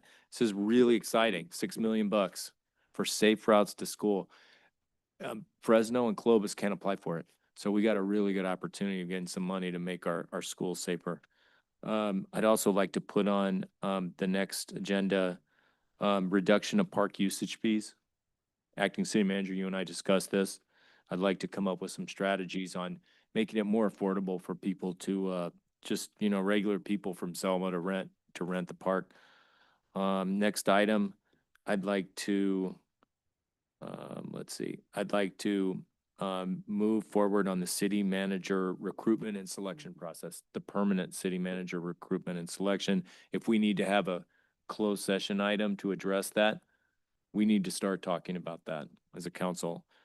The last item for future agenda items, I'd like to talk to council and staff about maybe moving department reports to the beginning of meetings instead of the end, so staff can go home and you guys don't have to stay here till 11 o'clock at night. Do we really need all of you here? We could knock it out at the beginning. If I can stay here, they have to stay here. I just can't. I mean, I'm just putting it out there. If that's a good thing, yes. If it's not, then we don't have to talk about it. yeah, because I don't know if there's other staff that's here that is paid overtime to be here for answering questions or providing departmental reports. So the group here is the executive team that oversees all the departments. I mean, I think all of them probably want to go It's home just early. we all but- get up early next No, morning. absolutely. And I don't know why they have to be here when We could they don't. have the meeting at 9 a.m. The only issue with that is, We'll talk about Facebook on that one. Yeah, We 9 have- a.m. we have oral communication at the end, and if they give the report early, then how are the citizens gonna do oral communications and whatever the report? I mean, just try it out and just see. No, If- but you're gonna be taking away their right to do oral communications and what they report. Citizens still have the right to do oral communications. We would just continue, we'd keep the questions and then we would ask the city manager to ask the staff what the people asked that night. Well, I'm Maybe- retired, so I can do it at Maybe it 10 o'clock doesn't, in the morning. maybe it doesn't work, but maybe we just try it because we go late on our council meetings and we do it because we got lots of things to do. And if it doesn't work out, it doesn't work out. But just something. Okay. And moving on to departmental reports.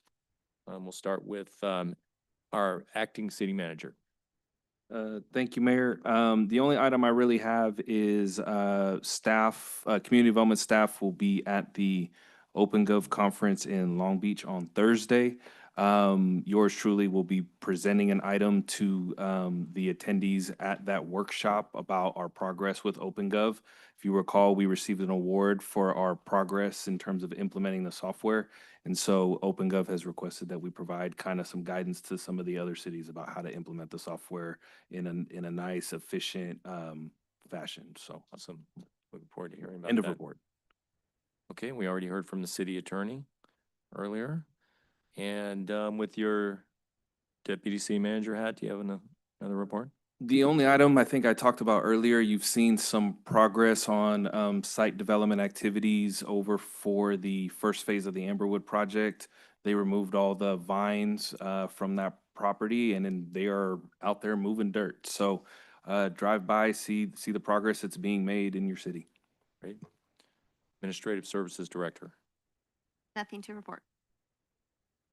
Animal Services Director. City, you just started. Finance Director Moreno. Yes, I have two items. As I mentioned earlier, I attended the California Municipal Treasure Association. It was held from the April 22nd to the 25th. It was a great conference with lots of learning, stuff from cybersecurity to issuing debt, investments. So it was a lot of information, as well as networking with other finance directors. So my second thing I wanted to report, which I'm really happy about, as this chapter chair for the California Society of Municipal Finance Officers Association, I'm for the South San Joaquin chapter. I was happy and excited to have our first meeting here. It was held last Thursday, May 1st. It was great attended. There was over 30, and some of them were half local finance directors from surrounding cities, as well as commercial vendors all the way from San Francisco that came to here to our meeting. You had Wells Fargo, you had BMO Banking, a lot of investment asset groups. So that was well attended. And we also stayed local. We had G's Restaurant cater our food, and it was great reviews. They loved it. So it was great. Great job having that. All right. Fire Chief Webster. For sure. Just Just kidding. say nothing. Just kidding. Okay, just a couple things. The first thing I want to say, Mr. Kunkel, welcome. Looking forward to meeting you and working with you. Mr. Mayor, I look forward to seeing what the outcome of the permanent city manager position, who that's going to be. This has been a very interesting year, and I'll be here 2 years in August, and I will say that working for the City of Selma has been quite the experience. With that, I wanted to just highlight a couple of things. Since I got here, I started here right after the adoption of fiscal year 23-24, which is the one that Mr. Jolly covered tonight. And with that, there were deficits that were discussed, and I really want to highlight some important things, at least from my perspective. In fiscal year 23, 24, again, August 28th, I started here at 8 AM. I met with, at the time, Fire Chief. We had a quick discussion just about what's going on with the fire department. And with that, I immediately identified an issue with finances, which was a over projected revenue for our IGT program. That year, the adopted budget was for $3.7 million, which was a concern of mine. And what we received that year was roughly $2.5 million, which is a $1.2 million deficit. As you remember, when I brought as I progressed through that year, I did a ambulance fee study and adjusted our fees. I have a pretty significant amount of experience with regards to running the ambulance business and what happens in the fire department. And I will say that this city is absolutely blessed with the services that they receive. And I think that it's truly the benchmark for the state of California with regards to small communities. There's no place better. I'm tremendously proud to be a part of that. I have taken steps to solidify the financial position of that fire department since I've been here. And I've done that without the use, and Mr. Mayor, I mean this with all due respect, without the need of an ad hoc committee or without the need of a city manager to tell me to do my job. I did that because I take pride in what I do, and I do that because I care about this community. Councilman Oseguera made a comment tonight that he missed bingo. I missed my daughter's academic letter to be at this city. And I know that citizens make comments about people that don't work here or that don't live here, don't care about this place. We do. And I will tell you that this team of people that you have operating this city, they care about this place a lot. And they work really, really hard to do the right thing. And so what I ask from council and Mayor Pro Tem Guerra, I appreciate, I listen to every single one of you, believe me, every single word. And you make statements often that say, tell us what we want, or tell us what you need to do your job. What I need is for you to trust me. I expect you to trust and verify, but I need you to trust me, and I need you to trust my partners up here. I spend more time, I'm a servant by heart. I am a natural firefighter. I want to do what I can do to protect people at all times. I feel that because of the environment that we have at this city, the hard decisions that council's been faced with, and I respect the decisions that you make and understand that you have to make very challenging ones often. Ms. Moreno is probably the best financial director in the Central Valley. Mr. Mayor, I know that you are very particular about the finances and you're very concerned. Please give her a chance to do her job. Like, she has been here for 4 weeks. She knows what she's doing and she's going to bring stability to this city. I promise you, she is the greatest thing that's happened to this city. I promise you in the last 5 years, far better than me, probably far better than all these other people. I understand you want to have an ad hoc committee and be involved in that. Ask us the questions. We'll provide them to you. We work for you. We work for the citizens, just like your message. Like, we work for you. Absolutely. That's what our job is to provide you with the information so you feel informed. But to have you, it's threatening. You're our boss, and we want to please you. But if you're there and engaged, it's like driving down the freeway and you see the black and white on the side of the road. You check your speed and slow down, whether you're speeding or not. It's going to make it hard for us to do what we need to do. And I ask that you trust us. Jokingly, I received a check today, a reimbursement from a national company. They wrote a reimbursement check of $2,300 to Jordan Webster. And I took it to finance and I said, what am I supposed to do with this? And he was sitting in the lobby and I was joking with him. I was like, oh, I should cash this thing, go spend it in Vegas. We care about the finances of this city. We truly do. And we work tirelessly to make sure that we can serve the community the best we can and that we are being good financial stewards. Yes, there are financial challenges. The entire nation is facing those things. I want you to ask me the hard questions. I appreciate the hard questions. I really, really do. I hope that you guys haven't lost trust in us as department heads. And I'm not speaking for any of them. They didn't know I was going to say anything, so I don't want to step on anybody's toes. But I can tell you this.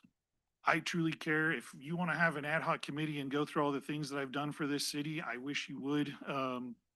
because I've got nothing to hide. But I will tell you that my job, this woman over here made the comment that she left something at the firehouse. I think I was in my office for 30 minutes today because I'm running around taking care of stuff. Like, I'm all over the place. I'm busy. I'm on phone calls 24/7. I sacrifice my family all the time to make this place great and try to ensure that my staff gets a paycheck and their staff gets a paycheck and all these other things. Please trust us. Please trust us and do your part. That what is your role as our council, and please provide us guidance and give us the policies that you want us to adhere to. And we guarantee you we'll hit it out of the park every single time, every time. And if you have questions about stuff, just ask us. And if you want to have it in public forum, just give us the courtesy to gather the information so we can be informed and we're not shooting from the hip and trying to, appease your questions and stuff like that. We want to work with you as a council. We really do. I do. Again, I'm not going to speak for everybody else, even though I kind of am. I want to make you guys happy. At the end of the day, I want to provide for my family. I'm nervous about all the things that are happening here, and I'm nervous for my job. I'm nervous for my partner's jobs. And all we want to do is make this place better. So, end of report. Thank you for your comments. This is the best speech I've heard. Ever since before I even became on council, I used to be out there criticizing you guys. But you know what? That's what we want. We want to work together with you guys. We were given a lot of opposition even since the beginning. Now we're hearing that everybody wants to work with us, and that's what we want. People ask me, hey, you must be getting paid a lot of money. And I just laugh, and they go, why are you laughing? You really think what we get paid is worth all the hassle we go through? We do because we care about the community. That means you guys too. We should be one team. When I went to a Sikh event, you know what Mandeep Singh said? We are one God, one country. One God, one people. What does that tell you? There should not be any distinction. Sure, I'm a councilman.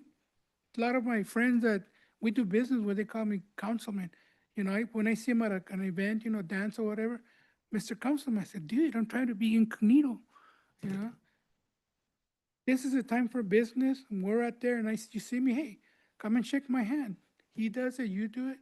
Everybody's welcome. I'm not a unapproachable person. Maggie will tell you, she's known me for what, 50 years? She's married to one of my best friends. I've known Maggie forever. And you are right, she's an outstanding person.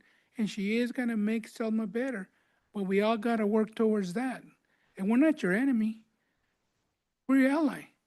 You have a question for us? Feel free to call us. You got my number. Jerome called me. Fernando used to call me.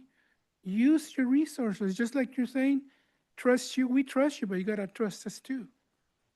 Right? Thank you. Okay. Police Chief Alcaraz. Well, I don't know about how I'm going to follow that one, but thank you, Chief Webster. I think he speaks for me. I'm truly here because I want to serve the city of Selma. The city of Selma hired me to be a police officer when I was a young 23-year-old, 115-pound Mexican kid from Southern California. The city of Selma allowed me to be the police professional that I am today. And I try to be humble and modest, but I think I'm a pretty darn good police chief.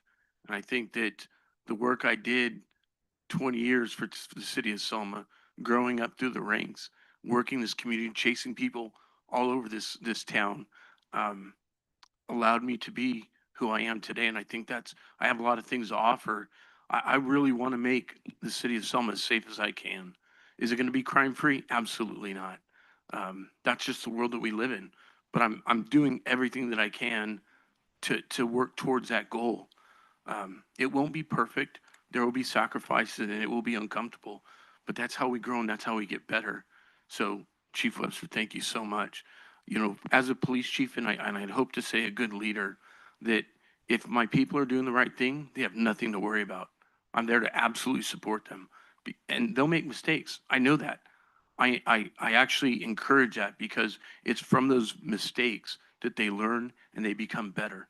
My job is to make them better, but I cannot make them better and they cannot go down that road of growth if they don't feel comfortable that I've support them wholeheartedly. And I think that's what Chief Webster's asking. That support, Simon Sinek, right? Great organizations feel safe. Their employees feel safe. Um, you know, and that's all I think that we're asking. So I do appreciate your time. I'd like to give you a little bit of a report just to kind of, and I'll try to make it quick, Councilman Ossinger, I apologize. But on April 26th, the beautification committee had a cleanup in town, and my son's baseball game got canceled. So I already had my coffee, so I went down to go help him clean up over in the body on the west side. And it was a great event. I want to thank the beautification committee and all those volunteers that went on to do that, because I think it's in line with what we're trying to do, is create a more beautiful Selma, and then a safe Selma. And to that note, I'd gotten a citizen complaint about 3 weeks ago about people passing the buses when they're unloading the children and the stop signs out. So we put together a operation over the last 2 weeks to concentrate on pedestrian crosswalk violators, as well as speeders on and around the school, and vehicles that are passing the buses when they're offloading children. And in 2 weeks, we netted 52 citations. Again, that's so that we can gain compliance, and those tickets are necessary to gain compliance and keep our children as safe as they can, so they will get a great education and do great things and represent Selma in the future, because they're our future leaders. Additionally, during the week of April 14th to April 20th, our police department recovered 11 illegal firearms throughout our city. 6 of those came out of a fraud case that our officers went to. They dug, they did a great in-depth investigation, wrote a search warrant in the city of Reedley where our suspect was. And during the service of that warrant, we found 6 illegal firearms. So again, a credit to them and the work that they're doing. And I'd like to say they do that because they feel safe, that if they make a mistake, we're going to support them, right? Additionally, Mr. Mayor, on May 1st, we had a fentanyl awareness presentation that was facilitated by the DA Alicia Smith-Camp and Sheriff John Zanoni. In attendance was the mayor, Councilmember Avalos, myself, and as well as the school board and superintendent. I thought that was a great presentation. The students were extremely respectful. They were very receptive to the information, and we're going to continue on those so I think that I've asked the DA if I can use portions of that presentation to give to throughout our community as time goes on. We're looking at doing a bigger town hall awareness presentation late August before school starts, and that's just because of timing. Right now, it's very difficult to get into the high school because of the graduations coming up, as well as the testing, school testing. So we're not able to coordinate that at the high school, but before school starts next year, we want to meet with all the parents, and we'll invite all of our community members to attend that, because I think it's a lot of great information.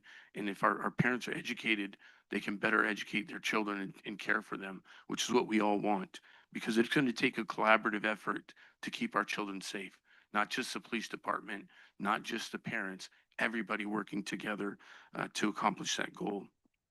Additionally, this Friday, May 9th, we'll be having a presentation at the Boys and Girls Club at 4 p.m. I've already spoken with the mayor. I'd like to invite all the council members to attend. It's going to be their teen night, so we're going to give a quick little 15, 20-minute presentation to those kids to let them know about the dangers of fentanyl. And lastly, so in case some of our citizens see some signs out, we are facilitating building search training and perimeter training in various locations of the city. Because we have a young police department, we have a lot of new faces. We want to make sure that we're all in alignment with our building search practices, so that we're all on the same page when those calls come up, and we keep our staff safer. And I think that's it. But again, Chief Webster, thank you so much. And council, I appreciate you listening and your support of us. Thank you. Thank you. Public Works Director. Thank you, Mr. Mayor, council members. Just a few things to go over. I'd also like to thank Chief Webster for speaking. What I would say would be for this entire group up here. Those were well-spoken words. First thing is that we finished securing all of the Hollywood lights around the downtown area. There was a total of 84 of those. I believe total, we had 3 that we had to remove that we have not found parts in our spare parts to put the heads back up. So there's 3 out of all the 84 that did not get refurbished. But that is completed. Currently, we're working with Fire and Marshal Rivas to do our annual fire inspections of all the city facilities. This is something that we were doing last year. There were a lot of violations that we had to address, and so we're going back through, making sure, this is an annual thing that we need to do anyway, but we're making sure that we've caught everything from last year and that we're up to speed. So that's currently ongoing.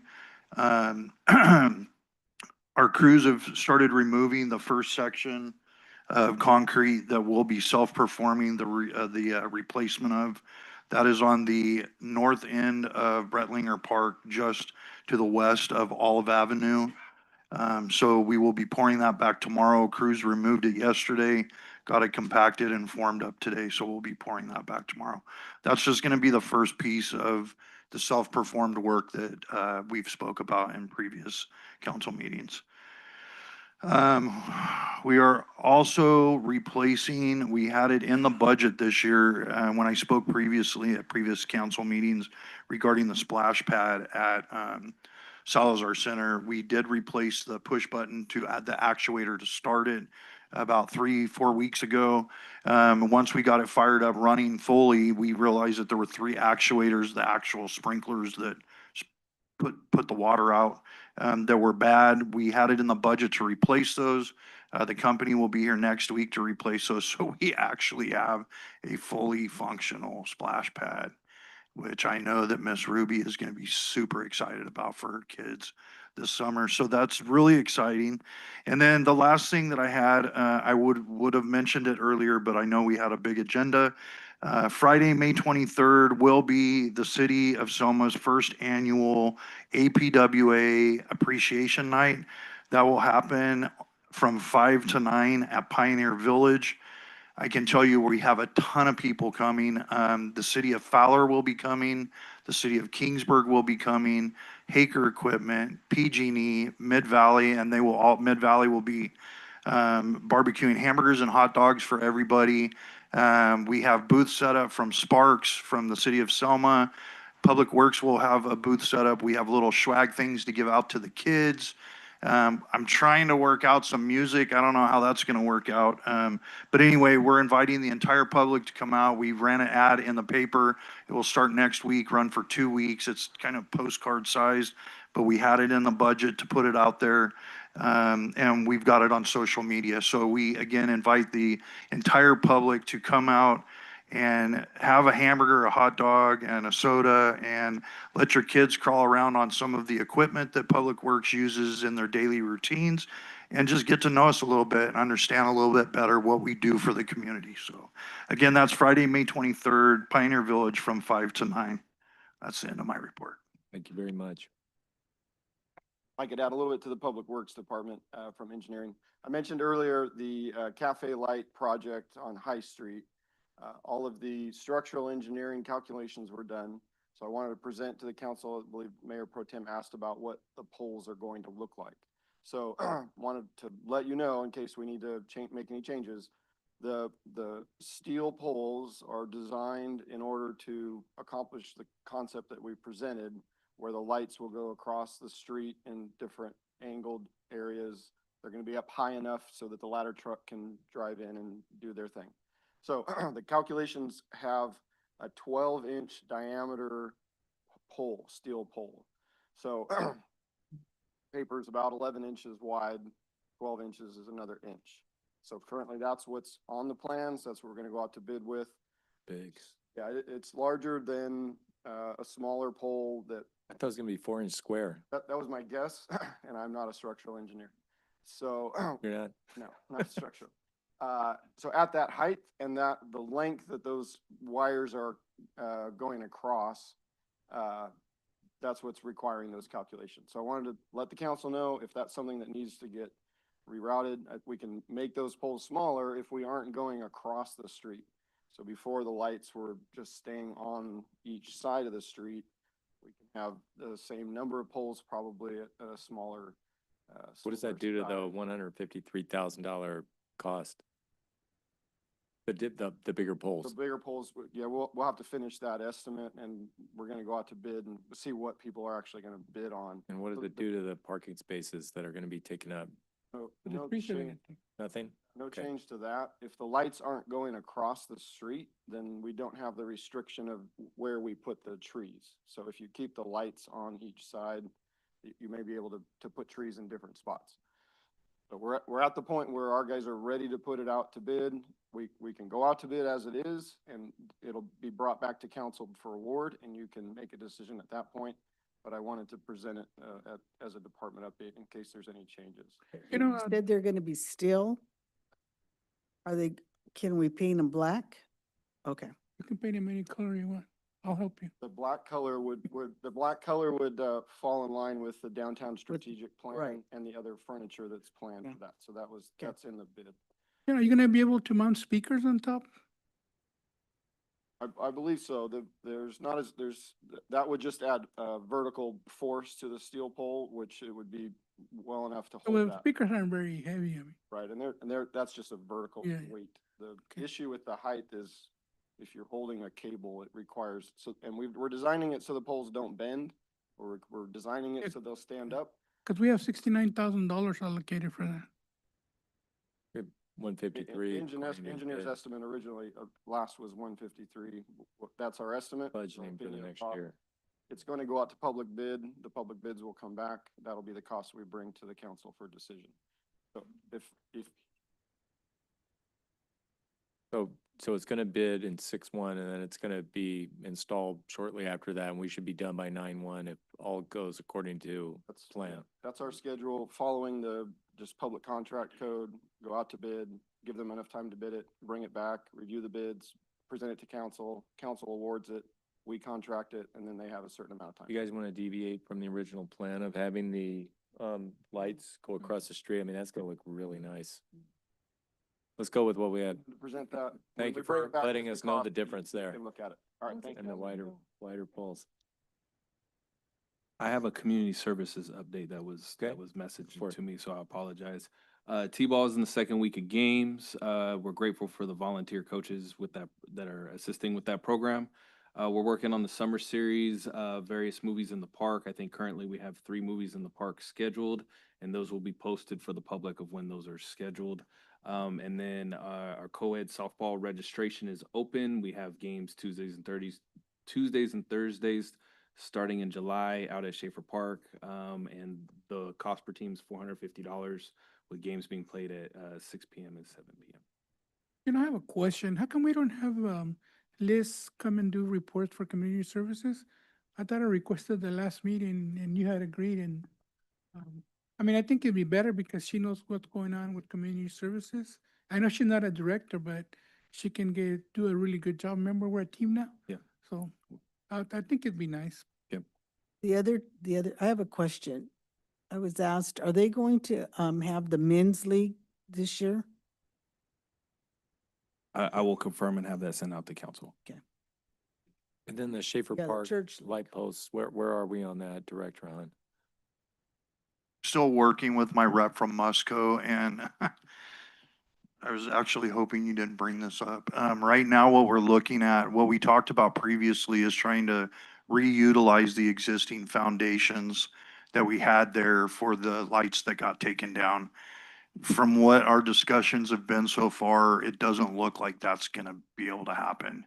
The foundations that are required for the Musco lights that we're looking at, or that in any company with that style of light pole, is a significantly larger load that is gonna require a bigger foundation. So We're trying to work through that, and I have put off bringing in the testing for the pole testing because I figured it was a waste of money to do it. If we can't use the foundations, I would probably spend $3,000 or $4,000 for that testing that would be unnecessary. So I'm, again, trying to work through that with the engineers from Musco to get a better idea or understanding of what's required for the foundations. So it is an ongoing top of the priority list. We're working diligently on that to try to vet those things out. Do you think the Musco light should be rethought? Is there another make of light posts that might be better? There that might are, fit the and existing foundations? there are, Mr. Mayor, and we're looking at other companies. Most of the work we're doing with engineering is through Musco right now, but we are looking at other options. We're also looking at what opportunities could present themselves depending on what vendor we go with for us to and do some of the installation in-house. So we're looking at every opportunity, every variable, every opportunity to make it more cost-effective. But we're still in the planning process. So I will keep the council updated as I get more information for what's going to be required. We need that, but we also need a budget for it too, so we need to know the Understood. cost estimates. Understood. Realistic ones, okay? And you know, what I mean, it's gonna be funny. If they can produce, must go, what's the name? Musco, Must go. Musco. Musco. I can tell you, so the main reason, just so that council understands, and I think I brought this up previously in a previous council meeting, I have taken kind of riding the coattails of Marty Hooten, who is the maintenance manager for Selma Unified School District. Selma has used several different options throughout the years for stadium lighting, and now they just are finishing up a project for the new stadium lights that are at the swimming pool so that they can have night meets. Selma Unified has chosen to go with Musco for several reasons, and I've listened very diligently to concerns that Mr. Hooten has had with other vendors that they've used and what they're getting out of Musco. And long-term, for longevity of the product and what the city's looking for to really increase participation of play at the Schaefer Parks, that those are being considered in our decision on which direction we want to go. There are also some very high-tech advantages to having the Musco lights. You can turn them off and on. Satellite, you don't have to be on the field. It'd be easy for the director running those programs over there to manage that system. A little more cost efficient for energy, LED fixtures instead of sulfur. So again, we're going through a full vetting process on this. And as we move through that process, I will continue to bring the updates to council. Thank you. Right, that will move on to council reports. Councilmember Trujillo, did you have a comment? Nothing to report, Mr. Mayor. Thank you. Councilmember Avalos. Thank you. Actually, in Fresno, I attended an OSHA presentation from the organization, how important OSHA was in our community. It was a good turnout. They gave testimonies of people that were injured and how important OSHA was on the site to facilitate some of the issues on work sites. Doesn't matter what work site you're at, OSHA is a very important tool in our society to keep things safe. And I'm moving on. I actually attended a baseball game with between Selma and Kingsburg. First time Kingsburg came over here and they whipped Selma. Selma went over there the next couple of days over there and they whipped them. So we're even now. And so we're moving on to that. And downtown, we had an event for a special event downtown, down on our main street here, which would bring people out. That was a good event, guys. That was, it's bringing people out. Like Hans says, we're bringing these barbecue things. We're bringing these people out to our communities to showcase. But at the same time, it's good medicine in life. Everybody gets together, you know each other. It's good for society. And also I attended, of course, the Heartland situation with the kids, with the chief, Rudy and, John, the sheriff department, and Liz Cammett. And Rudy did a presentation on on one of his areas where since he's a law officer of the law, what is happening on the streets and everything. He did a good job. And also John did, the sheriff, they did a video and everything. It's an impact in our society. Things are moving very quickly. Um, as teenagers, you become victims very quickly. They don't take much, especially the drugs on the street now. They're lethal. And unfortunately, we have to protect our future of our kids. No matter, it could be anybody's kid. All it takes is one mistake and you're gone. And this drug it's one of those drugs that are very bad on the street. And I think that, Selma is stepping up and Rudy is taking the challenge to the torch. I thank you, Rudy. And, that's all I got to say. Thank you. Councilmember? I attended a Center Point, which is a meeting of 7 cities, I believe. It was very interesting. Everybody's getting ready to go to Vegas, so we didn't really talk about business a lot. But we're looking forward to going to and representing Selma and trying to get some more businesses over here. I know we have some appointments made already. Should I mention who we're meeting with? or- Sure. Why not? And interestingly enough, one of the businesses that accepted an invitation to meet with us is Costco. So, I mean, that's just an invitation to meet with them. Well, let's see what they gotta say. I mean, if there would have been a no, like, hey, we don't want to meet, then it would have been, but, and also, that's my first time flying, so, if you have connection with the men upstairs, pray for me, because I'm scared. Everybody says it's no problem, but if you never fly, I think I'm gonna be the problem. So anyways, thank you guys, thank you staff. You guys are doing an awesome job. And I know a lot of times we may seem to be putting pressure on you, but it's only because the people we represent, guess what? They're putting pressure on us, they're calling us, sending me letters, saying, hey, what's going on? They see you at the market, they recognize you. Hey, councilman, hey, well, what's going on? You can't even go to freaking Jack in the Box, because, you're having breakfast there at 7 o'clock in the morning and somebody will recognize me and say, hey, what's going on with this? I'm like, hey, dude, I'm having breakfast, leave me alone. But no, I don't say that, but we don't mean to be mean up here, but it's a lot of pressure. I know you got the pressure of Schaefer Park and that's gonna be a big project, but God willing, we'll get through it and we'll make it better. So anyways, Vegas, here we come. Right. Mayor Pro Tem? I attended the National Day of Prayer, which was a great event. And it was it was a great day, very nice day for the pastors in our community to pray over us. And so it was really special. The other thing I did attend was the street fair, the Selma Live, we're getting so many positive reviews from the citizens. They're so happy that, this is happening. They've been asking for it for years and now it's really happening. So I want to thank staff and everybody that does this and puts it together because Selma can do it.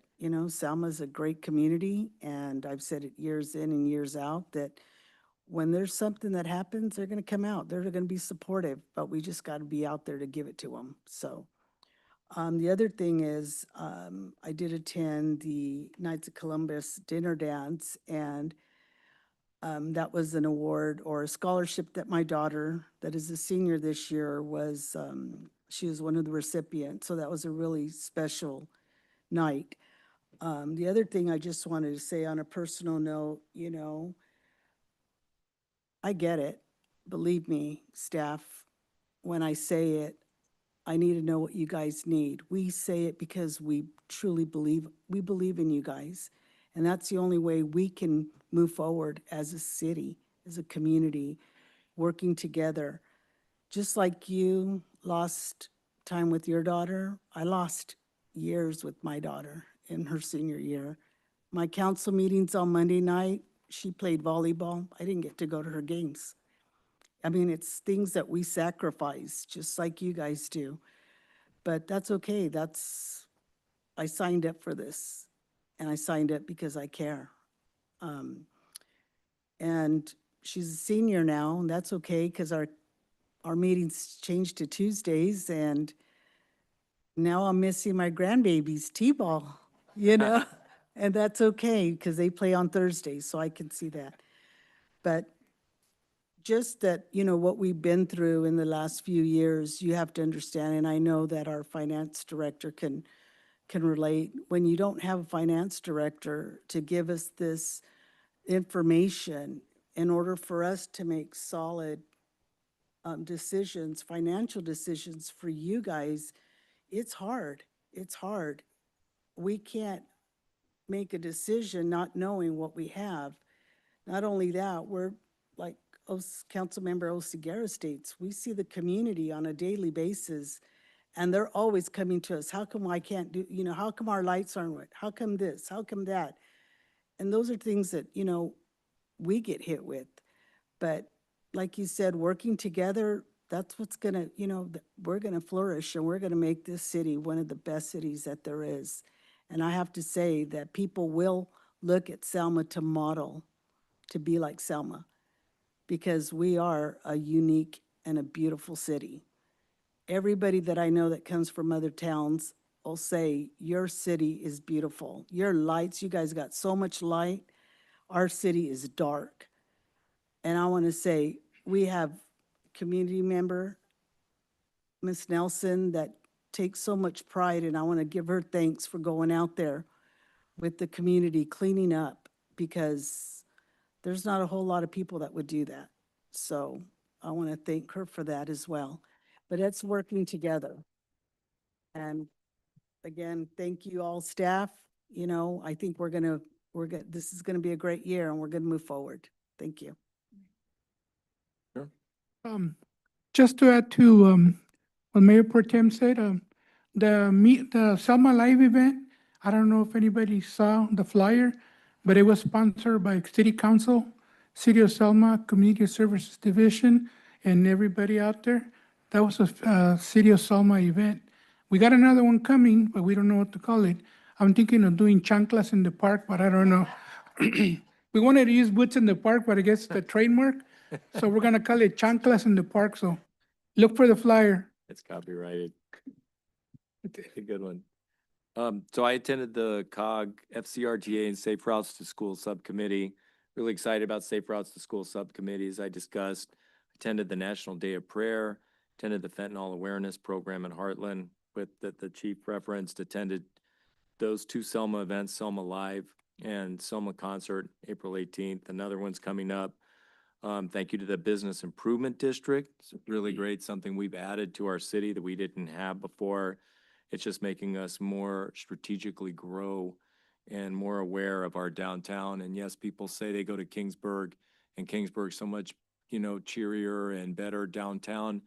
They started with the Business Improvement District. So we're not just copying them, we're enhancing that, because we have good people who are serving on the Business Improvement District, who are making a difference. And these events are bringing people out. I went to the Christian Cafe, served dinner there, attended the Knights of Columbus dinner at St. Joseph's, and attended the Selma Healthcare District meeting. And the COG meeting with Safe Routes to School, that went until 9 p.m. in Fresno.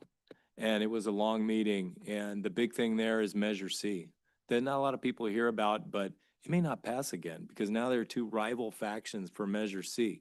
So there are these things happening, and I'm a small little blip part of that, but I'm proud to be a part of that. And I'm doing it because I care about my community. I care about the county. So forgive me, Chief, if I don't listen to your manifesto and discontinue my want to have a finance ad hoc committee. The reason I'm doing that, not to justify, but the reason I'm doing that is because I don't want to be doing this in front of everybody. The council. I want to ask these very specific questions that I was doing tonight to Director Moreno, and I am very happy to have a finance director. Believe me, after a couple of years of not having anybody there and seeing nothing in terms of financial results for the city. We are a financial oversight committee. Yes, we do it, as you said, for smiles and handshakes, and yes, that's true. But we also do it out of pride for our town. And we live here, and it doesn't diminish your contribution and what you do, but we're doing it a little differently. We're doing it as volunteers, like you would do in your hometown too. It's just a little different. It's no better, it's no worse. But that's why we serve on this board. And I've been doing it for 13 years, and I've been running every 2 years for that. And the races have been awful and brutal, the filth that comes out in these races, and they're only getting worse. But this city deserves it. The city deserves our best efforts up here, and that's what you're getting from us, and you'll continue to get that from us. And we're gonna move forward and try to do the very best we can, and that means we got a budget process right now, but I see light. You know, I see light. We're getting more information. We're working better together. You wouldn't have made that speech 2 years ago. You wouldn't have been able to make that speech 2 years ago, and now you feel safe enough to do that because you know we all thanked you for that. We respect you for that. We respect everybody for speaking their mind. And most of all, I respect the people for expressing them. And that's why we added the second oral communications back. And speaking of, we're now at our second oral communications that we added back, and we love the community to come up and kick our evening off. Go say goodnight to us for the evening. Hi, Leslie Nelson. First of all, thank you so much for approving the pride flag. Mayor and council members, thank you very, very much. And I just wanted to read something from my heart. Politics, as you all know, are very hurtful. It can cause division in our town and also with our family and friends. I do my best to be thankful for what Selma has to offer, even at times when I do not agree. Selma is not perfect, nor is any other town. How we choose to show our pride in our town is not by what has been going on in many areas. I hosted an event last Saturday for our cleanup, our 1-hour cleanup, and Chief Alcaraz came out to help. I want to thank him again for taking an hour of his time of his day off to help with our cleanup and for his support. Our group is not flashy, nor do we expect any kudos for what we do, but when we actually get a city official willing to come out to help our cause, especially on their day off, and still comments are made about him, to me is very sad and so detrimental to our well-being of our community. Let's all do better for each other. I have been told that I live with rose-colored glasses on regarding Selma, but I refuse to take them off as I believe we are all good people who want only the best for our town. We may not always agree with each other, but tearing each other apart, whether it be our mayor, our council members, our police chief and his department, only shows evil, and evil breeds hate. We are better than that, and we need to move forward and continue to be proud to live in Selma. For those sitting at home on your computers or your phones with your negative comments and thinking you can do a better job, then step in their shoes and show us what you can do. Not continue to destroy our hope for Selma, as the words are out in the world for all to see, and it makes Selma look very sad. Thank you. Thank you. Anybody else with the last comment tonight? Come on up. Get more money, run. Look, I'm broke, sorry. I know you have no money in your wallet. Well, first of all, I'm gonna kind of switch lanes here. I am a special education teacher. I work with special ed kids I love my job. I love students that have been able to learn to read, maybe not at a rate of a student that has no disabilities, but I've been thinking about different things I would like to see, which I would love to be involved in this. Lots of things have always been in my head, but we have a group of kids that transition from high school into college, that their IEPs follow them. However, I would like to see maybe a group of kids that I can round up and work with the police department and Leslie when they do the cleanups. These kids are with their heart wanting to be part of something, and so many people have just put them to the side. Sometimes when I tell people what I do, that I'll say, "Well, I'm a special education teacher." That, "Oh, well, you're such an angel." I'm like, no. I'm not the angel. The kids are. They're the ones that bring hope to me personally, but I want them to know they feel so sheltered in our community that they go places, and I think we need as a community to be have more aware and have our students be part of cleanup and part of the fire department. They would love to be those occupations. However, with their disabilities, they probably won't be because of the rigidness. However, they need a place to feel that they are welcome and that they can provide for their community. They need to have something that they can develop and be proud of when they go to town with their parents.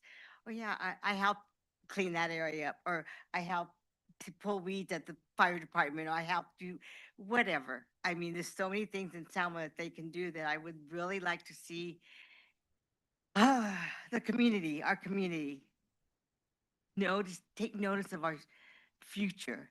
These kids may not be able to do as much as maybe a band director or whoever. However, they have special talents. They can be part of our community. We just have to learn to open the door to them and welcome them into our businesses here. Um, I can't express how much they thrive and they want that. They have nobody to speak for them, that they can go into the market and stock shelves and they feel productive. We want these kids to be productive citizens, long life learners, and that's our mission in Selma Unified. However, we have a group of kids that are going to be adults. Your time's up. Thank you very much. They'll take money. No, I'm teasing. Okay. Comment? 1057 Mill Street, just quickly, speaking of the kids, was just still out there looking for any kind of certified lifeguards. We're really in, if you guys know anybody who's certified that can contact Liz, we really are doing everything in our power in this community to get that swimming pool open so the Selma Healthcare District can fund it and the lifeguard. So if anybody knows of anybody, please have them contact Liz at the senior center. We really want to get those swimming pools open for the summer for these kids. Thank you.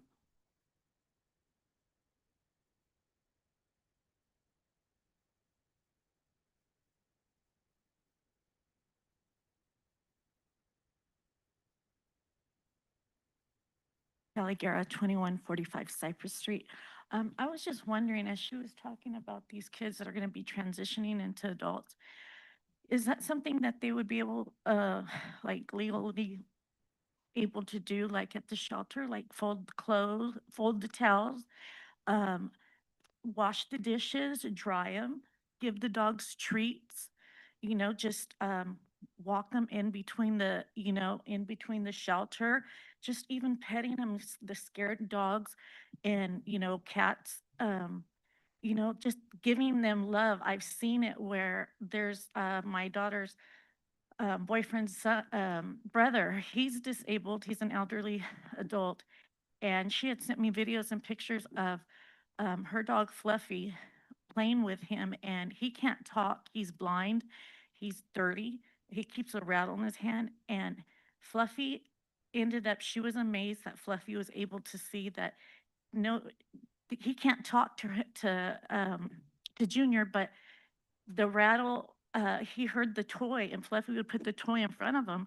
And she was just like, Mom, I'm so amazed, that like Fluffy can't talk, he's a dog. Junior can't talk, but he was showing him like, here's the toy, like, here, throw it to me. And I said, you see, Destiny, this is what I'm talking about. Animals are amazing.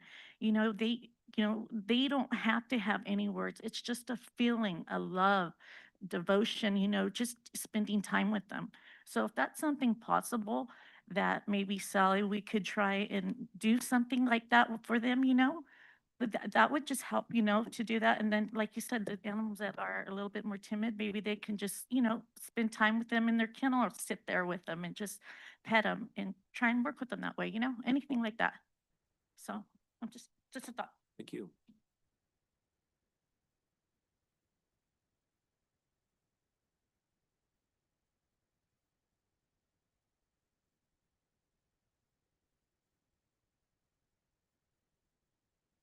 Stellar Mayor, Selma, California. Contrary to what was said earlier, the beginning of the meeting, you guys, council, are doing an excellent job. You really are. And also, our city attorney. I want to say thank you to each and every one of you. And that's about it. Just wanted to say thank you. Councilman Osiera, before you get on that plane, maybe a couple of shots will help you out. Yeah. Planning on not even drink. Brian Ramirez. Just want to piggyback a little bit off of what Leslie Nelson said. First of all, Leslie, thank you so much for what you do for the city. I know it's not easy for volunteering. I started getting to the city about a year, a little over a year now. Let me tell you something. It's not easy. You get backlash, you get criticism. You know, people are online nitpicking everything you do, talking about you, whatever, have you. Um, you know, like she said, you know, come up here, talk, voice your opinion. Why do you have to hide behind a keyboard? Why do you have to hide behind a screen? Why do you have to hide behind anonymous or whatever? You know, you won't even give your name. Step up to the plate. Let me tell you something. It's not easy. Being up here right now, it's not easy. But let me tell you something right now. I used to be super shy in high school, super shy. And coming up here, it's really broken that. And I wanted to thank the council. Thank you guys so much for everything that you guys has done so far. A lot of people may not agree, but you know, it's for the best interest of the city. I know there was a dark cloud, you know, recently. You know, I feel like it's a whole weight has been lifted off the shoulders of the city of Selma. Again, many people may not agree, but the majority have. Just like the majority voted you in. Whether they like it or not, you guys are here. You guys are doing an absolutely amazing job. Thank you so much. Contrary to whatever everybody else says, thank you for doing that for our city, for volunteering, for stepping up. Thank you to each one of you, to the department directors. Thank you guys so much too. I appreciate your time. I know it's 11. I should be in bed right now for work tomorrow. Thank you to the citizens as well for voicing your opinions, coming up here, coming to the meetings, attending, you know, events, all that stuff. I really see a positive change in Selma. Thank you guys so much. Thank you. Anybody else? Anybody online or on the phone with a comment?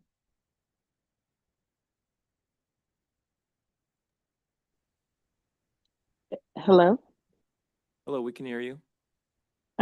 this is Teresa Salas. I just wanted to thank the council for their recognition of the passing of my aunt, Carmen Payares. She's very dear to all of us, and their ranks are getting smaller and smaller. There's only two left of the Payares family, my mother and her sister, Mercedes.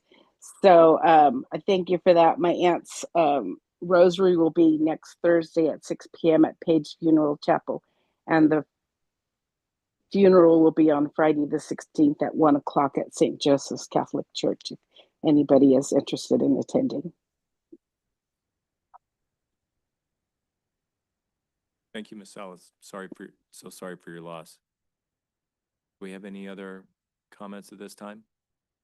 City Manager Kunkel, would you like to have the last word tonight?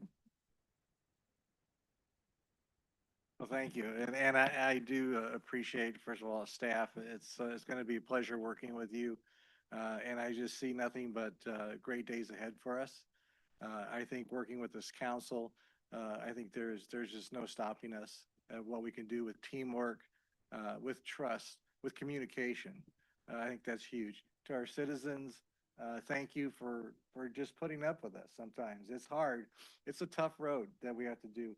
And your support is vital to us. So I look forward to serving this community. I look forward to serving with each and every one of you. Again, as my office hours get posted, please come by and see me. You don't need an appointment, but together we're going to do great things. And I'm very excited. Thank you, City Council, for having confidence in me. Thank you very much. Awesome. Thank you. Thanks, everybody, for coming out tonight. We're adjourned.